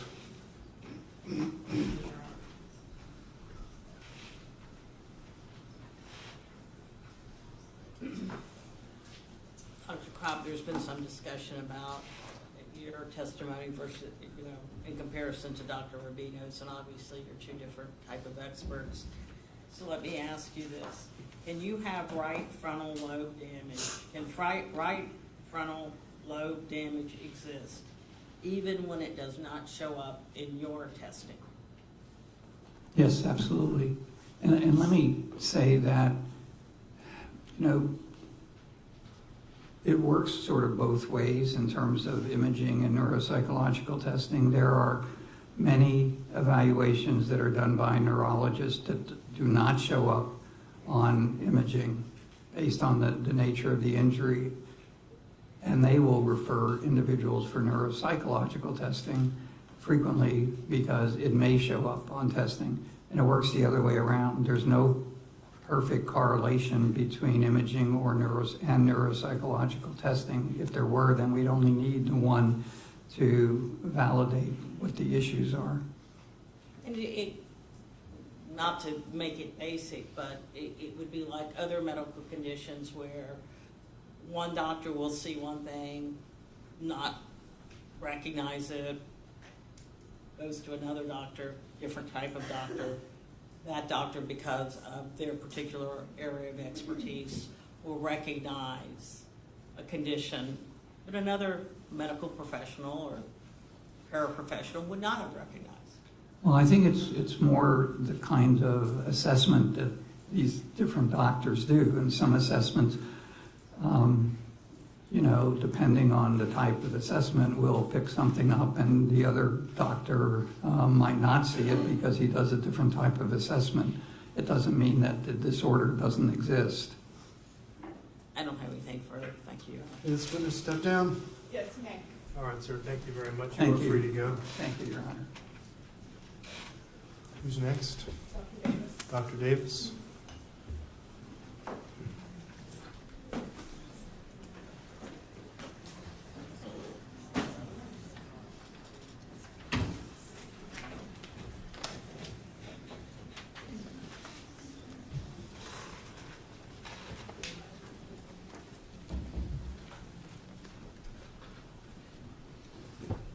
Good afternoon, Dr. Davis. Raise your right hand. Do you swear or affirm the testimony you're about to give will be the truth, the whole truth, and nothing but the truth, so help you God? I do. Have a seat. State your witness. Thank you. Once you get situated, Dr. Davis, if you would, for the record, state your full name, please, Roger Todd Davis, D-A-V-I-S. and what's your occupation? I'm a clinical psychologist. I specialize in forensic psychology. How long have you been so licensed? Since 1995, That's here in the state of Florida? yes. Okay. I know the court's aware of your background. You guys stipulate as to? We'll stipulate Dr. Davis is qualified to render opinion. The court is familiar with Dr. Davis and his qualifications. He will be permitted to offer opinion testimony. Thank you, Your Honor.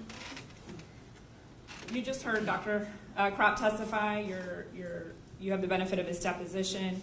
And so obviously I think we're going to be able to skip past a lot of the historical stuff here. But I'm going to ask you, you heard all of the records Dr. Krop reviewed, jail, history, law enforcement records, all of that. Have you reviewed that same set of records? Yes. Okay.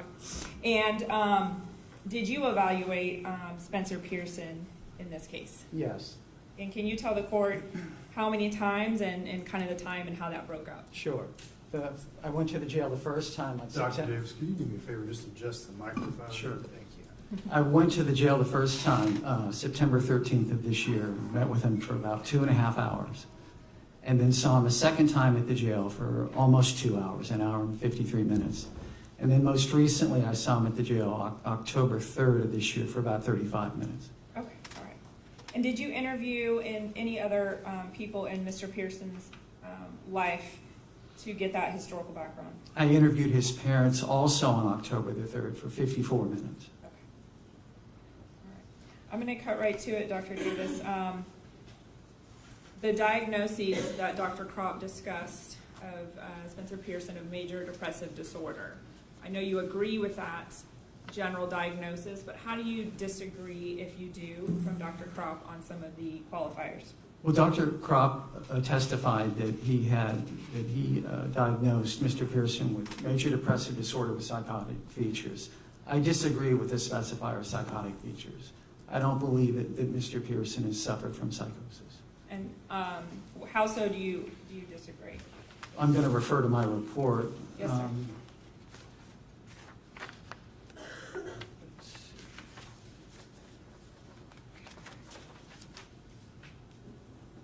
Well, Mr. Pearson had received treatment before he came to jail at Baptist and also at Shands, and had not been diagnosed with psychosis there. Also, since he's been at the detention center for approximately the last year and a half, he's not been diagnosed with psychosis there. Now, he did report hearing hallucinations to some of the mental health providers, especially when he was first there. However, there's a nurse practitioner who saw him a total of 13 times. He's the individual who prescribes meds, and he did not report experiencing psychotic symptoms to the nurse practitioner.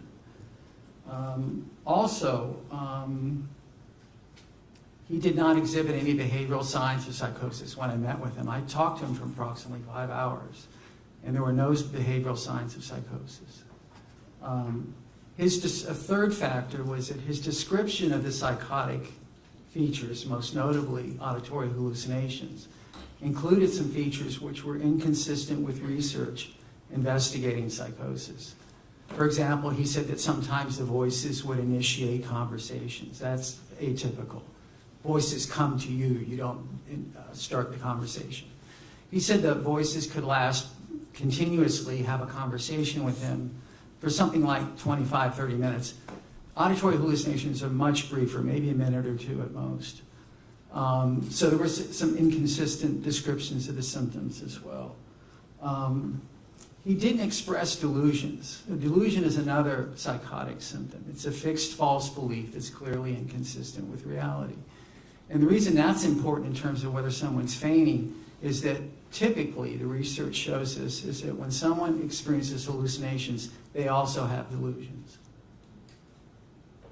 I gave him a screening test. It's called the Miller Forensic Assessment of Symptoms Test. The acronym is the MFAST. And his score on that screening test was suggestive of feigning symptoms. Another factor was that he told me that he had been experiencing hallucinations since middle school, and yet when he was subsequently evaluated at Baptist and also by the nurse practitioner at the jail, he denied experiencing hallucinations, so that's inconsistent. I gave him, or he completed a more comprehensive test, the Personality Assessment Inventory, the PAI. That test was, he responded honestly to that test, and the results were not indicative of psychosis. And another factor I considered is that Dr. Krop gave him that same test, the PAI, as well as 2 versions of the MMPI, which is similar to the PAI. And on each case, he feigned psychological symptoms. He did so to the extent that the results were invalid. But yet when you sometime later gave him the PAI, your results were accurate as far as no signs of feigning symptoms. There were no signs of fainting symptoms, and just as importantly, no signs of psychosis. Right, so then you're allowed to move on, okay? Right, no you can fainting. interpret the result. Right, you can actually interpret that. Yes, And that gave you an indication of no psychosis. yes. And so that's kind of why you don't add that qualifier to the depression. Right, I haven't seen any evidence of it in the records, aside from Dr. Krop's diagnosis and aside from his statement to a couple of the mental health folks at the jail that he'd been hallucinating. But again, that was inconsistent. Right. You do agree as to social anxiety disorder? I do. I believe Dr. Krop's withdrawn bipolar, but you did not agree with that at the time you read his report. That's correct. Okay.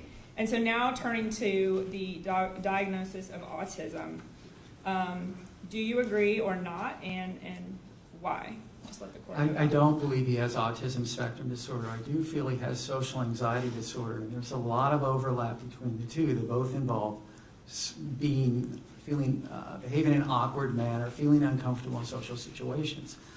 In fact, a lot of people with autism spectrum disorder, maybe 25 to 50%, also have social anxiety. The converse is not necessarily true.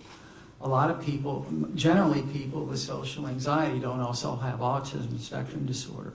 It's because autism spectrum disorder has additional symptoms that are not included in social anxiety disorder, like unusual behaviors or nonverbal communications that are not seen in people with social anxiety disorder. Another reason that I don't believe that he had social anxiety disorder was that there's some problems with the autism, right? The autism rating scale, the Gilliam Autism Rating Scale, 3rd edition, and the acronym's the GARS-3. Now, in some sense, it's a good screening test, but the fact that it's a screening test is important. When you give someone a screening test, it has relatively few items, and what you're trying to do is, in a timely manner, to save some time, give a relatively quick test that is going to be good at identifying people with a particular problem like autism spectrum. But the problem with screening tests is that they cast such a wide net that oftentimes it'll include a lot of people that are diagnosed with autism based on a test that don't have it. And in fact, that's the case with this test. There's a study from 2022. The name of the study is The Diagnostic Utility of the Gilliam Autism Rating Scale, 3rd edition, Parent Report in Clinically Referred Children. And they say children, but it goes up to age like 22 or 23. Okay. So it includes adults as well. And what's really important from this study is that they found that there were 99 people that they had in the study who did not have autism. That they determined that by doing other evaluation. That had originally been screened as having autism. No, that did not have autism. Okay. So there 99 people in this study were assessed prior to giving the GARS not to have autism. But yet when they were given the GARS, 82 of them scored as positive for autism. So extremely high, what we call a false positive rate, where you're incorrectly diagnosing someone with a disorder that they don't have. And that's why you, in your profession, go to the DSM-5, right? And look at all the actual criteria. Well, absolutely, yeah. And you don't find right. that Mr. Pearson meets that. As you were stating earlier, autism is broken up into autism spectrum disorder is broken up in 2 categories, one of which is persistent deficits in social communication, social interaction. Now, in order to have that prong, that factor, you need there are 3 criteria. You must have all of them, okay? One of the criteria is deficits in social emotional reciprocity, like difficulty having conversations, difficulty interacting. I don't question that Mr. Pearson has that. Again, I think that accounts for the social anxiety. Another factor or prong is deficits in developing, maintaining, and understanding relationships. I don't question that he has that.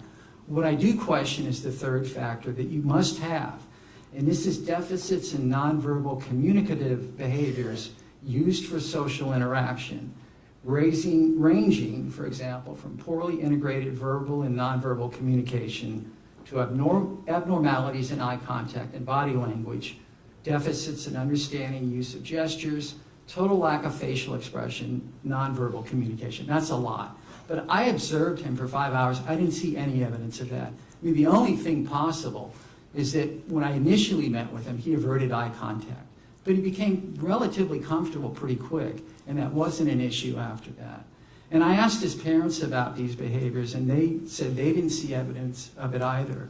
So you must have that criteria to have autism spectrum disorder. Since I don't believe he has that criterion, I don't believe he meets the criteria for that diagnosis. In addition, the other factors that I considered was the issues that I have with the GARS 3. Right, okay.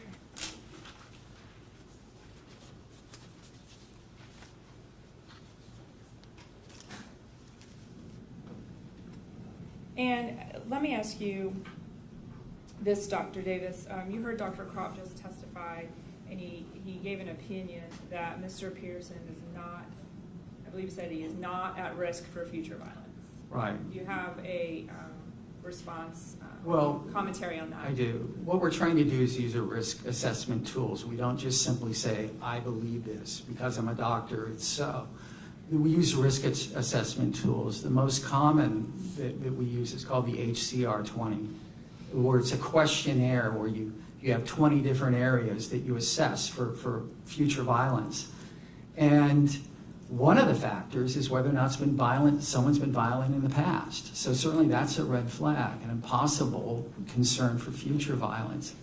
The other thing is that when we, let's say I was to use the HCR20, when I would write my report, we're taught not to give categorical statements like, this person's not going to be violent, this person is going to be violent. It's much more contextual.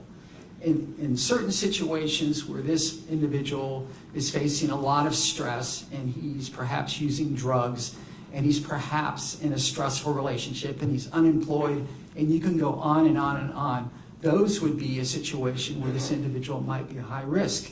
And other situations, maybe where he has a stable job, a good relationship, and other things, he might be a lower risk. That's what we're taught to do. It very much depends upon the context that the person's in.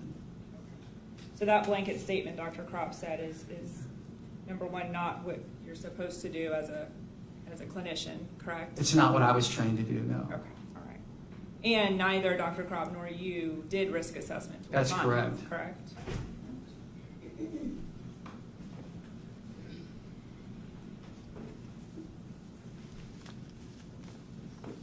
I don't have any further questions for you, Dr. Davis. Thank you. Thank you. Cross-examination. Good afternoon, Dr. Davis. Good afternoon, Mr. Cruceta.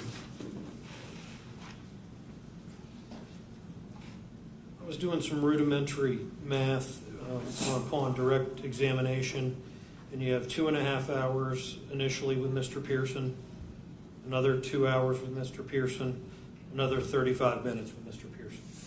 4.5 hours.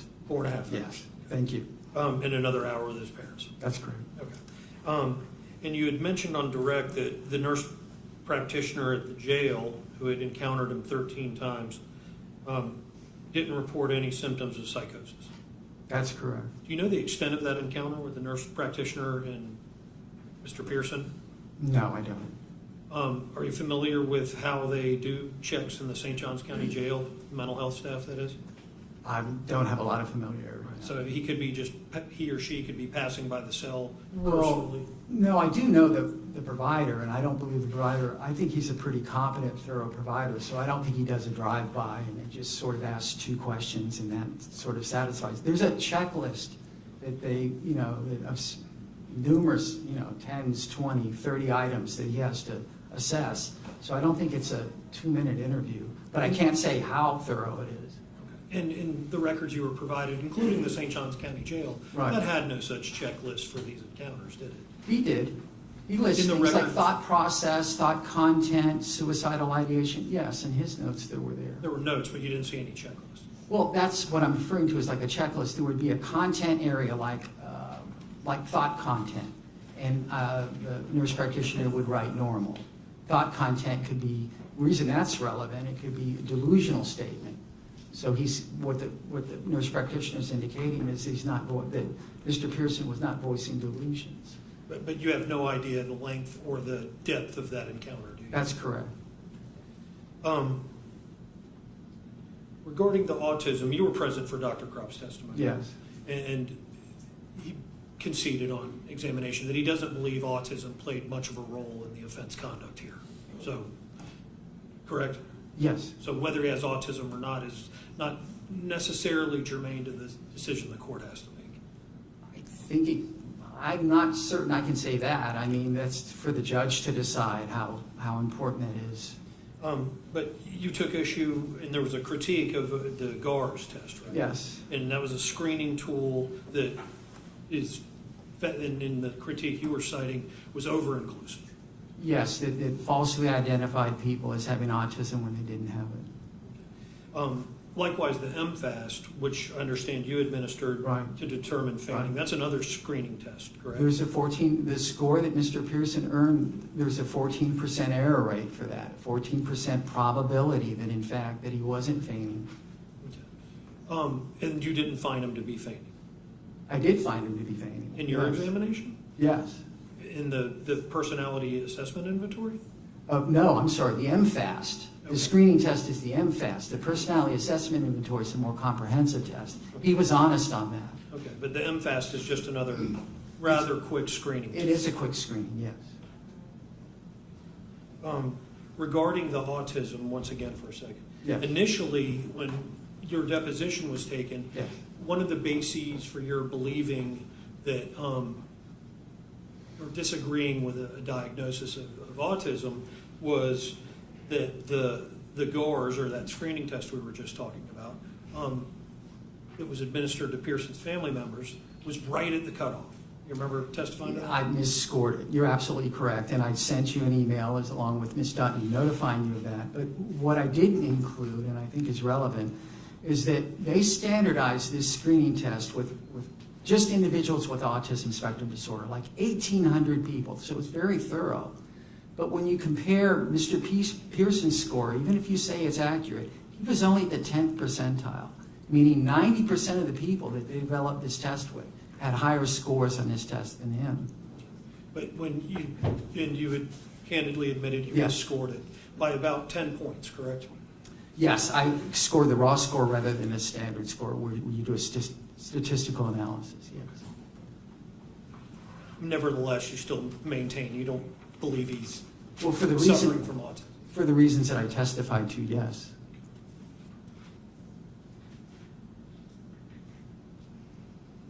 Now, we had the discussion of psychosis, and you were present for Dr. Krop's testimony, and he's not testifying that he believes he was acting in a psychotic state at the time of the offense, correct? That's correct.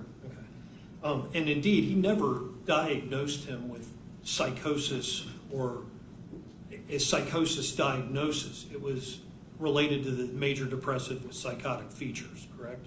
Yeah, that's sort of parsing words. I mean, major depression with psychotic features is a psychotic disorder.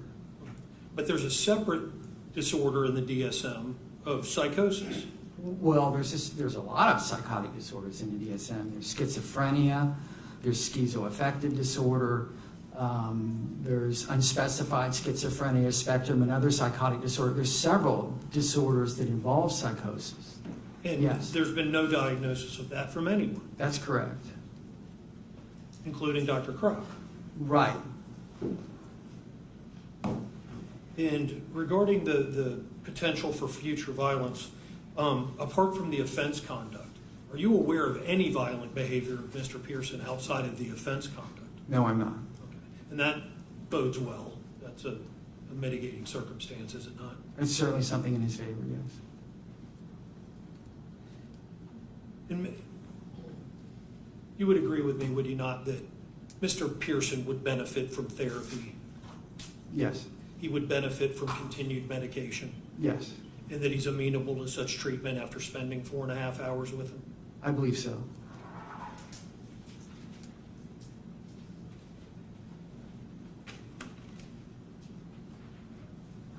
Give me one moment.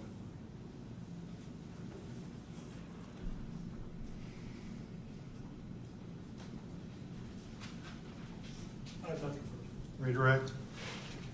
No, Your Honor. Is Dr. Davis excused? You may. Thank you, Dr. Davis. Thank you. Have a great day. See the attorneys at sidebar, please.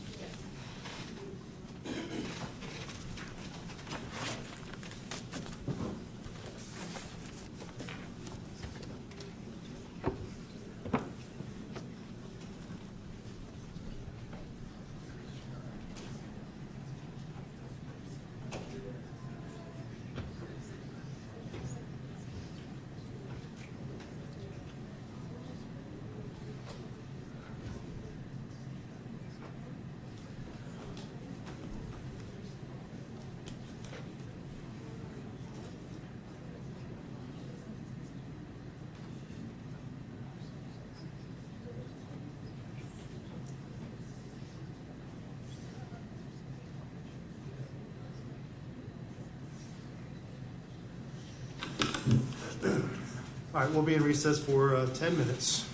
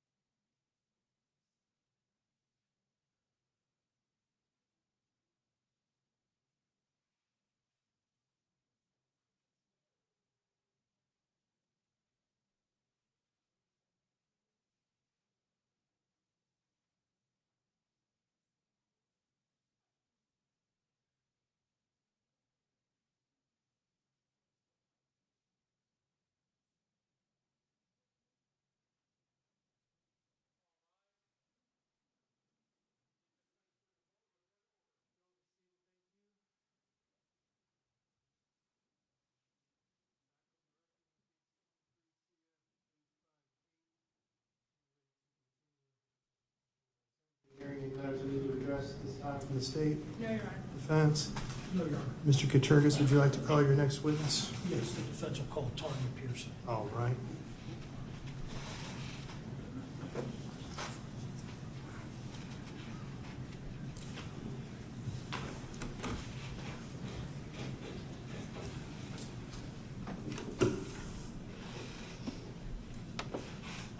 Good afternoon. Raise your right hand. Do you swear or affirm the testimony you're about to give will be the truth, the whole truth, and nothing but the truth, so help you God? I do. Would have a seat. Counsel, your witness. State your name for the record, please. Could you state your name for the record, please? I'm Tonya Pearson. And what is your relationship to Spencer Pearson? I'm his mom. I'm not going to go back over the testimony that your husband gave, but is it fair to say that your son suffered from social anxiety from a young age? Yes.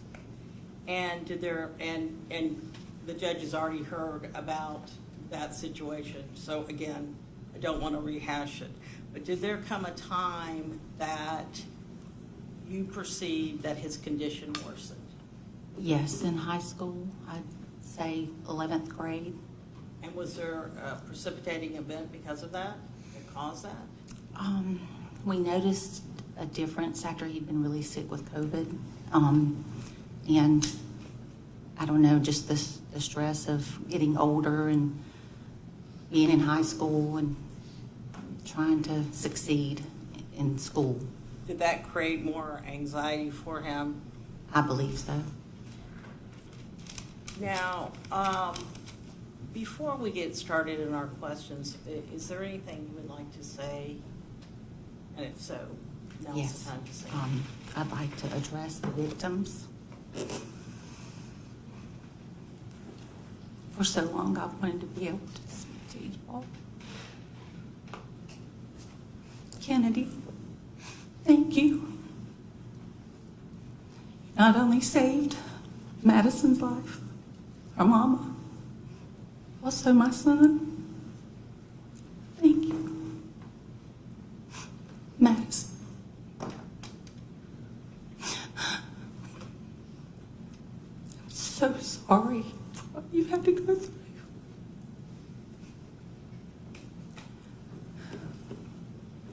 And I pray that you are healed in every single way that you need healing and you recover 100%.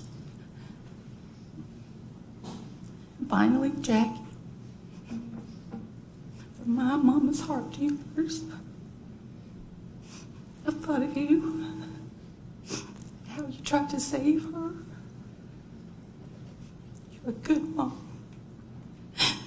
And none of you deserve this.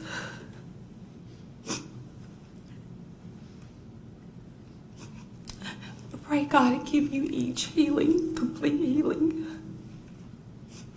And we're sorry. So sorry. Would you like to take a moment to compose yourself?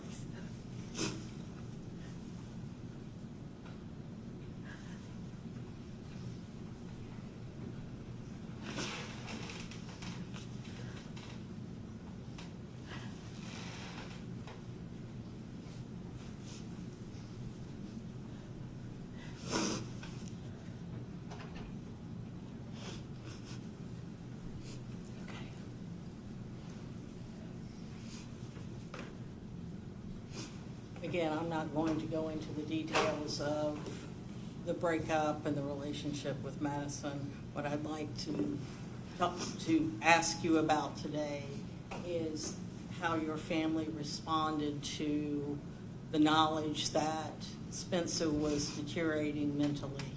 When did you first become acutely aware that Spencer was suffering from mental distress? It was at the very end of March. We could see that the relationship was going downhill and that he was being very withdrawn and not eating. So much so that Dan and I would take turns going to school at lunchtime just to take him some food to make sure he'd eat something.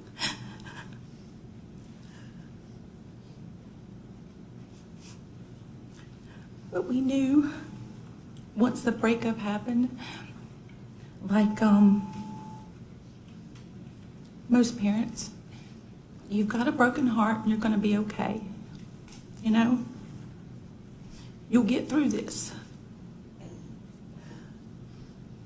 And did there come a time that you realized that Spencer was not just going to be able to get through this on his own? Yes, we started trying to get him into therapy. We went through our insurance and called numerous people. We were told there was a 3-month waiting period, sometimes a 6-month waiting period, or they weren't taking new patients. And we struggled to find health care, mental health care. That is how we ended up going to Here Tomorrow, because we were desperate to get him in to speak to somebody, and we thought that we would get help there, and they quickly were able to see him. Did you think they were professional? Did you think they were I thought it was a licensed therapist. professionals? Yes. And he goes to Here Tomorrow, and what happens after the first time he goes to Here Tomorrow? I believe he saw them on April 13th. On April 17th is when he tried to take his life. And again, I'm not going to get into details of that because the judge is very well aware of that occurrence. But needless to say that you sat in the courtroom and you heard your husband's testimony, and what you saw and experienced and saw with your son is what your husband testified to. Yes, it is. Now, after Spencer attempts to hang himself, he's taken to Baptist, correct? That's and right. He's kept there for a period of time. And then he's sent home. And he's sent home, and what was your understanding of what you were supposed to be doing to try to keep this young man on track? We were given discharge paperwork, and we were to call that Monday morning. He was discharged on a Saturday. We were to call Monday morning to get him in for outpatient services. And did you do that? Yes, ma'am. And what was the result of that? A lady on the other end of the line told me that she was sorry, but she did not have room for him as a patient. And I questioned and I said, I'm sorry, I don't understand. She said, there is no room for him. Is it true that Spencer left the hospital with medication? Yes. Is it also true that Spencer discontinued that medication? Yes. And had Spencer had difficulties swallowing pills before this event? Yes, before this event, before he went into Baptist Health, he was unable to take a pill. And so how was his medicine administered? He had learned while in the hospital to take the pill. So that's the first time he learned how to take a pill is when he was in the hospital. Prior to that time, his medication was administered or liquid? Right. And Spencer comes home, and what does he tell you about the medication? He says that he was having pounding headaches with it, and he did not feel well on the medication. And he had continued taking it for several days, maybe even 4 or 5 days. Now, during this time while he's on medication, are you still attempting to locate health care for him? Yes. And can you describe for the court what you did? Again, just calling, and then we started going into not our insurance plan, trying to get out-of-pocket pay, friends who knew someone, and again, we kept running into no availability. We do not see him because he's now 18, or we have, a 3 to 6 month waiting period. What was Spencer like during this period of time while you're trying to get him mental health care? He was very depressed. And when you say very depressed, can you describe what a typical day would have been for Spencer? He was on the couch. He would not go upstairs to his room. Did he ever go back to his room after he attempted suicide? Rarely, to grab some clothes. Did he ever sleep there again? No, he did not. Excuse me for interrupting. So you're continuing to make calls, and you're Yes. continuing to have no luck. Now, isn't it true that there was a follow-up visit with the psychiatrist at Baptist that was not attended? Correct. And what was the reason for that? It was for medication, renewal, I suppose, or regulation to get more meds. So it was your understanding that the purpose for this psychiatrist was for medication, not for therapy? Correct.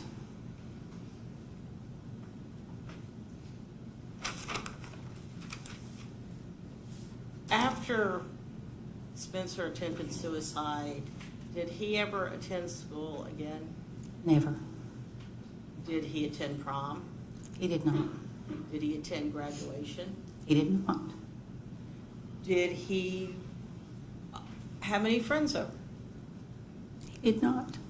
Did he have any friends? No one checked on him.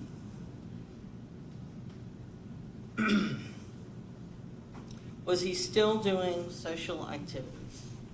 He was not. How was Spencer with the family? Very reserved, very quiet.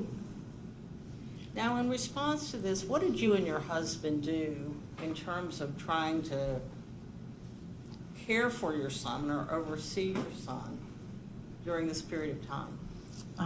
My husband canceled business trips to make sure that he could be there with Spencer. We tried to be there for him, and always somebody home to be with him, to talk with him, to be around. Where is your bedroom located in the house? Our bedroom is downstairs. And after this attempt, where did Spencer sleep? He slept on the couch. And why was that? The memory of what he had tried to do, and I think it was a coping mechanism. Also, And to be close to us. I Is feel that like one reason you wanted him on the couch? Absolutely. So that you could observe him? his dad would check on him. He wakes frequently, and we were so worried. He would go in often during the night to check on him, and sometimes just lay down beside him. Now, at the time that this was happening, what was your concern about Spencer? We were concerned he was going to try to commit suicide. We've heard about Chubby's, and we've heard about it. Apparently, it's a fairly popular place in the neighborhood, and I believe Spencer and Madison went, but also your husband and Spencer went there quite frequently, did they not? They did. That was their place. They loved to go there and watch any sporting event and eat chicken wings together. That was frequented sometimes 3 times a week to watch a sporting event. On the day of this tragic incident,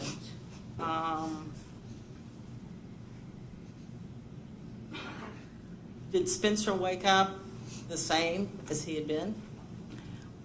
Yes, very sad. And did there come a time that he told you he wanted to go somewhere? Yes. And where did he tell you he wanted to go? I was out in the yard working, and I saw his truck backing out, and I asked him, I waved him down. I said, where are you going? He said he was going to the beach. And he stopped and put the car in park. He wasn't in a hurry, just very sad. And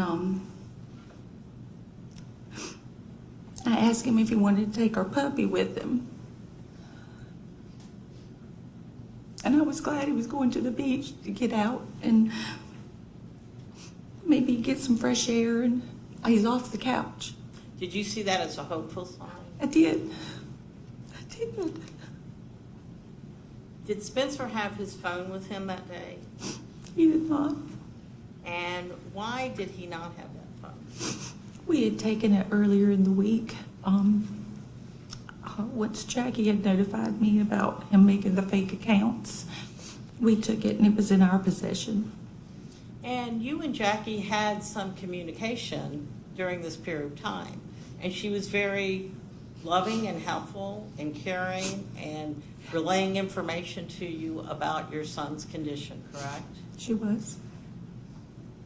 How did you learn about what happened at Chubby's?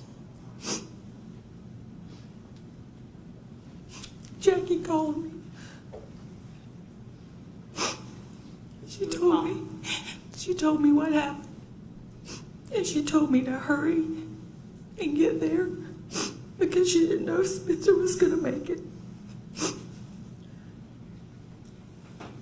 And did you in fact go there? We did. And when you went there, was Spencer there? Yes. And you were there when he was life-flighted to Shands? We were. And you saw the events that occurred, or the aftermath of the events that occurred that day? The aftermath, yes. Do you know the extent of the injuries that your son committed on himself? Until very recently, no. The medical doctors would not talk to us. And was that because of his age? And because he did not have the ability to consent to the HIPAA regulations? So you were in the dark about what was occurring? We were. And have you now learned the extent of his injuries, his self-imposed injuries? I believe I have a grasp of that now. And would you, based on what you have now been told by the doctors, would you characterize these as a feigned attempt at suicide? Absolutely not. And is that because of the extent and nature of his injuries? Yes. I don't have anything further. Any questions from the state? Yeah. Thank you, ma'am. You can return to your seat. Mr. Petragus, do you have any additional witnesses you'd like to call? No, Your Honor. All right. State. The state's going to call up Miss Jaclyn Rogê.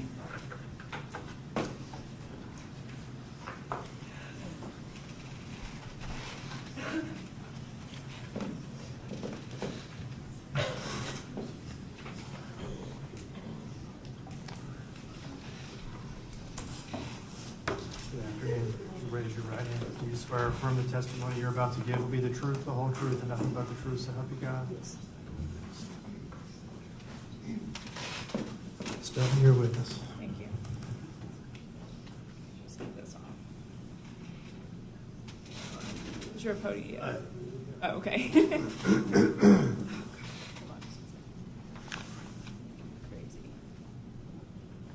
Okay.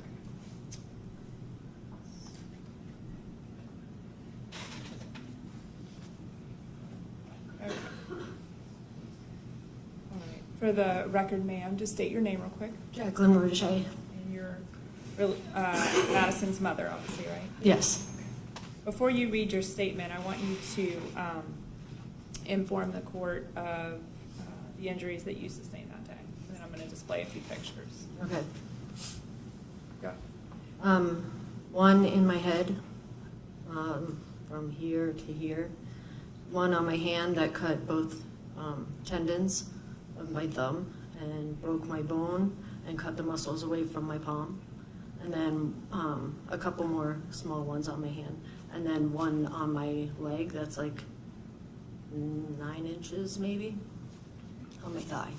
Did you have to have hand surgery? I did. And did all of your wounds require stitches and sutures? They did. And I'm displaying on the screen 2 of your more severe injuries. Is this you shortly after the incident? Yes. And I believe you still have a scar on your forehead, although they did a pretty good job in fixing that, is that right? Thank you. And then is this your hand injury? Yes. And are those just photographs of your legs as well? My knees were like scraped really deep, and the tops of my feet were. You had shorts on that day, correct? Yes. Okay, from where you kind of were in the sidewalk area there? Yes. Near the grass? Okay. All right, Ms. Rogê, if you have a statement, I know you want to read that. My name is Jaclyn Rogê, and I am the extremely proud mother of Madison Schemitz. First, I'd like to thank you, Your Honor, for all your time with this case. I imagine your job to be extremely difficult.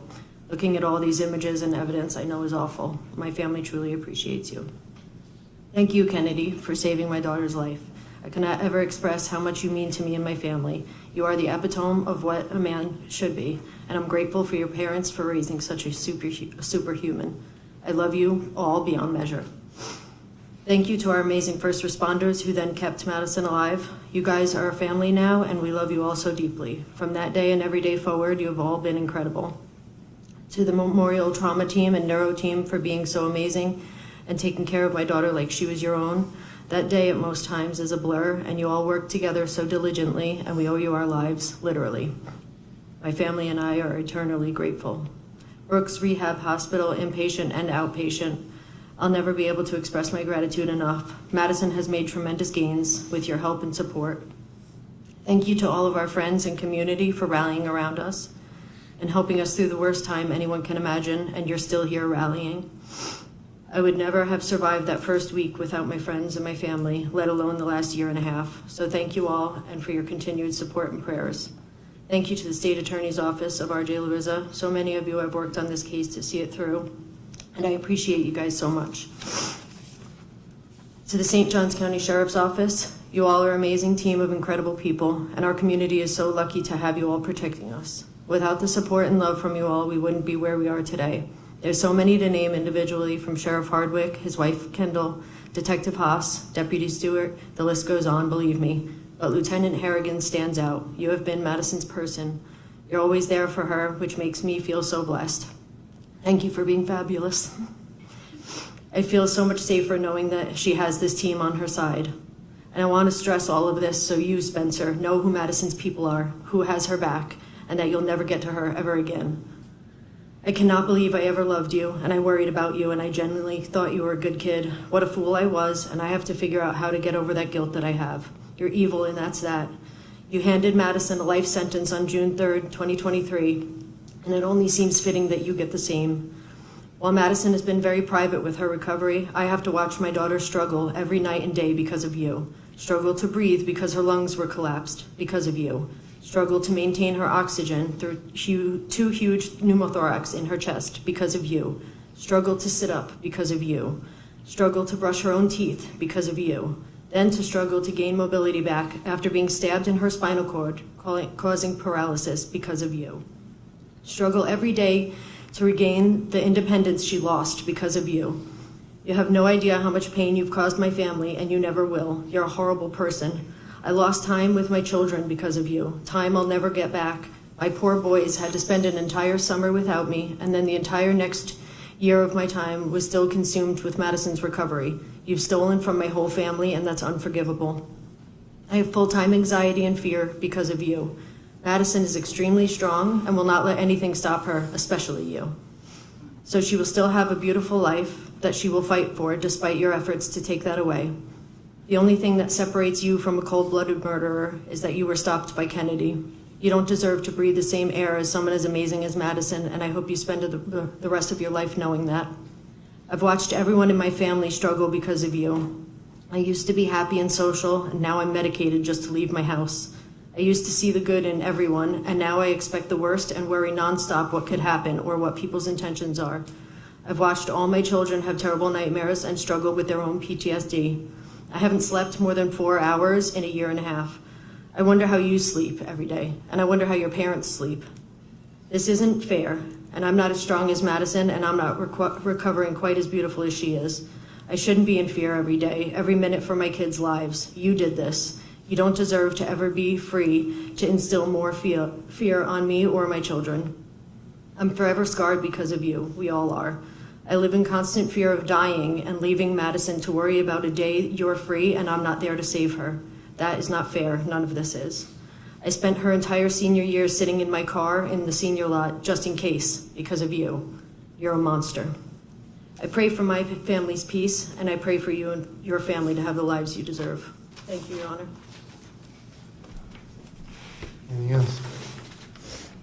State calls Robbie Cruceta.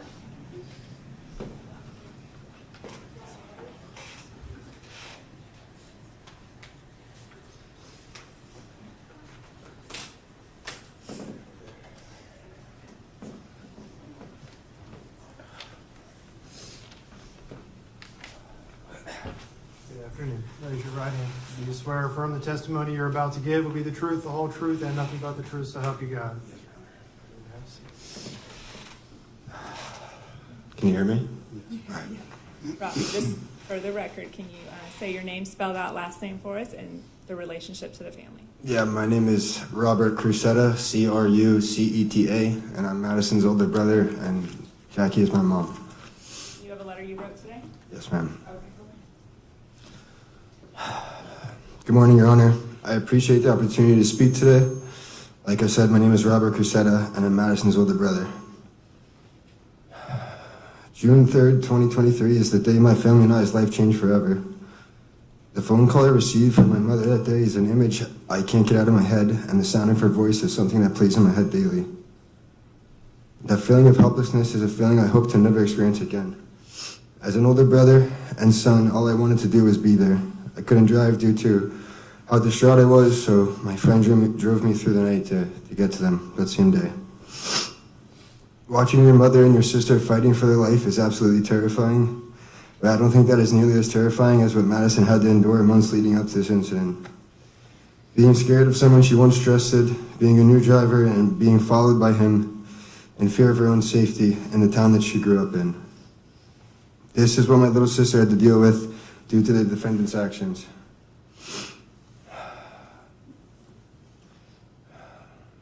Madison was my first younger sibling and my only little sister. With that being said, I have always had a deep sense of protection over her and have always loved and cherished being her older brother. If anyone knows Madison, they know that she is the light in every room she walks into. She never fails to make everyone laugh and smile. And for me, she was my first and very best friend. Being 6 years older than Madison, I was so excited to be a big brother, and I would sing to her while she would be in her crib. She would hold my finger and I would stay there for as long as she held it because I felt like I couldn't leave. Going from that to holding her hand, looking at her over her hospital bed is a drastic change that I never expected would happen, and I would have stood there forever if that's what she needed.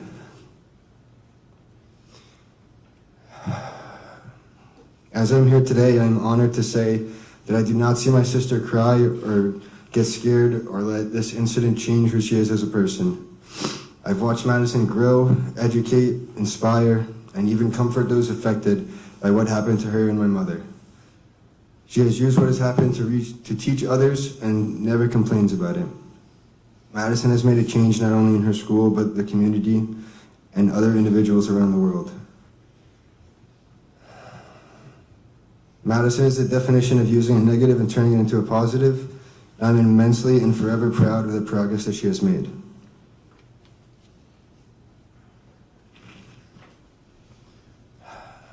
My mom is an amazing mother.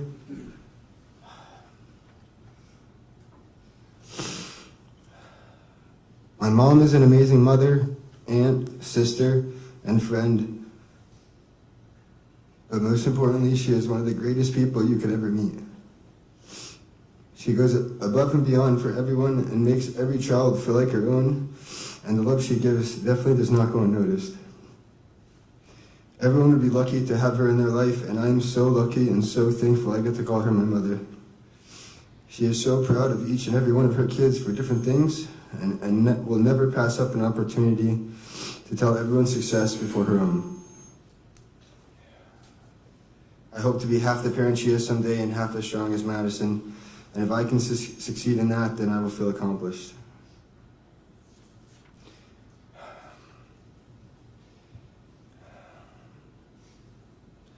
Fletcher may have thought that he was taking my sister and my mother's life that day, but instead he only took his own freedom. And as her older brother,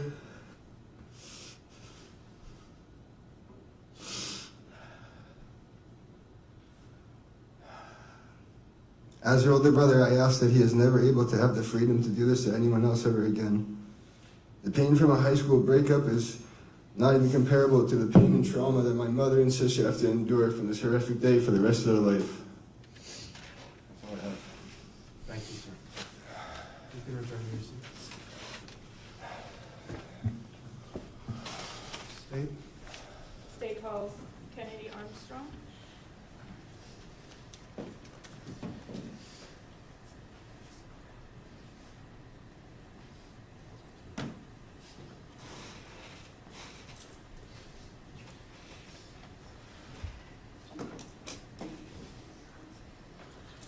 Raise your right hand. Do you swear or affirm the testimony you're about to give will be the truth, the whole truth, and nothing but the truth, so help you God?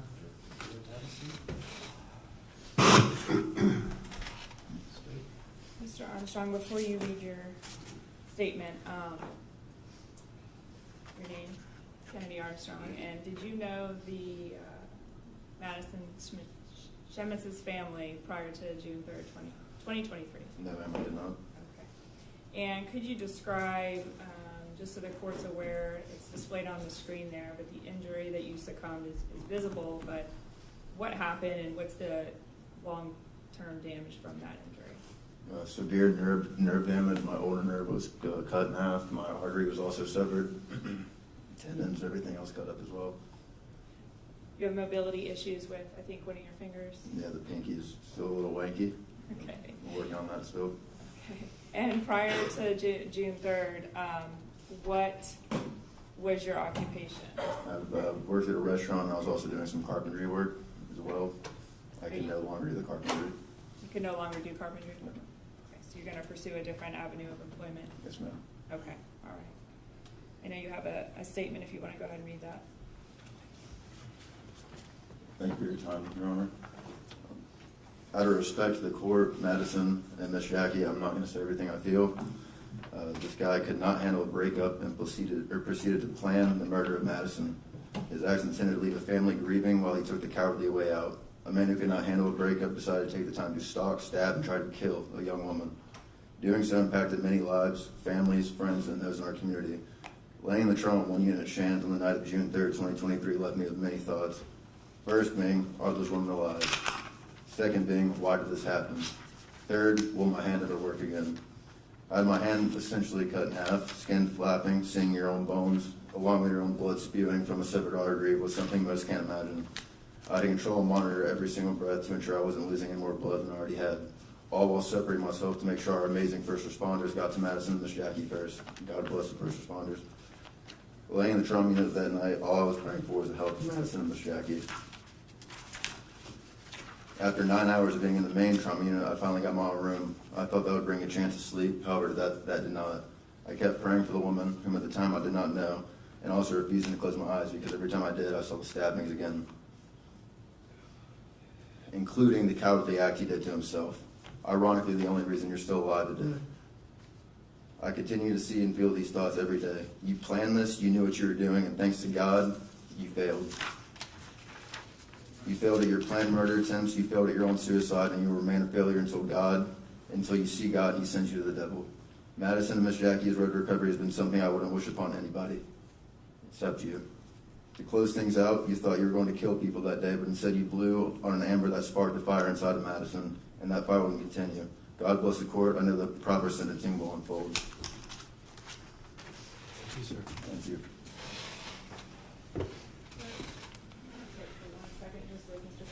All right.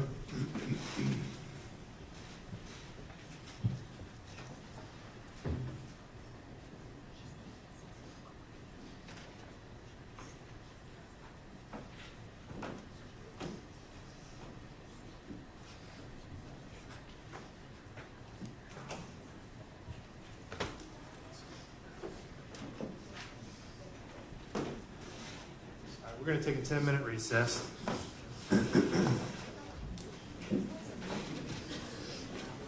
Court's in recess.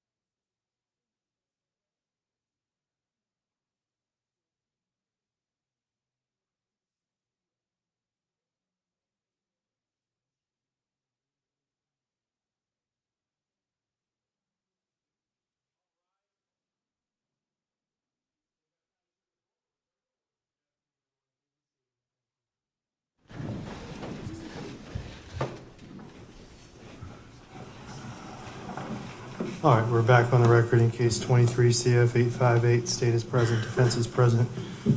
We're ready to continue with our sentencing hearing. Ms. Dutton? Yes, they would call Michael Ritzy, please.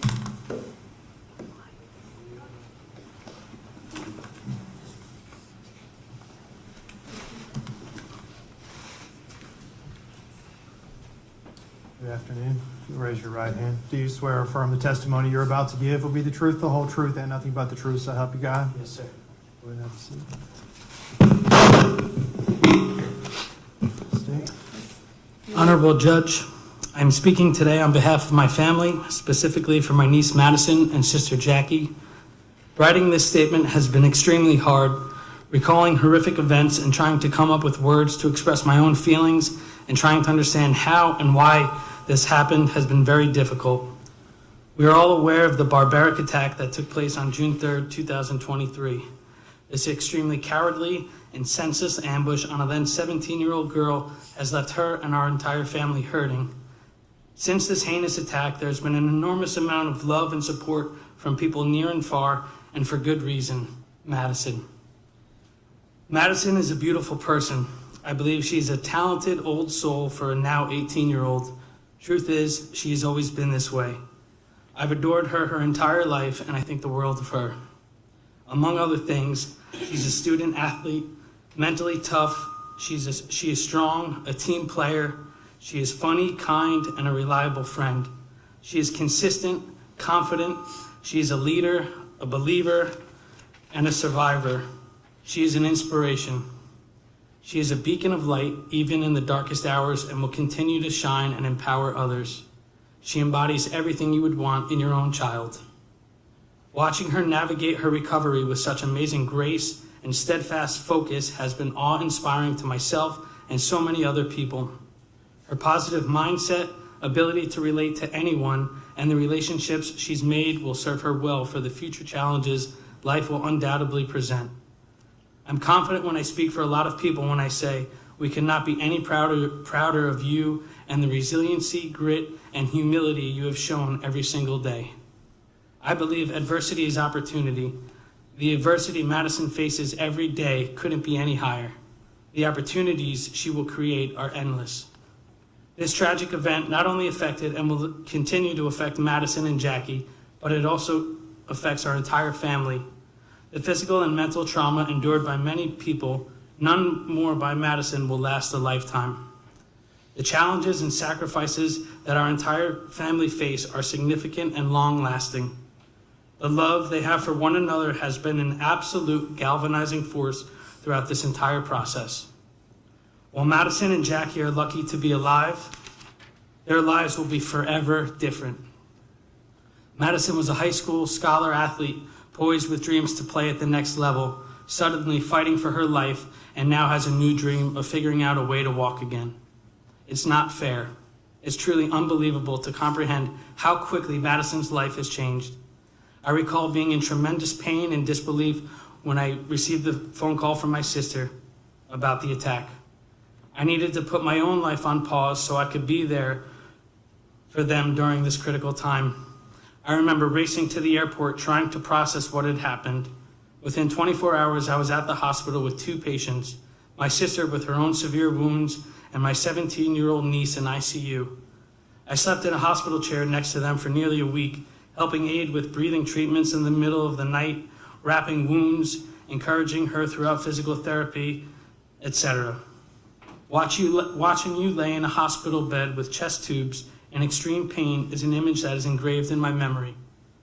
Trying to be positive in such a moment of despair was and still is incredibly challenging. I felt hopeless, and all I could do was pray for them. Moments which seemed absolutely unfathomable. I am furious, devastated for her, for everything.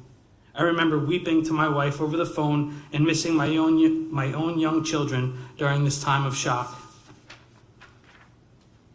My heart aches thinking of how this attack will affect Madison and her family today, tomorrow, and for the rest of their lives. The emotional toll that this has put on myself, my wife, and my immediate family is also significant. My mentality has been nothing but positive, and I've been focusing on my family and our path forward. We simply don't have enough energy to focus on anything else. It does not diminish the amount of pain and hardships we've all endured. Since the attack, we've all dealt with sleepless nights, fear, and anxiety.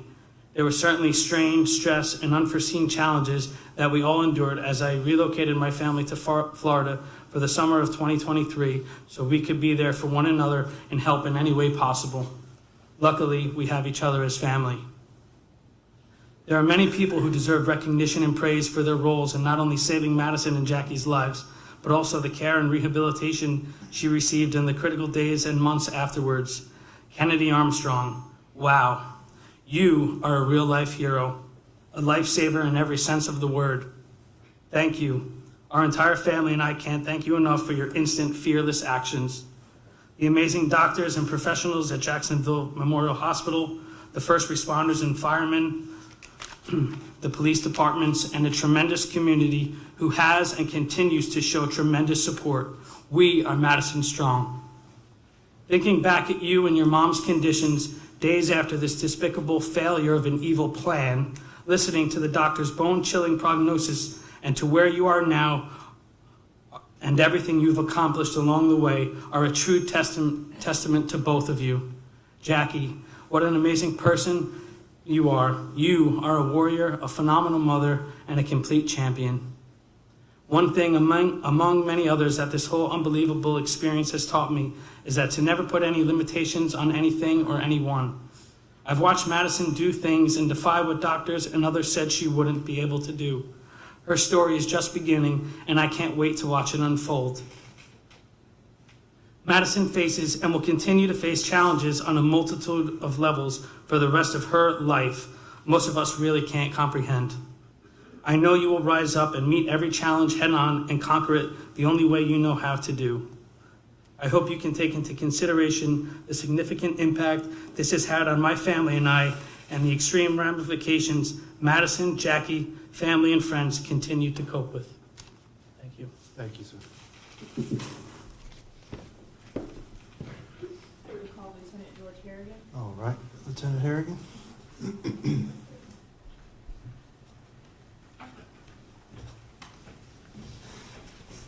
I'm going to object at this point. I'm sorry? I'm going to object at this point. All right, I'll hear your objection. We've heard a multitude of victim impact statements from the victims themselves as well as family members. The state's now seeking to call what I understand to be the public information officer, or the person responsible for press releases for the sheriff's office to talk about a victim impact when he is not a victim. He's a member of the law enforcement community. Now, I know we're not in a death penalty trial or sentencing in front of a jury. The Florida Supreme Court has spoken to the limits of victim impact testimony in cases, and I'm referencing the case of Wheeler v. State, 4 Southern 3rd, 599, Florida Supreme Court from 2009. And in the Wheeler case, the court had the occasion to address the victim impact evidence and the statements thereof. And in that case, Florida Supreme Court, citing the United States Supreme Court in Payne v. Tennessee, 501 U.S. 808 from 1991, pinpoint site 821 to 826, states, although the United States Supreme Court and this court have ruled that victim impact testimony is admissible, such testimony has specific limits. Those witnesses providing victim impact testimony are prohibited from giving characterizations and opinions about the crime. The court goes on to talk about the number of witnesses that have been approved, 4, 5, and in one case 12. But at this point, calling a member of law enforcement under the guise of victim impact testimony, when such officer is also responsible for doing press release and pressers for the sheriff's office, I believe exceeds the permissible scope of victim impact testimony. It's cumulative and it's inappropriate, and even though Wheeler talks about it in terms of death penalty in front of a jury, the same considerations apply to a sentencing before a judge in a non-capital case. And respectfully, Your Honor, I think this is approaching cumulative and beyond the scope of appropriate victim impact testimony, and on that basis we object and seek to exclude this witness under that basis. State response? Your Honor, the case Payne versus Tennessee and the other ones that counsel referenced is very, very specific, and it is to death penalty victim impact, which has its own statute governing it, and that is before a jury. It's why it's limited. And in that case, it has its limitations with the volumes of witnesses and things that are allowed to be permitted in front of a jury. Is the state has not exceeded that here. We have 3 victims, and that case law does not apply. And I would disagree with Mr. Katurgis to any other area of victim impact. There are not a lot of rules related to general victim impact. All of the case law goes to death penalty litigation in front of a jury. That being said, Lieutenant Harrigan has a very unique perspective in this case. You heard Madison's mother refer to him as Madison's person. He's not talking from a law enforcement perspective about the case. He's had a very unique experience traveling with her and being with her and watching her recover in the public eye and the community impact surrounding that and how it impacts her. And so for that, he has a very short statement here today I would like him to read. All right, over defense objection, I'm going to permit this witness to testify. Sir, if you'll raise your right hand, do you swear or affirm the testimony you're about to give will be the truth, the whole truth, and nothing but the truth, so help you God? Yes, sir. All right, go ahead and have a seat. Sutton. Good afternoon, Your Honor. I met Madison on July 7th, 2023, 34 days after the event that changed her life. Madison called a press conference, and she wanted to address the community. She closed that press conference with these words: "My story is just getting started." Now, I didn't know what that meant at the time, but I'm here now to give you a glimpse, a small glimpse, into Madison's story that I have experienced over the last 16 months. During her senior year of high school, Madison teamed up with the One Love Foundation and started a One Love Club at Ponte Vedra High School to educate other young people about healthy and unhealthy relationships. Due to Madison's influence, several One Love clubs have been started at area high schools. The University of North Florida ladies softball team invited Madison to throw out the first pitch at a home game they dedicated to the One Love Foundation. UNF has now adopted the One Love mission. She's spoken in front of clubs, organizations, and teams.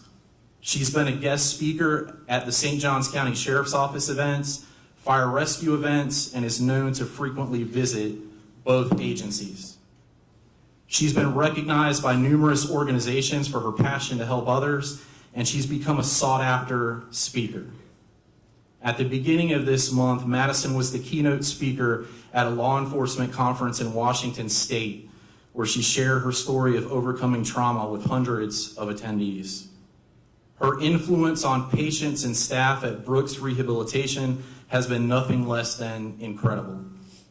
Madison will be featured in a Brooks Thanksgiving Day commercial to be aired during the Macy's Thanksgiving Day Parade, and will be named the 2024 Brooks Rehabilitation Champion during a gala at the beginning of this year, next year. People from around the country have reached out to her, and she's been an inspiration to those who have experienced their own trauma.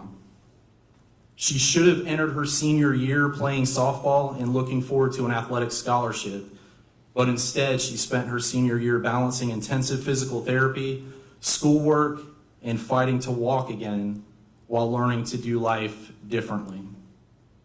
One of the national news organizations in this case used the line to describe her as a star athlete. And it's easy for us to make the mistake of thinking that she was an athlete. But you see, Madison has been more of an athlete in the last 16 months than most of us will be in our entire lives. Her grit, strength, resilience, and incredible spirit has gripped this community and now the nation. On behalf of the more than 1,000 members of the St. Johns County Sheriff's Office, we are and always will be Madison Strong. That's all I have, Your Honor.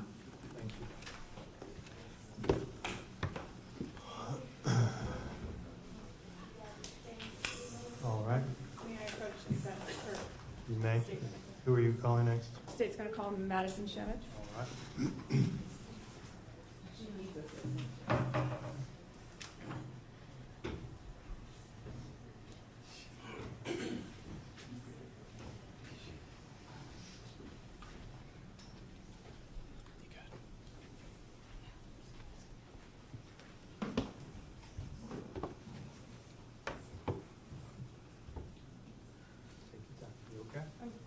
a seat.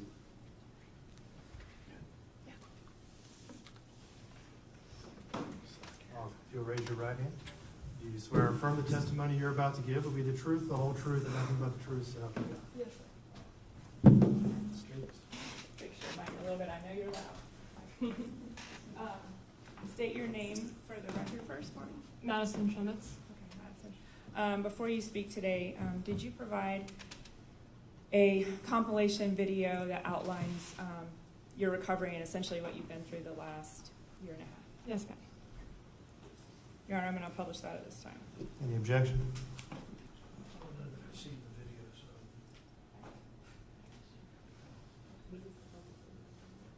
No objection, Your Honor. All right. You may publish.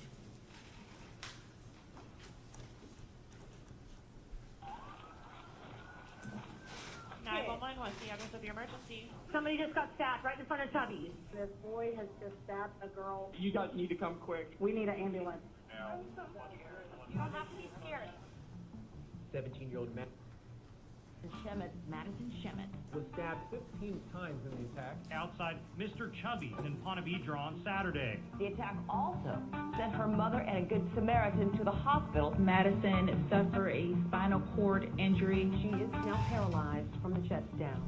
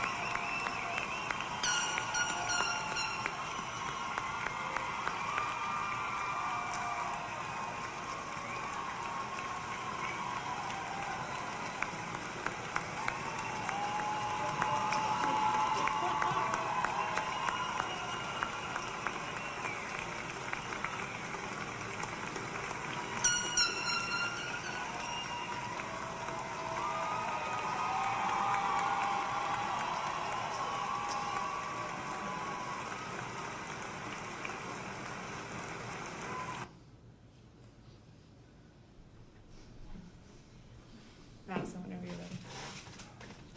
Good afternoon. My name is Madison Schemitz. Your Honor, I'd like to begin by saying thank you. Thank you for your time and commitment these last 538 days. Thank you for taking this matter so seriously and for working the incredibly difficult job you do. It is truly admirable and beyond appreciated.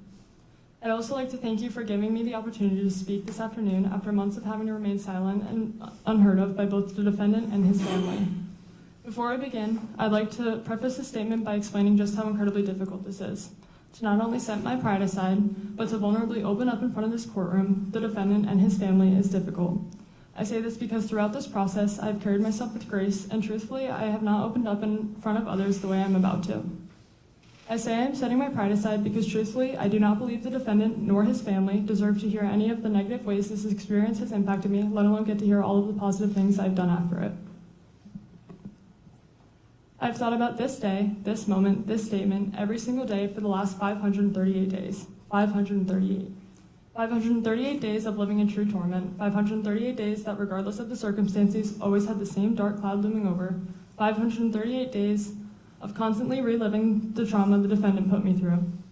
Your Honor, I say 538 as that is how many days it has been since June 3rd, 2023. But the truth is, the torment, the dark cloud, and the trauma I've endured dates back much further than June 3rd. As a then 16-year-old high school girl, I deserve to live the life that many 16-year-old girls do. I deserve the opportunity to form relationships with whomever I wanted. I deserve the opportunity to be happy in these relationships. I deserve to feel safe in these relationships. I deserve to be treated the way I know I deserve to be treated. I deserve the opportunity to learn and grow from these relationships, and most importantly, I not only deserved, but had every right to remove myself from a relationship that instead of making me feel happy and safe, dragged me down in every way. My trauma truly starts from within my relationship with the defendant, even prior to June 3rd, 2023. Throughout the barely 6 months I was in a relationship with him, I had felt stripped of everything I knew I truly deserved.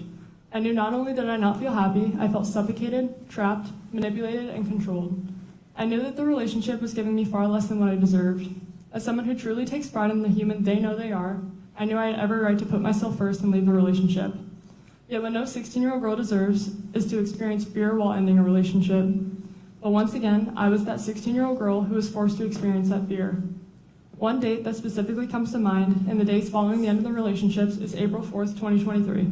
Not even 24 hours after the breakup, the stalking began.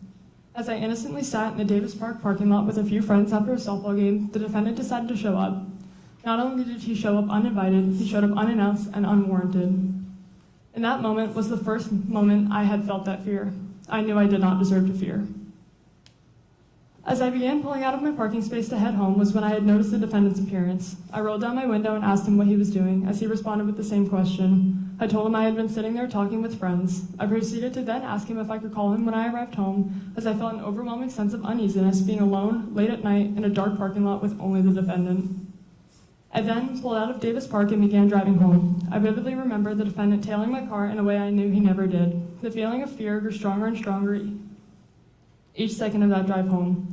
Feeling the way I did, I purposely took a different route home than I normally would have taken so that I would pass the defendant's neighborhood. As I drove past, I hoped he would put on his blinker and make that left-hand turn in to go home, but by no surprise, he didn't. He continued to follow me. Feeling unsafe and unsure of what to do, I turned into the closest parking lot, knowing I absolutely did not want him to follow me home. Ironically enough, I pulled into the same plaza that Mr. Chubby's Wings is located. I began texting the defendant, begging for him to stop following me, and very clearly telling him that he was scaring me. Still scared and unsure of what to do, I called one of my best friends who I knew was awake. I called her and explained to her what was going on, how I was feeling, and how I was unsure of what to do. This was when she told me to come to her house. As I drove through the plaza with the defendant still making every turn I did, still tailing my car, I decided to go to my friend's house. I pulled out of the plaza onto A1A, driving in the opposite direction of both my house and his, and headed to her home.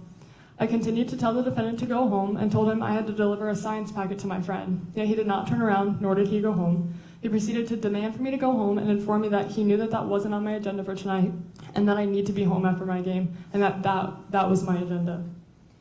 He continued to follow me up until I turned into her neighborhood, and I watched as he went into the gas station right beside and sat there for some time.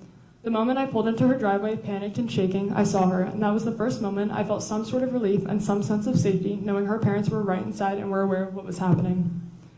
After sitting in her driveway for some time, talking through what had just happened, I knew the defendant had finally gone home, and I finally felt comfortable enough to head home myself. Speaking to the defendant following his actions that night was frightening, upsetting, and frankly all over the place. His reasoning as to why he followed me home changed every time, whether it was making sure I got home, wanting to see if I was doing something behind his back, or just so happened to be going home that way anyways. I believe that night speaks volumes about the defendant and his behavior following the end of the relationship. With this incident being not even 24 hours after the breakup, the 2 months following remained equally as torturous and frightening, as the stalking did not stop there, it had only just begun. Feeling that same fear every single time I wanted to leave the house is not something a 16-year-old girl deserves. Having to be hyper aware of my surroundings every single day in fear that he would show up of where I was yet again is not something a 16-year-old girl deserves, let alone not something she should ever have to be worried about. Those 2 months following the breakup were torture. Those 2 months I was put in a position by the defendant where I felt scared, worried, and constantly threatened, but I was never prepared for were the fears to come alive. June 3rd, 2023 was without a doubt the absolute worst, most traumatic day of my life, and I remember every single second of it. As a 17-year-old teenage girl, on a Saturday in the summer, my day started as any other day would have for me. I had one of my best friends I met through softball in town to spend the weekend. We had stayed up late and woke up early, excited for the plans we had made for that day. Once we woke up, we got ready to go to the beach. That day was windy and almost cold for it being a Saturday in June. After some time being there, we both got cold and decided we would leave the beach and go join our moms and brothers at my community pool. We got there just before 1:30 and hung out for a while, simply just enjoying time together as these were friends we did not get to see often. During this week in June, the Women's College Softball World Series was happening. Eventually, we decided we would go get something to eat and watch the games happening that day.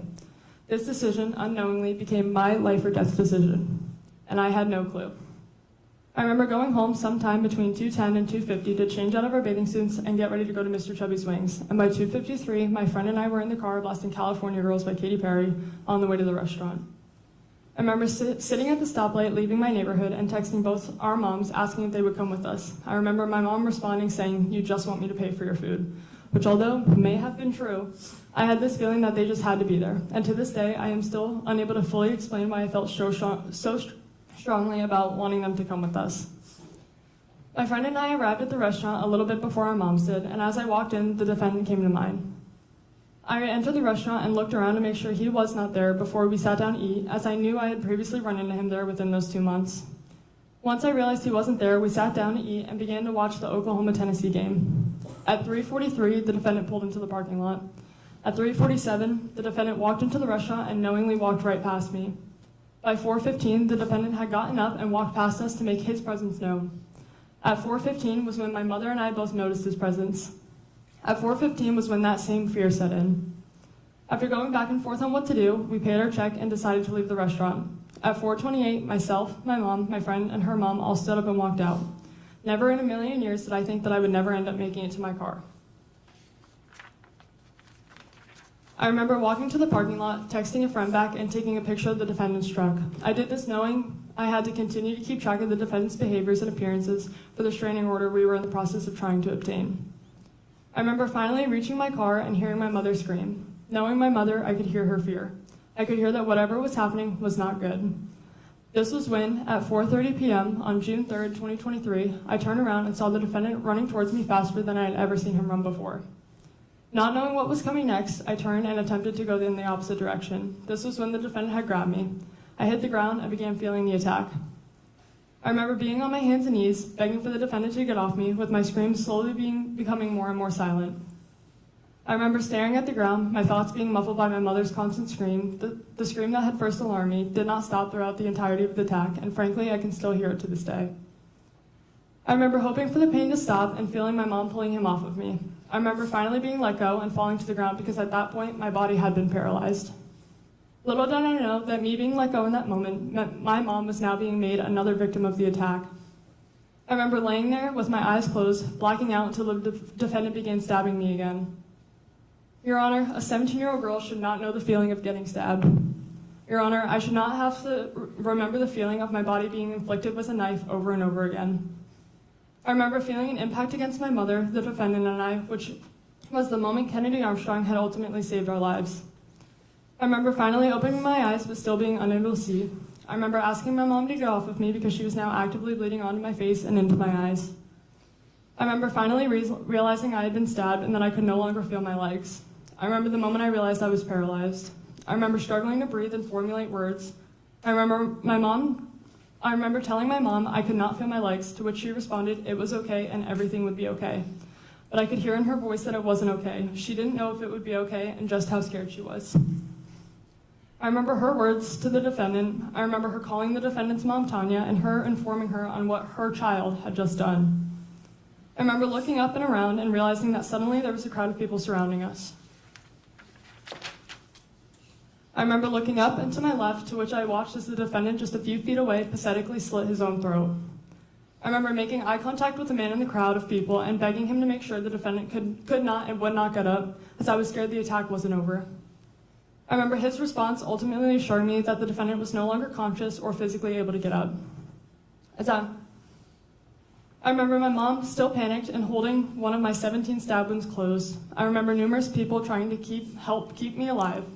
I remember numerous people begging for me to stay awake. I remember that despite how chaotic, loud, and full of people the scene was, it was still so quiet. I remember feeling alone in my thoughts, unsure of what would come next, but knowing I just had to stay awake. I remember that despite every fear racing through my head, feeling calm through the chaos. I remember my friend's mom, Casey, on the phone with 911, saying how she knew that they were on the way, but still did not hear or see the lights and sirens. In this moment, those 4 minutes between the attack and the first responders showing up were the slowest 4 minutes of my life. Though in that moment I was terrified, I thought in my head that if I just stay awake until I hear those sirens, I would be okay. As soon as I heard those sirens, I felt some sense of relief, knowing help was there. I remember finally seeing them with my own eyes, my clothes being cut off and being lifted off my mom's lap and onto the stretcher when my vision had disappeared again.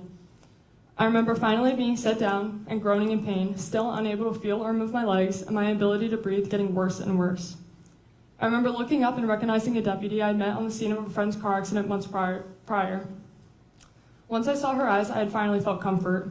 I remember telling her that I was so scared, and her words back were, "You don't have to be scared. I trust these people with my life, and you should too. You're going to get everything worked out. You're going to be okay, honey." These words, in this moment, coming from someone I remembered and trusted, whether she believed them or not, both reassured me and provided me the comfort I so badly needed. These words let me believe that I would be okay, that I would survive, and that I just had to trust what came next. I remember being taken from the sidewalk and into the ambulance. I remember laying there in the ambulance in so much pain, unable to breathe and still so scared. I remember answering all the questions asked, correcting the paramedics on their assumptions, and telling myself repeatedly that I had no choice but to fight to survive.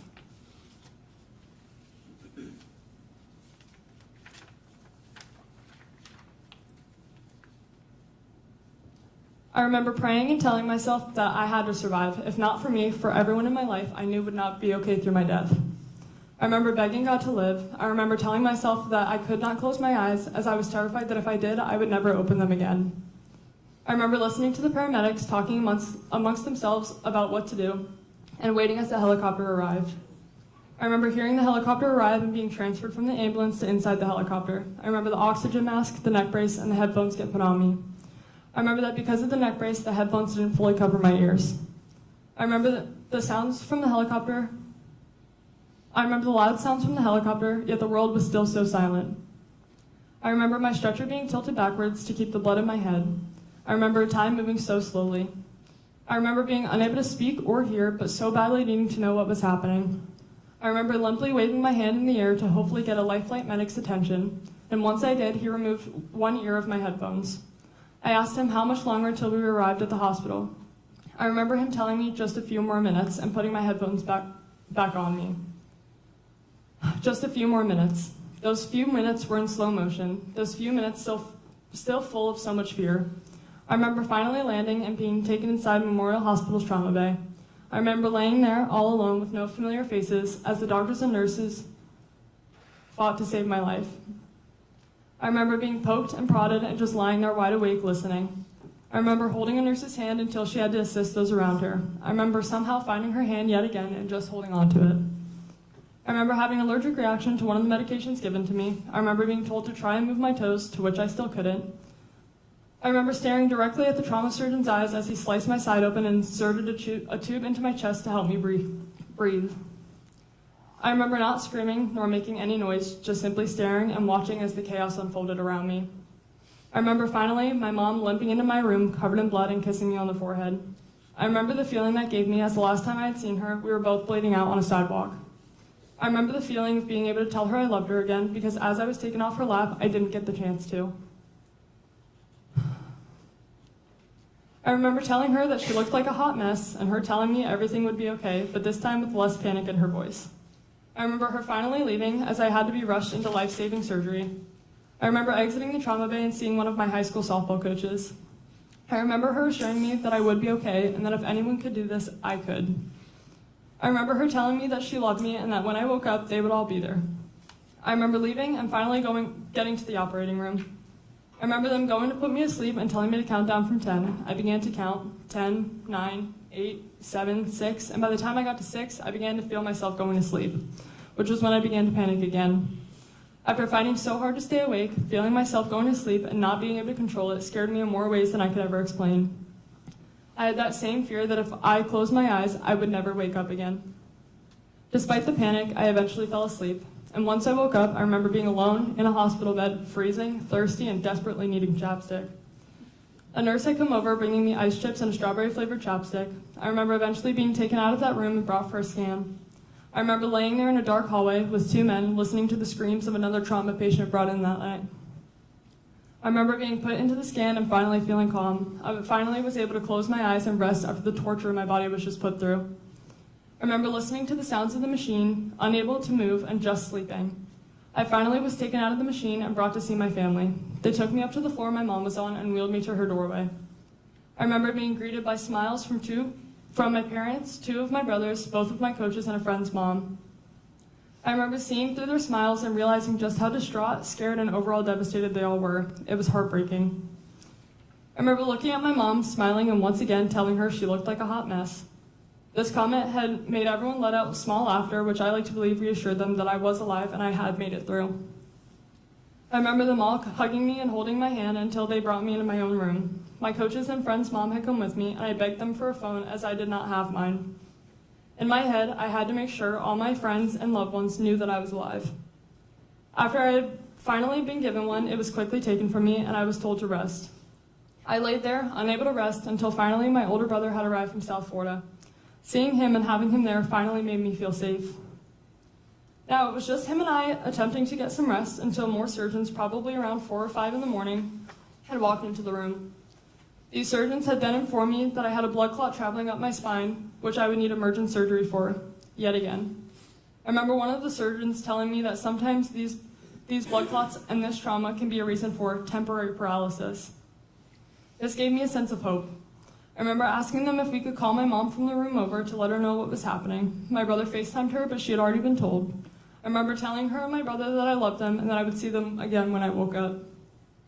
I remember being brought into the operating room, once again, seeing all the familiar bright lights and walls, and once again being told to count down from 10. This time, I felt less panicked. I was tired, and I felt confident that I would wake up after surviving what I already had.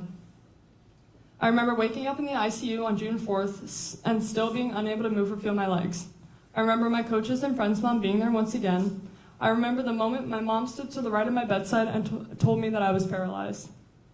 That it was not just a blood clot, but my spinal cord had been lacerated and spinal fluid was pouring out of it. I remember hearing this, shrugging my shoulders, and looking back towards the room. I had known I was paralyzed, yet never in my head did I think I would not overcome it.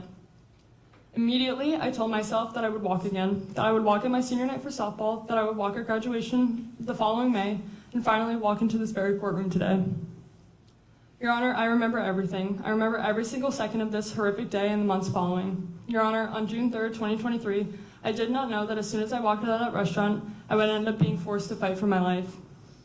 What I didn't know was that after I won that fight for my life, was that I would be faced with a lifetime's worth of challenges.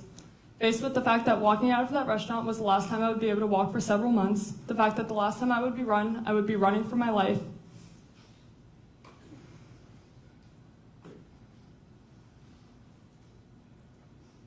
The fact that every single day following, I would have to continue to fight for my life, for normality, and to gain back every ounce of independence I once had.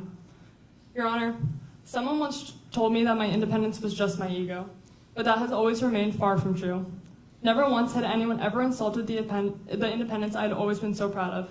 Your Honor, the person who made that statement sits in front of me today.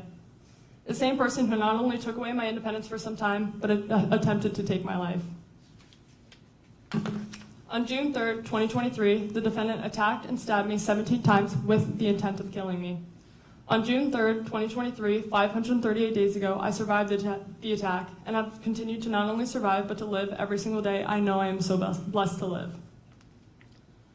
Your Honor, those months following the attack are still vivid. The mental and physical battles are still vivid and so real. In the days following the attack, I was still stuck in the ICU. I remember all the doctors, visitors, interviews, and so on. I remember the feeling of having to be rolled to have my bandages changed and tubes moved. I remember the feeling of having both of my chest tubes pulled out of me. I remember the feeling of having one of my chest tubes being pulled out of me just to be put back in. I remember the smell of the matted blood that had set in my hair from the attack. I remember being unable to sleep despite every effort. Every time I tried, I was quickly interrupted by the same reoccurring image of the defendant running at me on the day of the attack. I remember the moments I would be able to fall asleep. I would wake up screaming, being awoken from the same nightmares that I was being killed by the defendant or one of his family members. I remember one night specifically when I had woken up, finally thinking I had slept through the night, just to come to find out that I didn't actually sleep soundly, but instead woke up screaming every few minutes, begging no, screaming stop, and that I was dying. I remember my first shower that took probably 5 hours and the help of probably 5 people. I remember when physical therapy started. I remember being lifted out of the bed for the first time in a Hoyer lift and into a wheelchair beside the bed. The feeling of both my chest tubes being pulled and the feeling of the almost 100 staples in my back being pressed up against the Hoyer and the chair, the pain almost unbearable. But I did it. Something so small as getting out of bed and sitting in a chair for 20 minutes felt nearly impossible, but was such a huge win. Every day after that was full of their own trials and tribulations, each day just as challenging. Physical therapy at that point consisted of just simply sitting up, something you all are doing right now, but at that time, something that was physically impossible for me, as every muscle to do so was paralyzed from the attack. I remember the pain that I felt just sitting up, the piercing pain I felt in my chest each try, each breath. I remember every family member, every friend, and every healthcare worker who gave everything that hour just to make it somewhat bearable for me. Despite the physical and mental pain that it took, they still somehow made it just a little bit better. Eventually, I was transferred to Brooks Rehabilitation. I remember the fear of uncertainty, being moved to an unfamiliar place with unfamiliar people, unsure of how long I would be there or what the intense rehabilitation would look like. The emotional toll that came with each step, the overwhelming sense of helplessness, and the constant fear of what was next. The moments when I wondered if I would ever feel like myself again, if I would ever walk how I used to again, or be able to live through a day without being reminded of this trauma. And yet, through it all, I also remember the moments of hope, the small victories, and all of the support from those around me. These memories, these moments, they stay with me forever, and they shape who I am every single day. I remember being transferred in the late afternoon, so it was quiet. I remember, despite the silence, hearing the screams of another patient down the hall who was quickly transferred, as the Brooks workers were also aware of how that could scare someone with the trauma I had. As the next day came, therapy began. 3 to 5 hours of occupational and physical therapy consumed my time. The goal started small, but the therapy was intense. Learning how to sit up on my own, change my clothes by myself, transfer myself between the bed and the wheelchair, simple everyday tasks were so difficult. Yet slowly they became easier. I remember on June 20th taking my Asia impairment exam, which is what the extent of a spinal cord injury is defined by the American Spinal Injury Association impairment scale using specific categories. I remember the exam taking a few hours and feeling so discouraged. The feeling of being unable to feel or move any of my body was so discouraging. Until finally, at the very end of the exam, after being unable to move or feel anything, I was finally told to try and move my left foot. Staring at the ceiling, still so discouraged, I tried. I remember feeling something and looking at my physical therapist. She asked me, "Did you feel that?" To which I responded, "Did it move?" And when she confirmed that I had finally moved my foot, the room was full of emotion. So overwhelmed by the feeling of simply just moving my foot, I remember the feeling of being able to tell my mom that I was now able to move my foot and her bursting into tears of joy. I remember every phone call to all of our family and friends, and each of them also overwhelmed with so much joy to see that I could finally move my foot the slightest bit. This moment gave me hope for the future, hope that I would be okay, hope that with time I would regain movement in other parts of my body, and confirm my goal that I would one day walk again. I remember after this moment, the already intense therapy becoming even more intense. The hours spent every day trying new things, strengthening each part of me, and accomplishing more and more. Each day, my left leg got stronger to the point where they were able to stand me up with assistance, and with time, on June 30th, I attempted to take my first steps with assistance. Though slow, painful, and incredibly difficult, every day after that was a new goal reached, new progress, and a new step forward. Finally, after over a month in the hospital and in rehabilitation, on July 7th, 2023, I was sent home. On that day was the first day I addressed both the community and the media. On that day, I said that there was no looking back, how incredibly lucky I am to be alive today, and how each day I would take it as its own opportunity to live and make a difference in the world, and how I am determined and confident in myself that I would reach my goals to one day walk again. And every single day following, I've continued to stand by these words. Every day, I make the choice to be positive, and I've used this trauma to help inspire and motivate others despite everything I go through personally, daily. After addressing the media, I was finally able to go home. Going home was a new battle, learning how to adjust to my new life, my new way of life in a place that was a reminder of everything that used to be was difficult. On my second day home, I was sat in my room crying and finally moved my right leg. I called my mom into my room, and once again, she was immediately brought to tears. Once again, I got to experience calling all of my loved ones and sharing with them another huge victory. That following Monday, I started outpatient rehabilitation. I was in the pediatric day program at Brooks Rehabilitation, to which I attended physical and occupational therapy Monday through Friday for 3 hours every morning.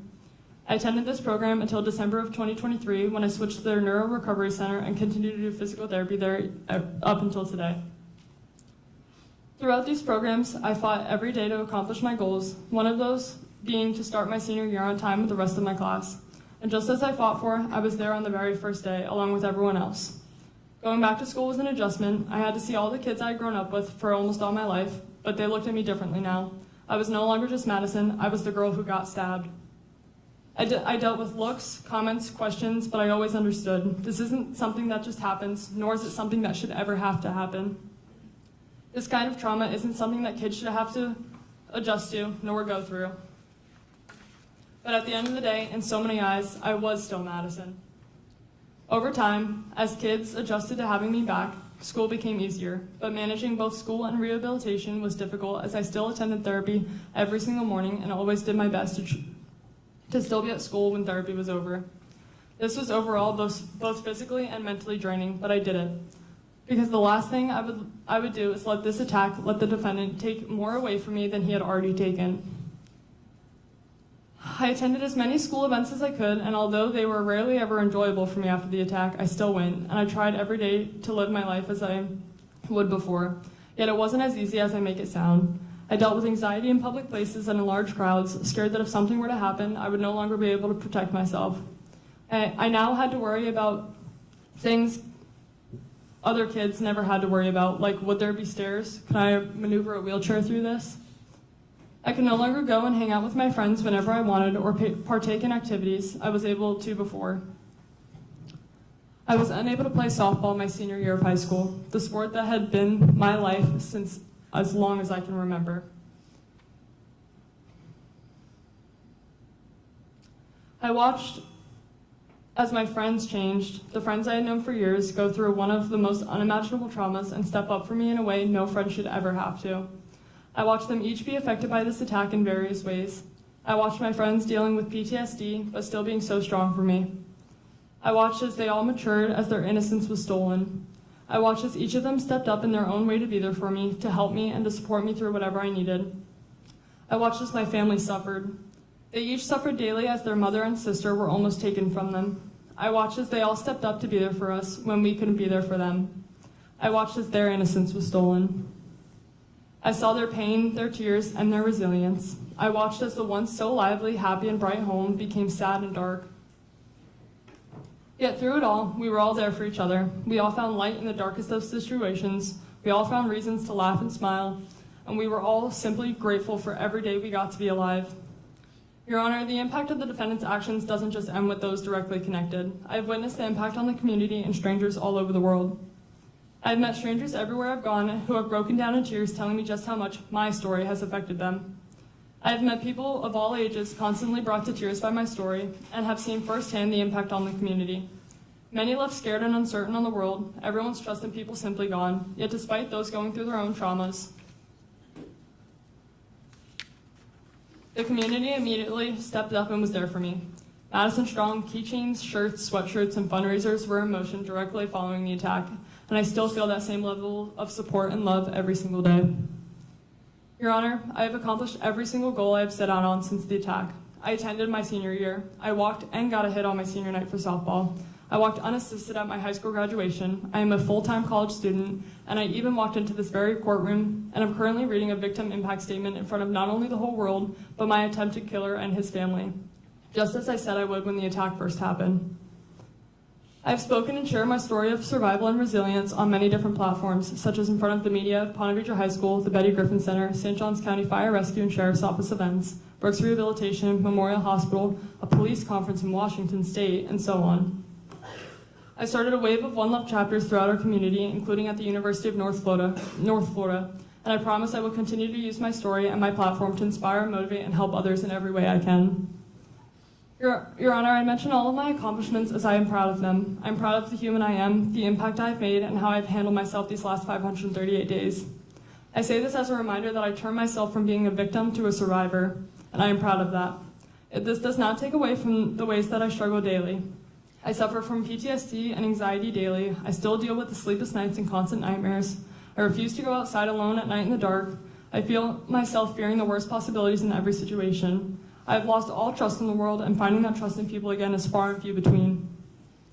I have lost any childlike innocence and have been forced to grow up in a way most kids never have to. I have chosen to live the way I live and be so positive to hide the dark reality that I go through. I often laugh and smile to not let those around me realize that I am suffering so that they don't have to be sad as well.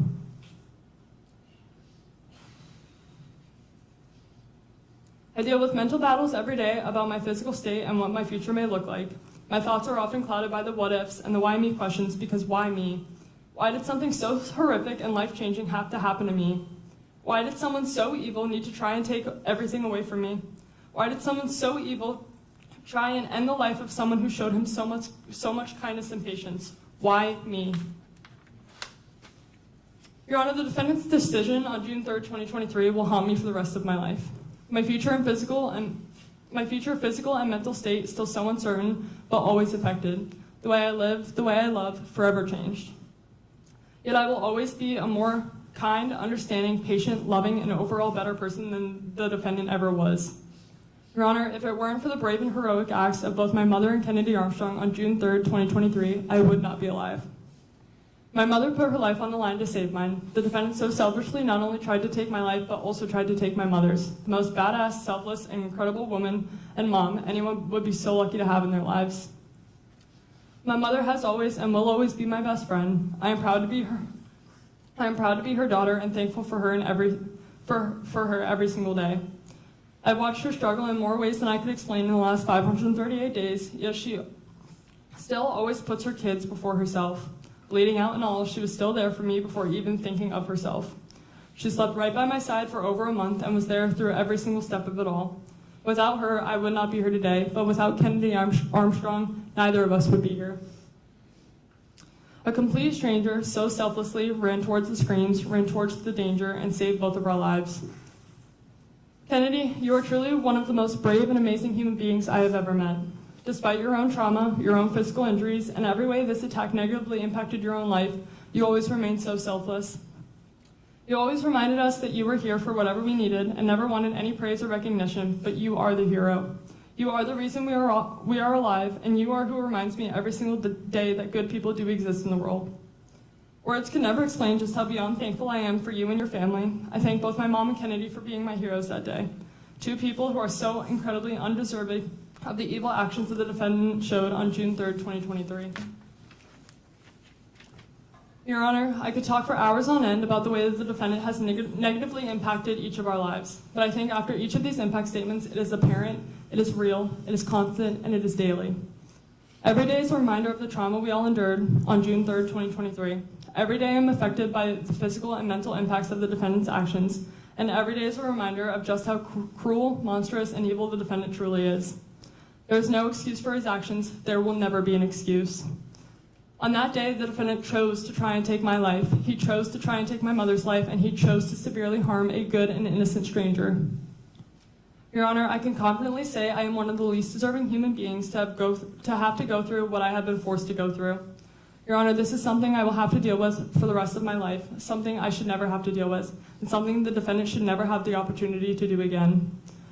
Your Honor, on June 3rd, 2023, I was given my own life sentence by the defendant, and I plead with you that the defendant receives the same justified sentence and deserved punishment. Thank you.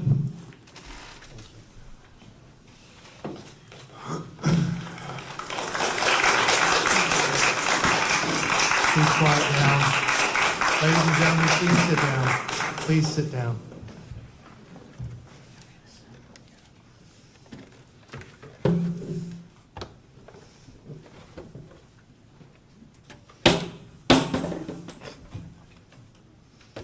Thank you so much.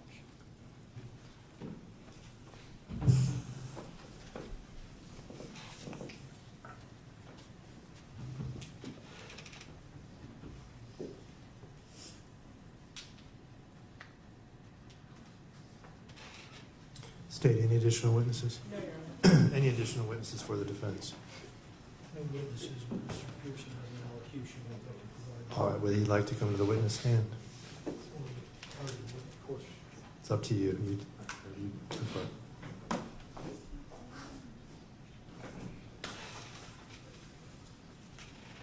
All right.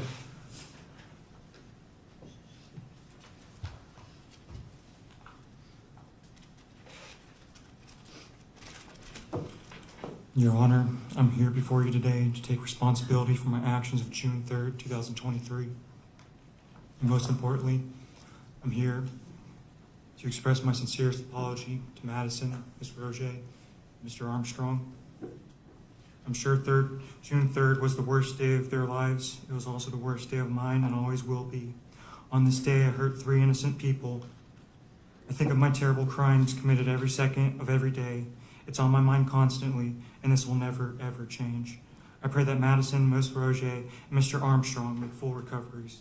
I can't begin to imagine what I've put them through and the negative effects I've had on everyone involved. I understand the anger and hatred they all have for me. I will never understand any negativity or ill will directed towards my family regarding this subject. They did not do this. I did. There are good people trying to do good in this world, not evil. My parents tried their absolute best to get me help with the limited knowledge and the limited time they had. They are completely devastated, and they want their son to get help more than anything. Your Honor, I try my best to live myself after what I've done, but I just don't know how. I need serious help, and I have for a long time. And I'm so sorry for what this has come to, and I'm so sorry for my actions. I ask for forgiveness, and I ask for mercy. I ask for the chance to get help so I can return to my family and do good in this world. Thank you for your time. That's all I have to say. Thank you, Mr. Pearson. Any additional witnesses for the defense? No, Your Honor. We'll move into argument. I will hear from the defense first. Mr. Katurgis.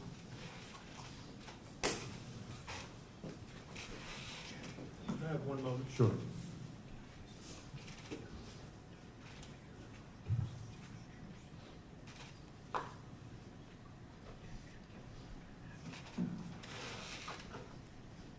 One moment.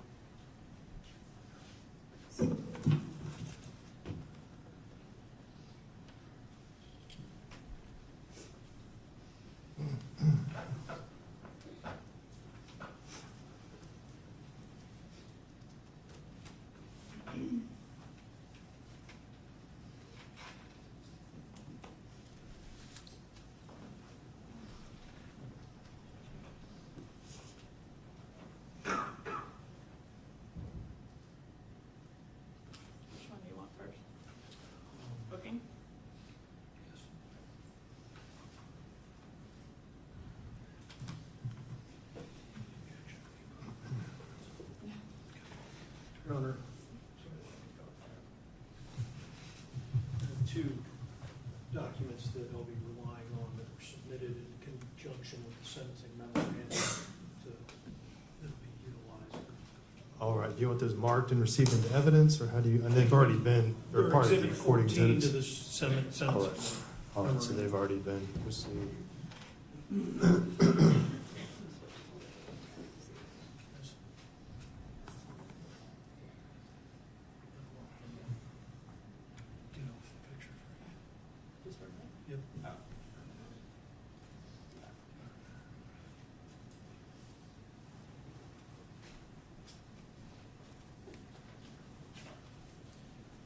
Your Honor, you've heard a lot of testimony and victim impact statements today. We're here because Mr. Pearson entered pleas of guilty to the charges before the court, and he's taken responsibilities for his conduct. And the court's in the unenviable position to sentence Mr. Pearson. But sentencing in a courtroom does not fulfill the purpose of vengeance. It's to impose punishment, a just punishment. And in doing so, the court doesn't take into account just the facts and circumstances of the case, the crime, but also the characteristics of the defendant in fashioning that just sentence. And this is a situation where there's a young man, barely an adult, that in the fallout from a relationship with his girlfriend was extremely broken.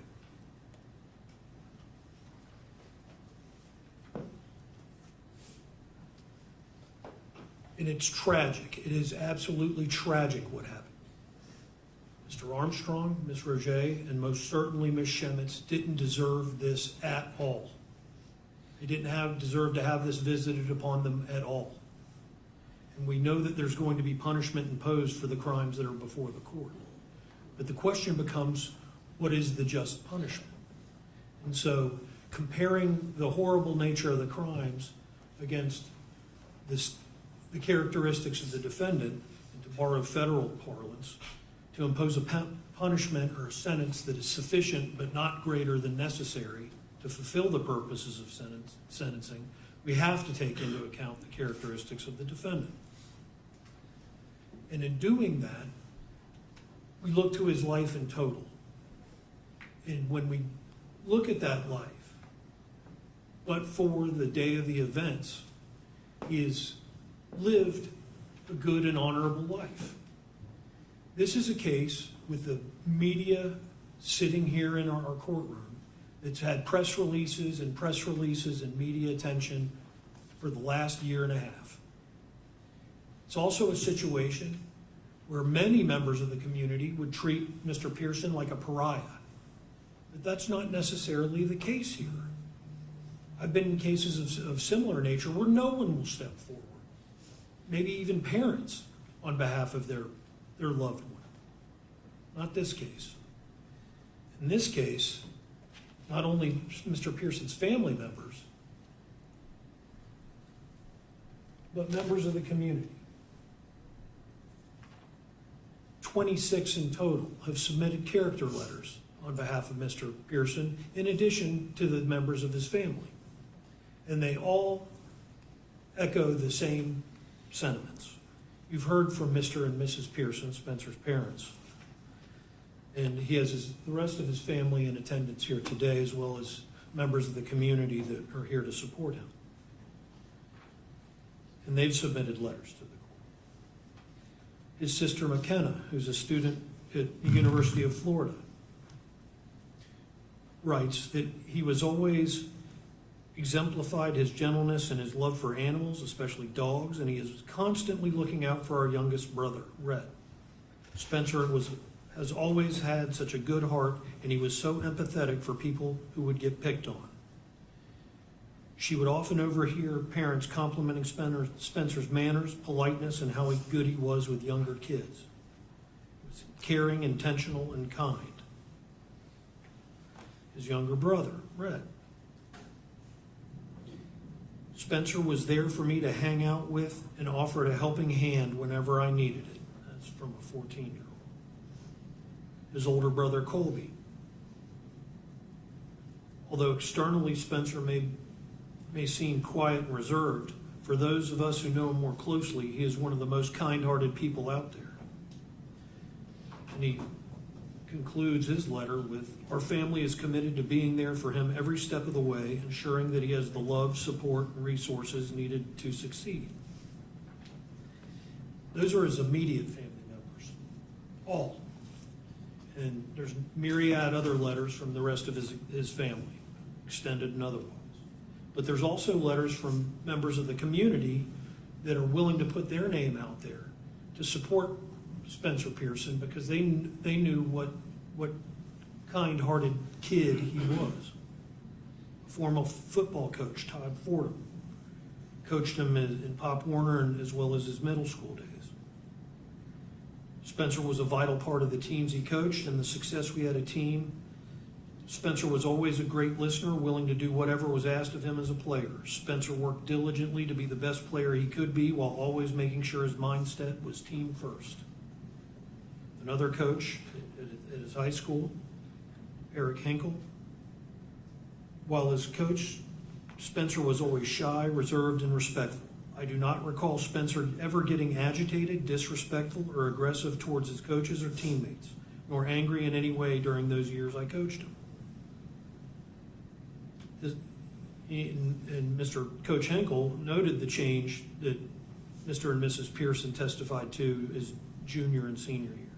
And he states, "This passive and shy personality is why the events of this last year were a tragic surprise to me.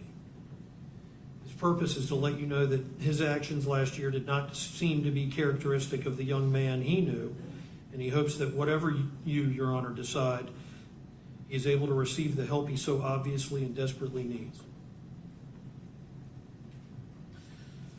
A family friend of the Pearsons who knew Spencer well, the children were of her family, and the Pearson family were all of similar age, and they spent a lot of time around not only the parents but all the families.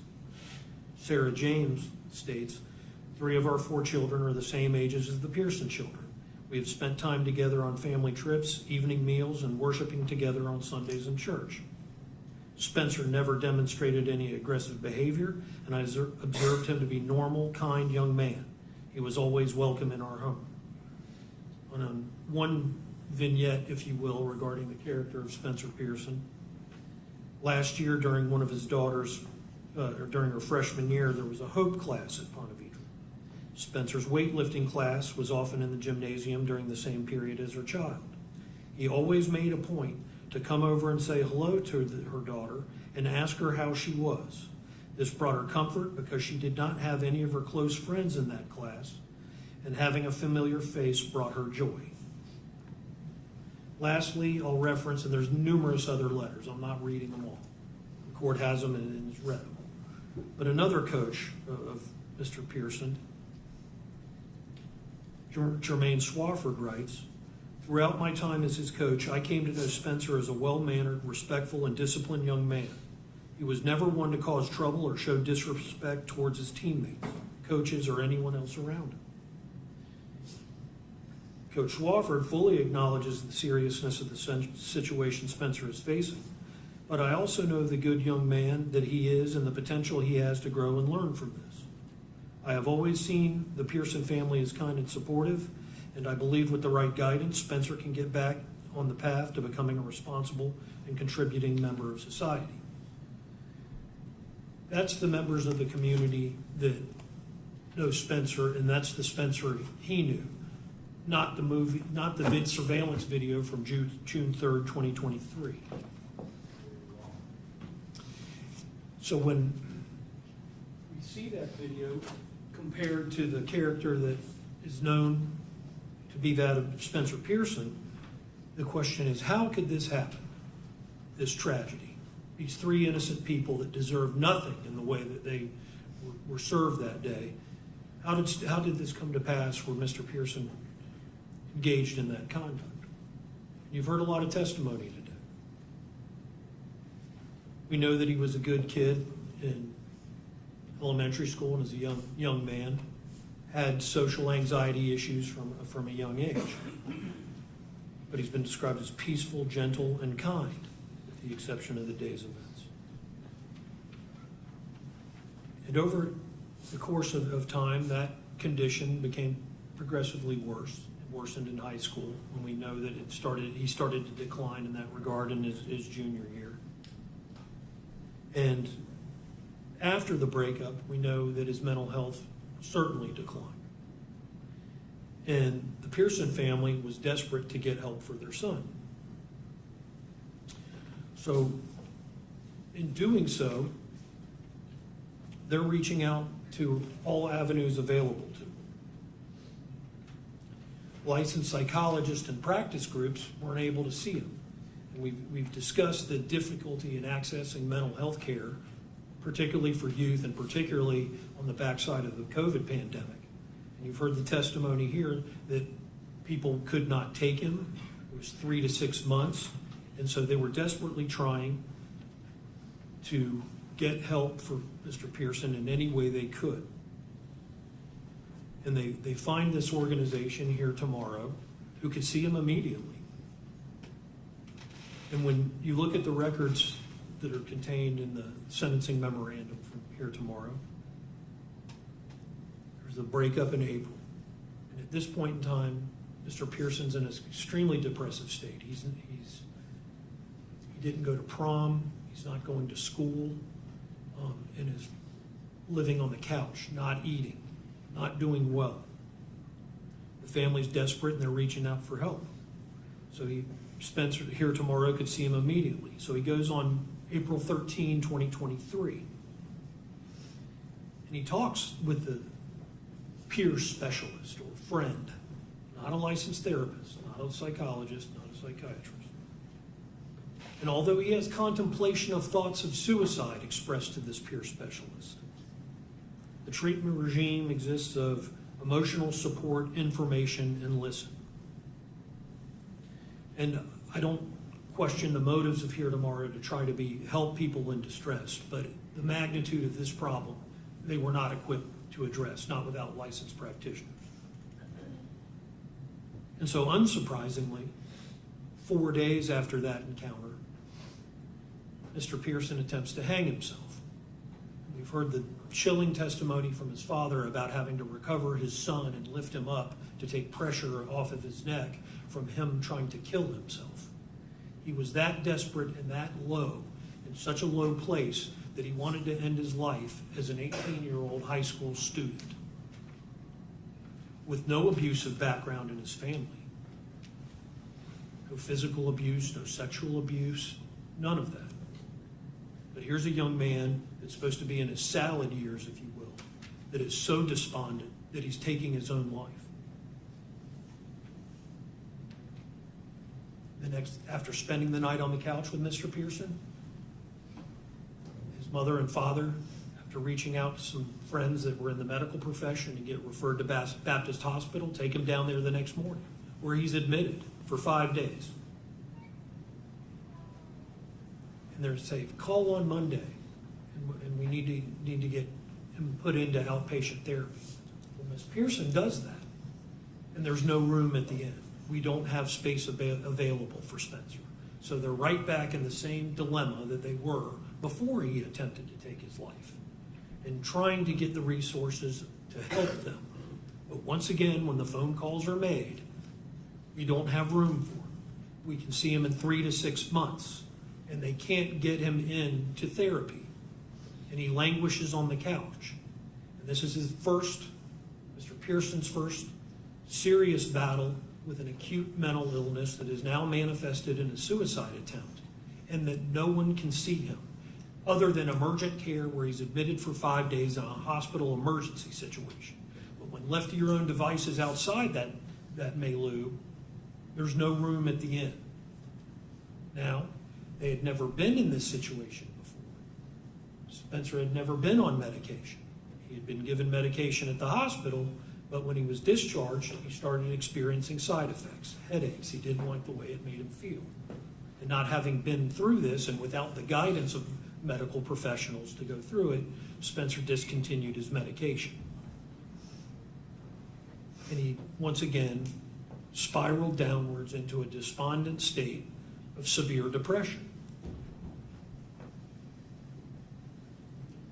witnessing this reoccurring again, Mr. and Mrs. Pearson having no available resources to him, go back to here tomorrow just because he can be seen. And he's seen on May 31, 2023. 4 days prior to the date of the events that bring everyone to this courtroom. 4 days. Spencer recounts to the peer specialist that he attempted to commit suicide. He had concrete plans. He had ideation. When you look at the progress note that was filed as, I believe, notice of filing number 8, the last one that was filed, it states his current status was now preparation. Before it was contemplation. Now it's preparation. And they know that there's been a prior attempt. The course of treatment that was ascribed to by that entity is to make a safety plan.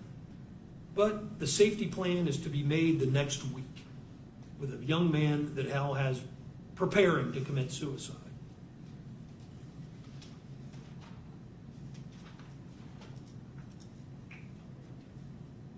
He returns home, and 4 days later, these heinous crimes are committed.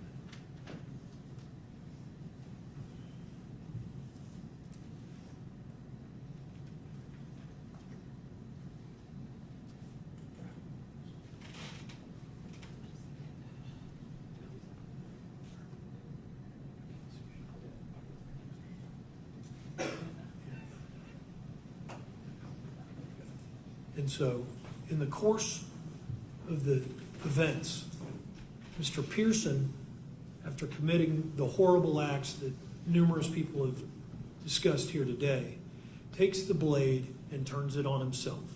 Several times, slowly and methodically, slicing across his neck. And before the court, and this is exhibit, I believe, 14 of defendant's sentencing memorandum, you see the grievous injury that he inflicted upon himself. This was the state of despair that Mr. Pearson was in. And I don't mean to discount the harm and the suffering and the injuries of the victims. I recognize that. But Pearson is a damaged kid. And this is evidenced by this photo that is so deep where he's lacerated his trachea as well as all of the other organs in his throat. And it's remarkable that that suicide attempt did not succeed.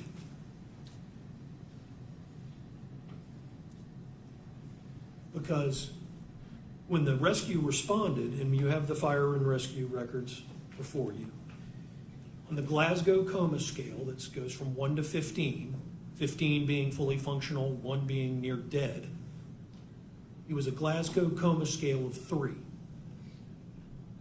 He was not breathing and had barely had a pulse. They were able to intubate him and save his life.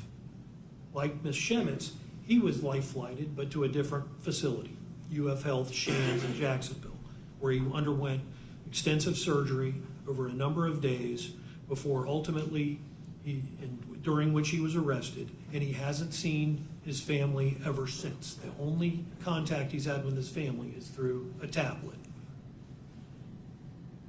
When he's released, he wears the scar on his neck as he's in this booking photo. And he still has that scar as a reminder to himself, as well as the rest of the world, about how damaged he is and was.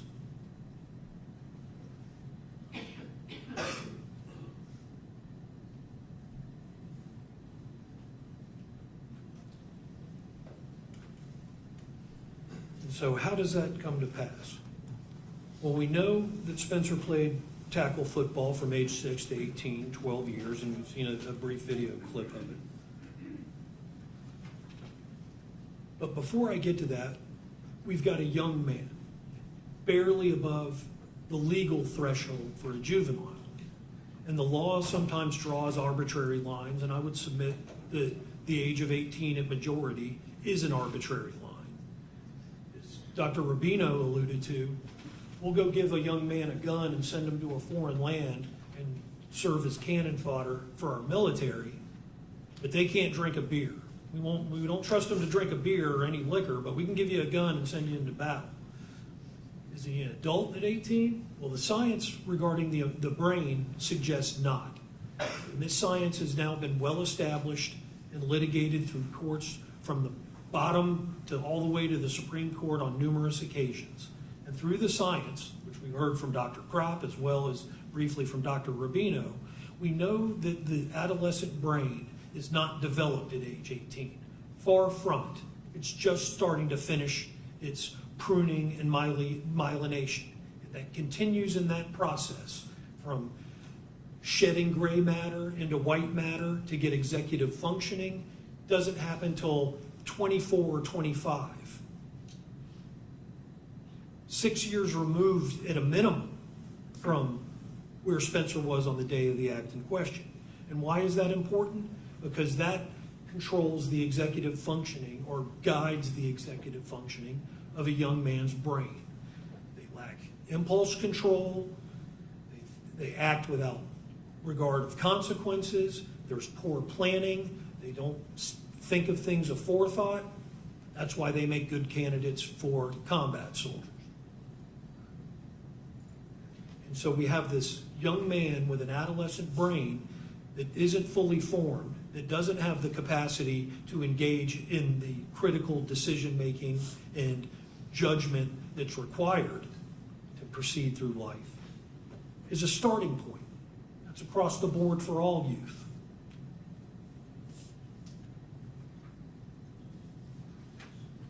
Kids are different. And although he may have been 18 and legally adult, he's a kid. He's a kid as he sits here today.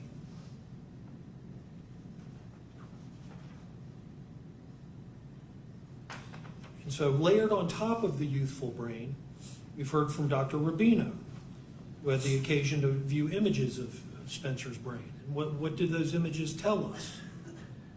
That this kid has been the subject of repetitive head injuries for 12 years. By his dad's count, and I would submit it's very conservative at 15 a session, 10,000 hits to the head. Some more serious than others.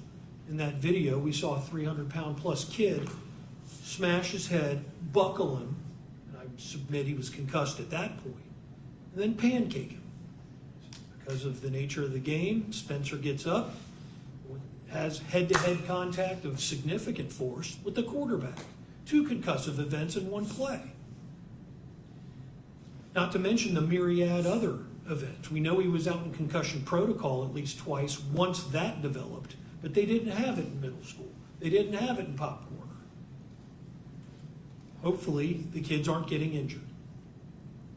But when Dr. Rubino looks at Spencer Pearson's brain, we know there's a lesion on the right frontal cortex that's in an area that's inconsistent with any vascular source, not to mention that he's 20. He hasn't had time to develop those problems. There's no indicia from health records or otherwise that he has any vascular problems. But he's got a lesion on the front part of the brain. He's got the cavum septum pellucidum, the separation of the 2 hemispheres of the brain and the membrane that with a 20-year-old kid with no other explanation who's played 10 years of tackle football, the only explanation is head trauma. We know about the cingulate gyrus being impaired. And why is that important? Because that is part of a brain and a human's limbic system.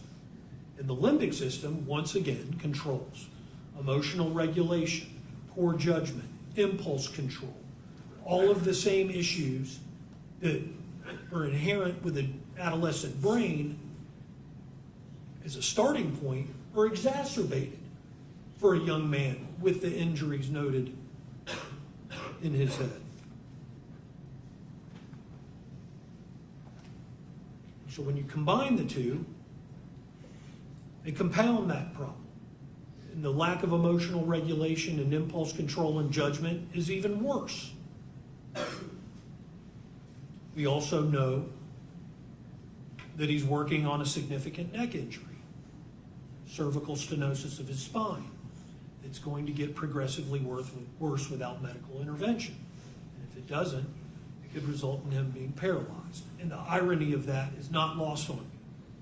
But as that is not an appropriate punishment to be doled out in a courtroom. But that's what he's looking at without treatment. And the court's been around a long time, as have I. And the court is aware of the medical treatment that's rendered in the Florida Department of Corrections. It's less than stellar.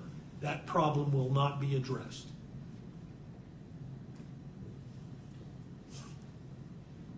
So on top of the organic brain injuries that exist and the brain damage, we have the psychological component. Dr. Krop spent over 18 hours with Spencer between testing, interviews with him. And what do we know from that? He suffers from major depressive disorder and social anxiety disorder that further impair his judgment, his impulse control, and the other matters that are just getting compounded and compounded and compounded on top of one another. And those psychological issues, coupled with the adolescent brain and the brain injury, caused this young man to act impulsively, without regard to consequences, without judgment, planning a forethought.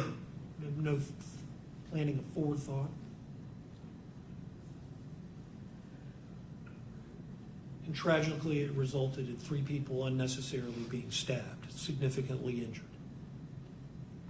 And it breaks my heart to hear this young lady suffering for this the rest of her life, not to mention the trauma of Mr. Armstrong and Ms. Rogê that will likely be dealing with their injuries and their psychological injuries for the rest of their lives. I recognize that. And for that, my heart breaks. Dr. Krop also found him to suffer from autism. And I've spent a lot of time with Mr. Pearson myself, and I'm no expert, but I tend to concur with him, having spent days with the young man. And you layer that facet on to the others, and it may not have the same features of impulse control and poor judgment as the other issues that Spencer's experiencing, but it certainly doesn't help.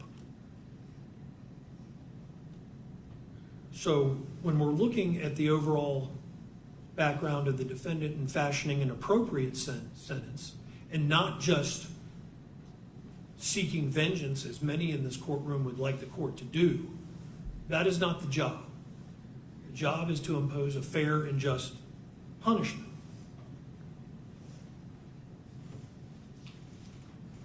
And I would submit to the court that even though the statutory max in this case is life, this case is wholly inappropriate for a life sentence. This young man is not irredeemable. He does have a potential for a future. He's got a supportive family and support network that can help him going forward and ensure that he's never in this position again. He recognizes the gravity of this situation. He's remorseful, genuinely remorseful for what he did. There's a future for him if he's permitted to have one. And I think life is wholly inappropriate. And I submit a guideline sentence of approximately 20 years is inappropriate for a kid with the injuries that he has and the conditions he's suffering that are documented, replete with multiple attempts to take his own life, the scars of which he wears today. We've moved for a downward departure from the sentencing guidelines. I believe we satisfied each and every one of the departures that are sought. His capacity to conform his requirements to the law substantially impaired by the injuries he suffered to his brain, the adolescent brain, as well as the serious psychological diagnoses he's had that impair his judgment.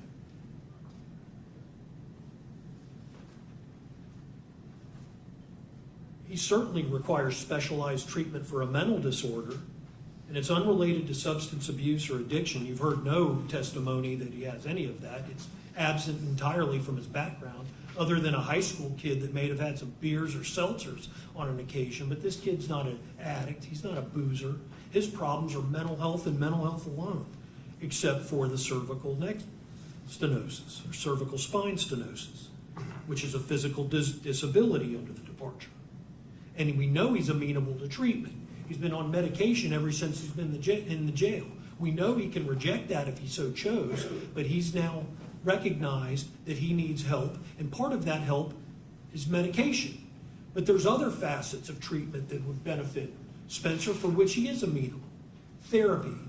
Dr. Krop recommended therapy 2 times a week individually and group throughout to help him overcome a social anxiety disorder. And he wants the help. He just asked you for it. His family's been screaming for it. And so he meets the basis for a departure for specialized treatment for which he's amenable. We've also sought one for the crime being committed in an unsophisticated manner, an isolated incident for which he shows remorse. As tragic as what we've seen here today was, it was unsophisticated. There was no, this wasn't a white collar fraud case. This isn't multiple drug deals. This isn't trafficking. This isn't the normal grist for the mill that the courts encounter and defense counsel deal with. This was a instantaneous attack. So it was unsophisticated. It was isolated. He has absolutely no criminal history. Never been in trouble with the law prior to this. Never been violent to anyone prior to this. And he's shown remorse. And lastly, we're seeking a departure on the basis that the defendant was too young to appreciate the consequences of the offense. And in doing that, age alone doesn't cut it. I'm aware of that. But emotional immaturity coupled with chronological age, and this isn't somebody that's 20, 22, we're talking about a kid 9 months removed from his 18th birthday. So, and Dr. Krop testified that due to his psychological conditions, as well as the adolescent brain, he is emotionally immature. And so we've met the grounds for that departure as well. Now, I know the court, in whether to grant a downward departure, it's a 2-step process. One, the court has to determine whether the defense has met the burden of production by a preponderance of evidence to satisfy the grounds for the departure. And I submit to the court we absolutely have. But the second one is discretionary. The court has to decide whether it thinks departing will provide for a sentence that is appropriate. It's a discretionary act by the court. And I'm imploring the court to exercise that discretion because this kid is damaged. This isn't an incorrigible criminal. This is a broken kid that is not irredeemable. He has a chance in the future if he's offered the opportunity. He's willing to accept the help, and he's been doing it ever since he's been incarcerated. He has a support group that will help him stand up in support to help him get that help. And I'm firmly committed that if Spencer is released, and there's, in addition to incarceration, there's other facets of punishment that can be imposed. The court can put him on supervision. He can be on community control for up to 2 years. He can be on probation with a court order requirement to maintain treatment and have treatment providers report to probation to ensure that he's following through, not to mention the people that want to give him help and his own desire to get help. There's ways to fashion that sentence. And further support for a mitigated sentence is the pre-sentence investigation itself, prepared by a member of the Department of Corrections, that in the recommendations doesn't make a recommendation as to the sentence. That is the unenviable task of this court, and I do not envy the role. But in the report, the representative of the Florida Department of Corrections is recommending to Your Honor that when he's incarcerated, that he go to a facility that he can get specialized treatment for his disorders. Now, I'm not aware of any such facility in the Department of Corrections, so I'm not sure that, as much as everybody wants to have that happen, that it's even available. It sounds good, but in practice, it doesn't exist. You get pills, and that's what you get. And so respectfully, for this kid that prior to this horrible event that we view today has lived an outstanding life. He goes to his neighbors to help protect a wife and daughter while the husband's out because they think there's a burglary. He's helping neighbors, elderly neighbors, not climb ladders so they can put lights up around their home. When an elderly gentleman got into a car accident out in the road in front of his neighborhood, Spencer rode out there and assisted the old man and made sure he was okay. This young man has empathy.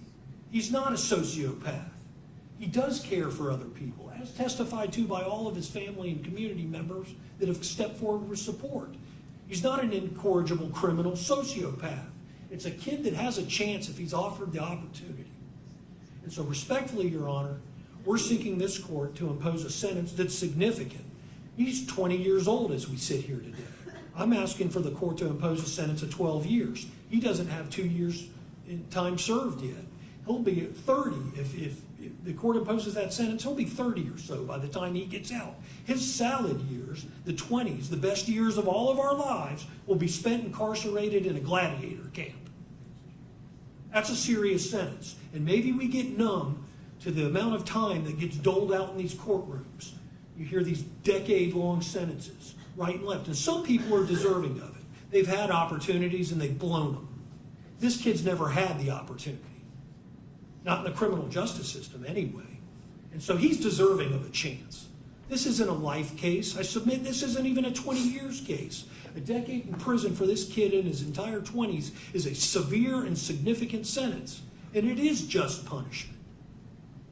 And so we're respectfully submitting to the court that an appropriate sentence in this case is 12 years incarceration, followed by 15 years of supervision with the first 2 years of community control, thereafter with probation, to order mental health treatment and counseling, obviously no contact with any of the participants in this case, but to get the help he needs to become a productive member of society, to prove that he's not the kid that we saw in this video for 20 minutes, that he is the kid that the rest of his life has demonstrated, the one that his coaches are willing to step up for, that his family sits and supported behind him, the community around him sits and supported behind him. He is redeemable, and we're asking for that opportunity, Your Honor. Thank you. Thank you, Mr. Kuchergis. State.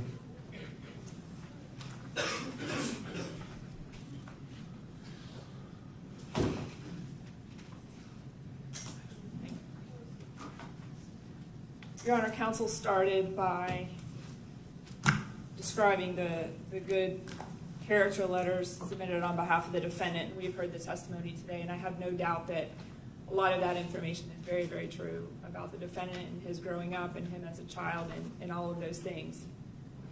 But you also have to think about his characters and his characteristics that came out when he was in this new type of relationship. This isn't his mom, this isn't his dad, cousins, neighbors. This is that intimate dating relationship, that future romantic relationship that he may have. And what came out about Mr. Pearson that perhaps nobody had ever seen before was an individual willing to stalk, harass, scare,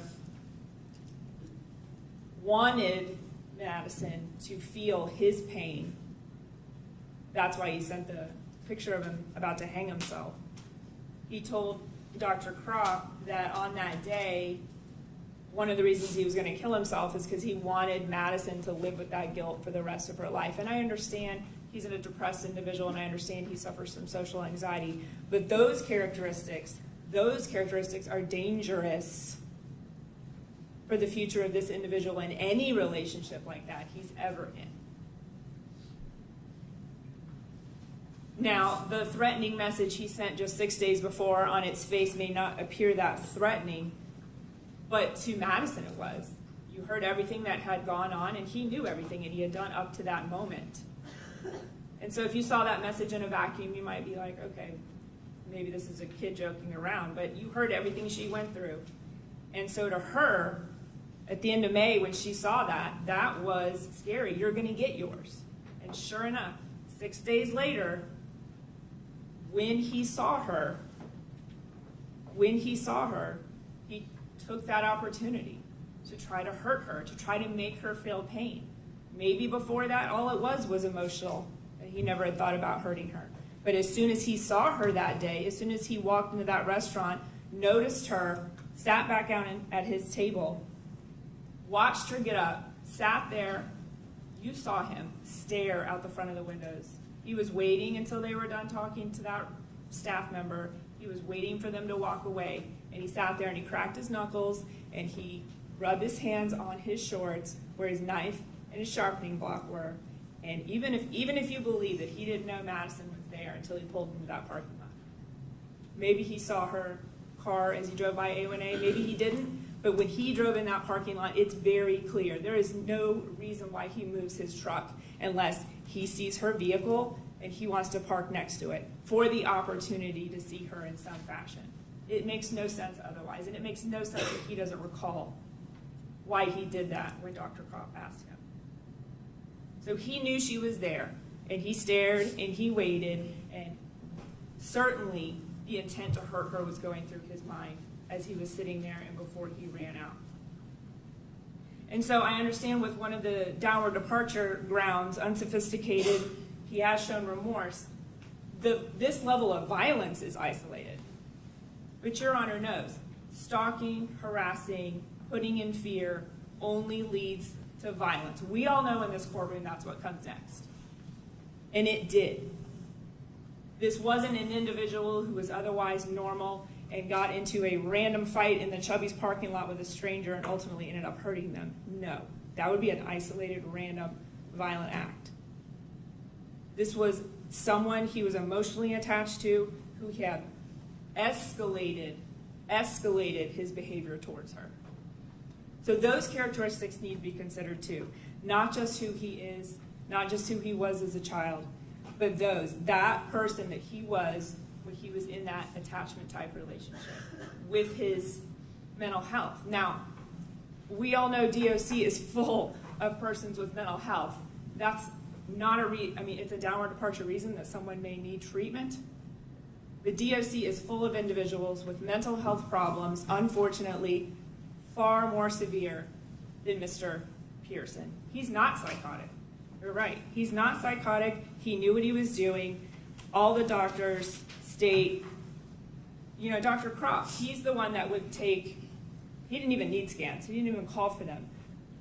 But what is in the scans, we heard about it ad nauseum, but at the end of the day, it has to do with potentially Mr. Pearson's future and some physical issues with him. But at the end of the day, Dr. Krop, before he even knew what was wrong with his brain, said, this gentleman has no impairment to his executive functioning, which is the frontal lobe. He is a normal adolescent brain. He's an adolescent brain, no doubt. We're not dealing with an older gentleman. No cognitive disorders, no impairment to his executive functioning by any of his neuropsychological tests. He is suffering. He is depressed. He has social anxiety. There's a lot of people in America that have depression and social anxiety, and there's millions of young men playing football who do not stab and try to kill their girlfriends. So I understand they're presenting this to you and mitigating, and they're telling you about who he is and what he suffered through, but there's been no correlation to why that is the reason why he did what he did, as if it would be an excuse anyway. So what should you do, Your Honor? Mr. Kuchergis is right. Sentencing is not about vengeance. It's about punishment, but it is foremost about punishment. And you are to weigh this defendant's background into that. And so when you think about what should you do? Well, if Miss Rogê and Kennedy Armstrong were not there, he would have kept stabbing her. She would have died. Mandatory life. Wouldn't have mattered. 18, 19, 20, it wouldn't have mattered. He failed to do that. And so, no, we're not here on a homicide case with one grieving family for the ultimate loss of one person. But we're here with 3 people, 3 separate victims, injured in the most horrific way that will deal with this, Madison especially, physically for the rest of her life, emotionally for the rest of her life. Her mother now is dealing with her own physical trauma, emotional trauma, and of her daughters. And then you have Kennedy Armstrong. You saw him up there. His demeanor. His injury is minor. His physical injury is minor in comparison to the others. But he has been through trauma. It's very clear. And he will have to deal with that as well. So you have 3 victims that will live with this for the rest of their life every day. And Madison, she lives with the fact that every new person she meets, she knows. They don't even have to say it. They don't even, ask her. She knows they're probably thinking, what happened to this girl? Every single person Madison meets for the rest of her life who sees any sort of physical disability with her will wonder. And she will know that as she talks to that person. So every single moment of every single part of her life, she will think about June 3rd. And so you have to think about the fact that there are 3 victims in this case. What would you do if this was just an attack against Madison? What would you do if Madison, her mom, were there, but the defendant only attacked Miss Rogê and you had the injuries that you had in a similar circumstance? What would that be? What would that punishment be? And then what would it have been had he never got to Madison and her mother and Kennedy stopped at first but got the injuries he did? This is a single incident, but it's 3 victims, and technically under the law you can run all 3 counts consecutive. But you should think about the punishment that you would apply in each individual scenario. And I submit to you that it's not a life sentence. It should be a lot of years in prison. They will suffer for a lot of years. I spoke to the one downward departure element judge. The youthful age, the other one, he does not appear to appreciate the consequences of his actions due to his youthful age. We know he's youthful. However, even Dr. Rubino said he could. And Dr. Krop said he could. He could conform. He knew. We knew he did because he outlined his plan that morning to Dr. Krop. He had a complex thought process of where he was going to go. If you believe that to be true, what he told his doctor, Dr. Krop, that he intended to kill himself that day and nothing else. That whole process was complex thoughts. I'm going to go to the beach. My parents can't find me at home. I'm going to kill myself there. I'm going to bring a knife that has my name on it so they can identify me. And I'm doing all of this to hurt Madison for the rest of her life. He knew the actions on the morning. He had actually contemplated what they would be. So he's someone who can appreciate the consequences of his actions. And like Mr. Katurga said, even if you find that some of the mitigation has been proven, there's still that second prong. Should you depart? And absolutely 100% the state believes that this is not a case where a departure is appropriate. Not at all. All 3 victims will think and live about this trauma for the rest of their life, and he deserves to be punished for a very, very, very long time. For the pain he has put them through already, for the pain they will all remain in, all of their families. This is a ripple effect, Your Honor. And for all of the reasons stated and all of the evidence presented today, we ask you to impose a just punishment of life in prison. Thank you. Thank you, State. All right, let me take a brief recess. I want to just think about a few things before I impose sentence. So we'll stand in recess for about 15 minutes. That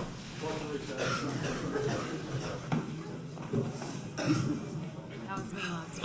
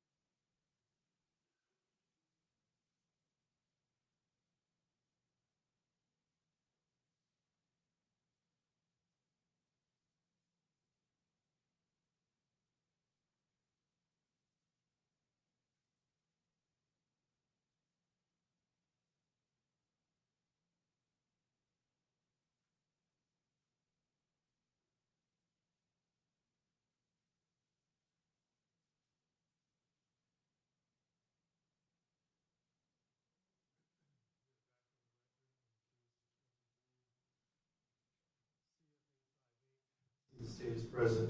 Defense is present. Are there any matters that we need to address before the court imposes sentence from the state? No, Your Honor. From the defense? No, Your Honor. Is there any legal reason why this court cannot impose sentence at this time, Mr. Kachargas? No, Your Honor.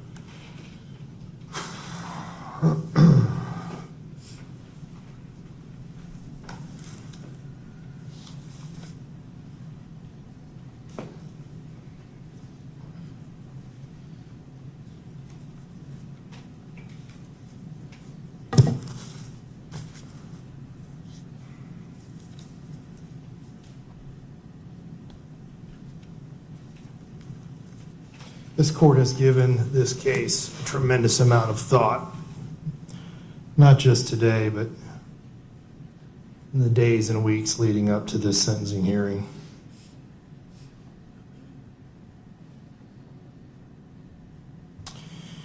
This is a difficult case. This court has faced several very difficult cases recently, and this one is no different.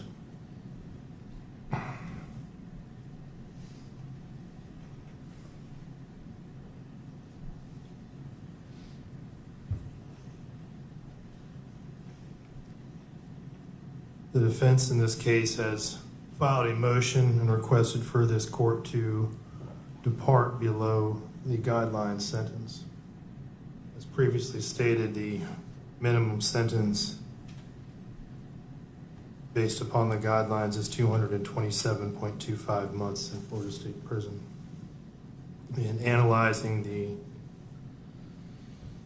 defense's motion and request for the court to downward depart, the defense has presented throughout the course of this sentencing hearing evidence and testimony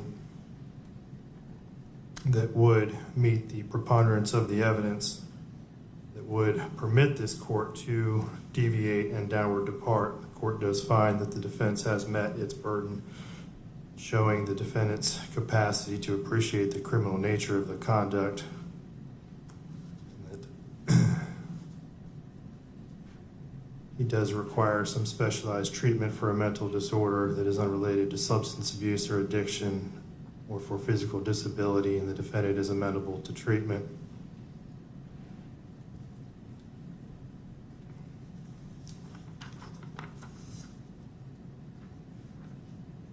I don't know that I agree that this was an unsophisticated manner. I'm not going to find that as to that factor. And I do believe that the defendant is old enough to appreciate the consequences of the offense. So the only factor that the court does find that the defense has met is the fact that he does require some specialized treatment for a mental disorder that is unrelated to substance abuse or addiction or for physical disability. That does not, the analysis of downward departure does not stop at the defense's meeting the threshold and establishing by preponderance of the evidence that there are mitigating circumstances that would permit this court to deviate below that guideline sentence.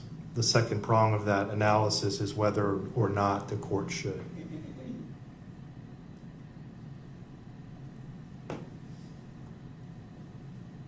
June 3rd of 2023, the events that unfolded on that afternoon were horrific.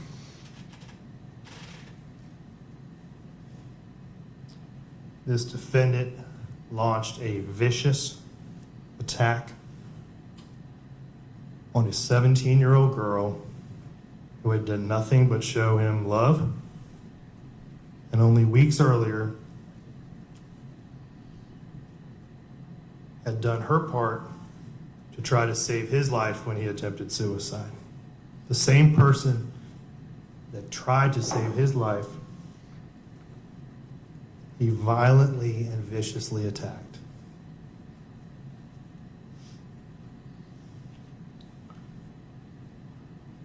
Many folks in this courtroom have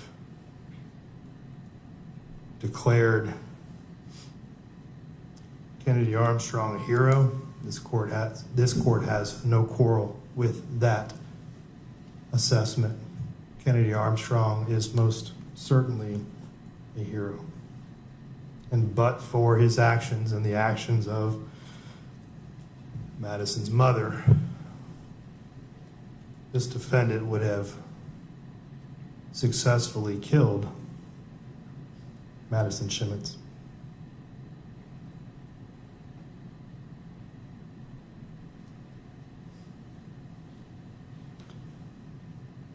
That crime, the crime that was described and shown here today, and the result of that crime, and the impact of this crime that it has had on all three of the victims in this case,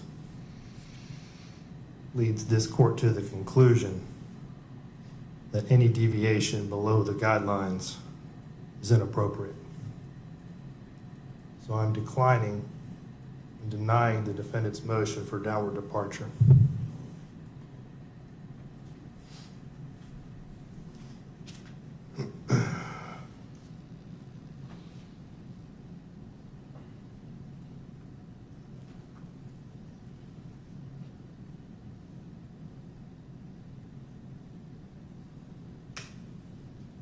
I have considered the mitigating circumstances that have been well presented by the defense in this case. Mr. Kuchergis, you have done an excellent job in representing your client and providing this court with mitigation.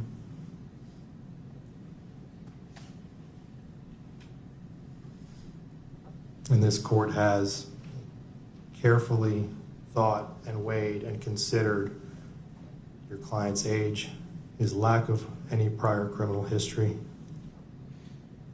the fact that he was suffering from a depressive, clearly a depressive state of mind when this happened,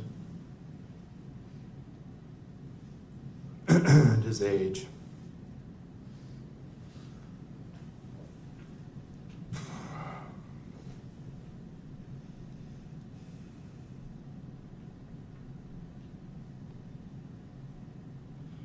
This court does not impose a sentence based on vengeance, as was mentioned, that courts are not here to sentence out of vengeance. This court has carefully thought about all of the mitigation in this case. But the crime that was committed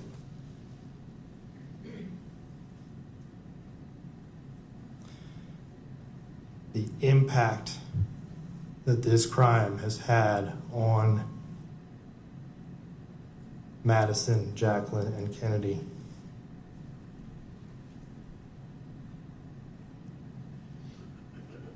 it just far outweighs any of the mitigation that this court has considered.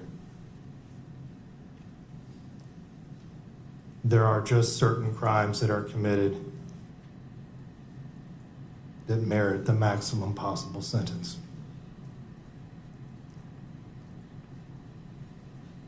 And this court finds that this is one of them.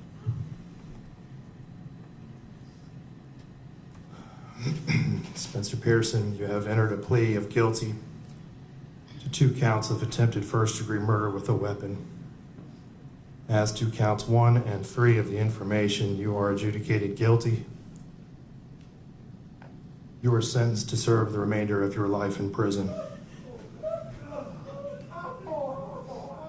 As to count 5, you are adjudicated guilty. You are sentenced to serve 30 years in Florida State Prison. All sentences are to run concurrent with each other. Madam Clerk, please reflect that he has 536 days that he has previously served and imposed the standard felony court costs. Mr. Pearson, you have 30 days to appeal the legality of this court sentence. If you wish to appeal but cannot afford an attorney, one will be appointed for you. This court is adjourned. Your Honor, I believe the state has an announcement. Oh, that's true. Yes, they, as to the remaining counts. State would announce on all questions. Mr. Pearson. I'm on approach. Yeah.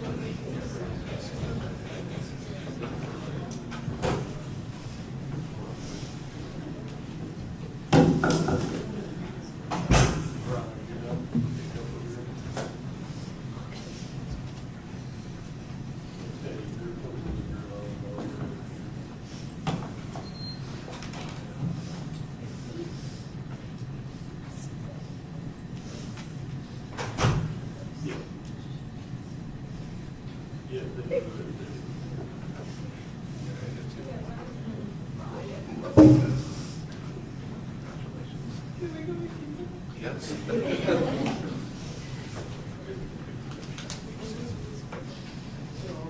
Be loud now, Madison. It's okay. Be loud.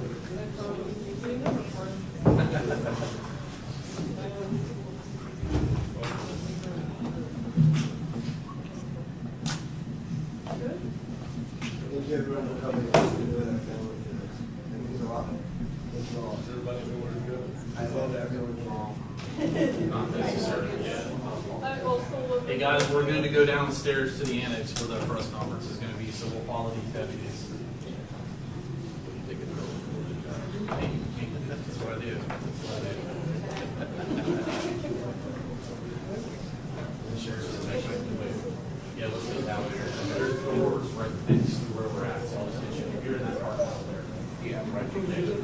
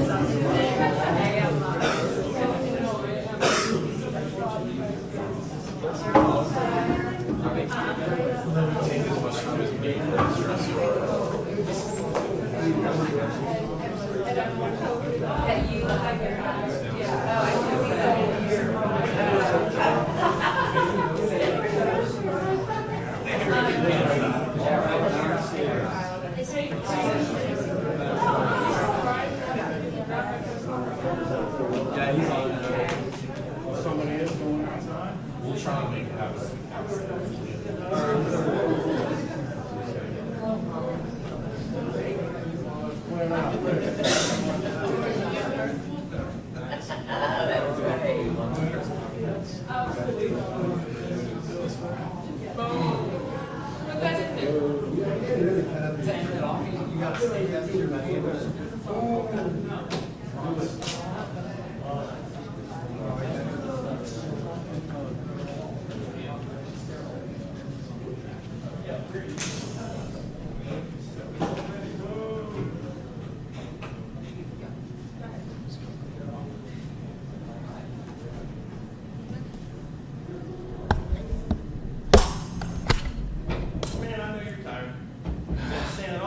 My dogs are barking, man. They told me it was going to be a 2-hour.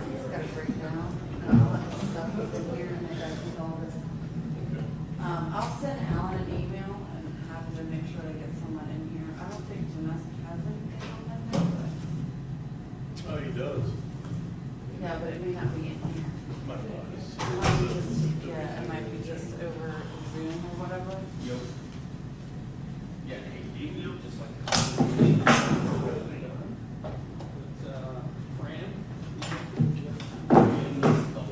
I'll get him out of here. Good. When you're done, you can probably just come over there and finish it up. My number is 524F3.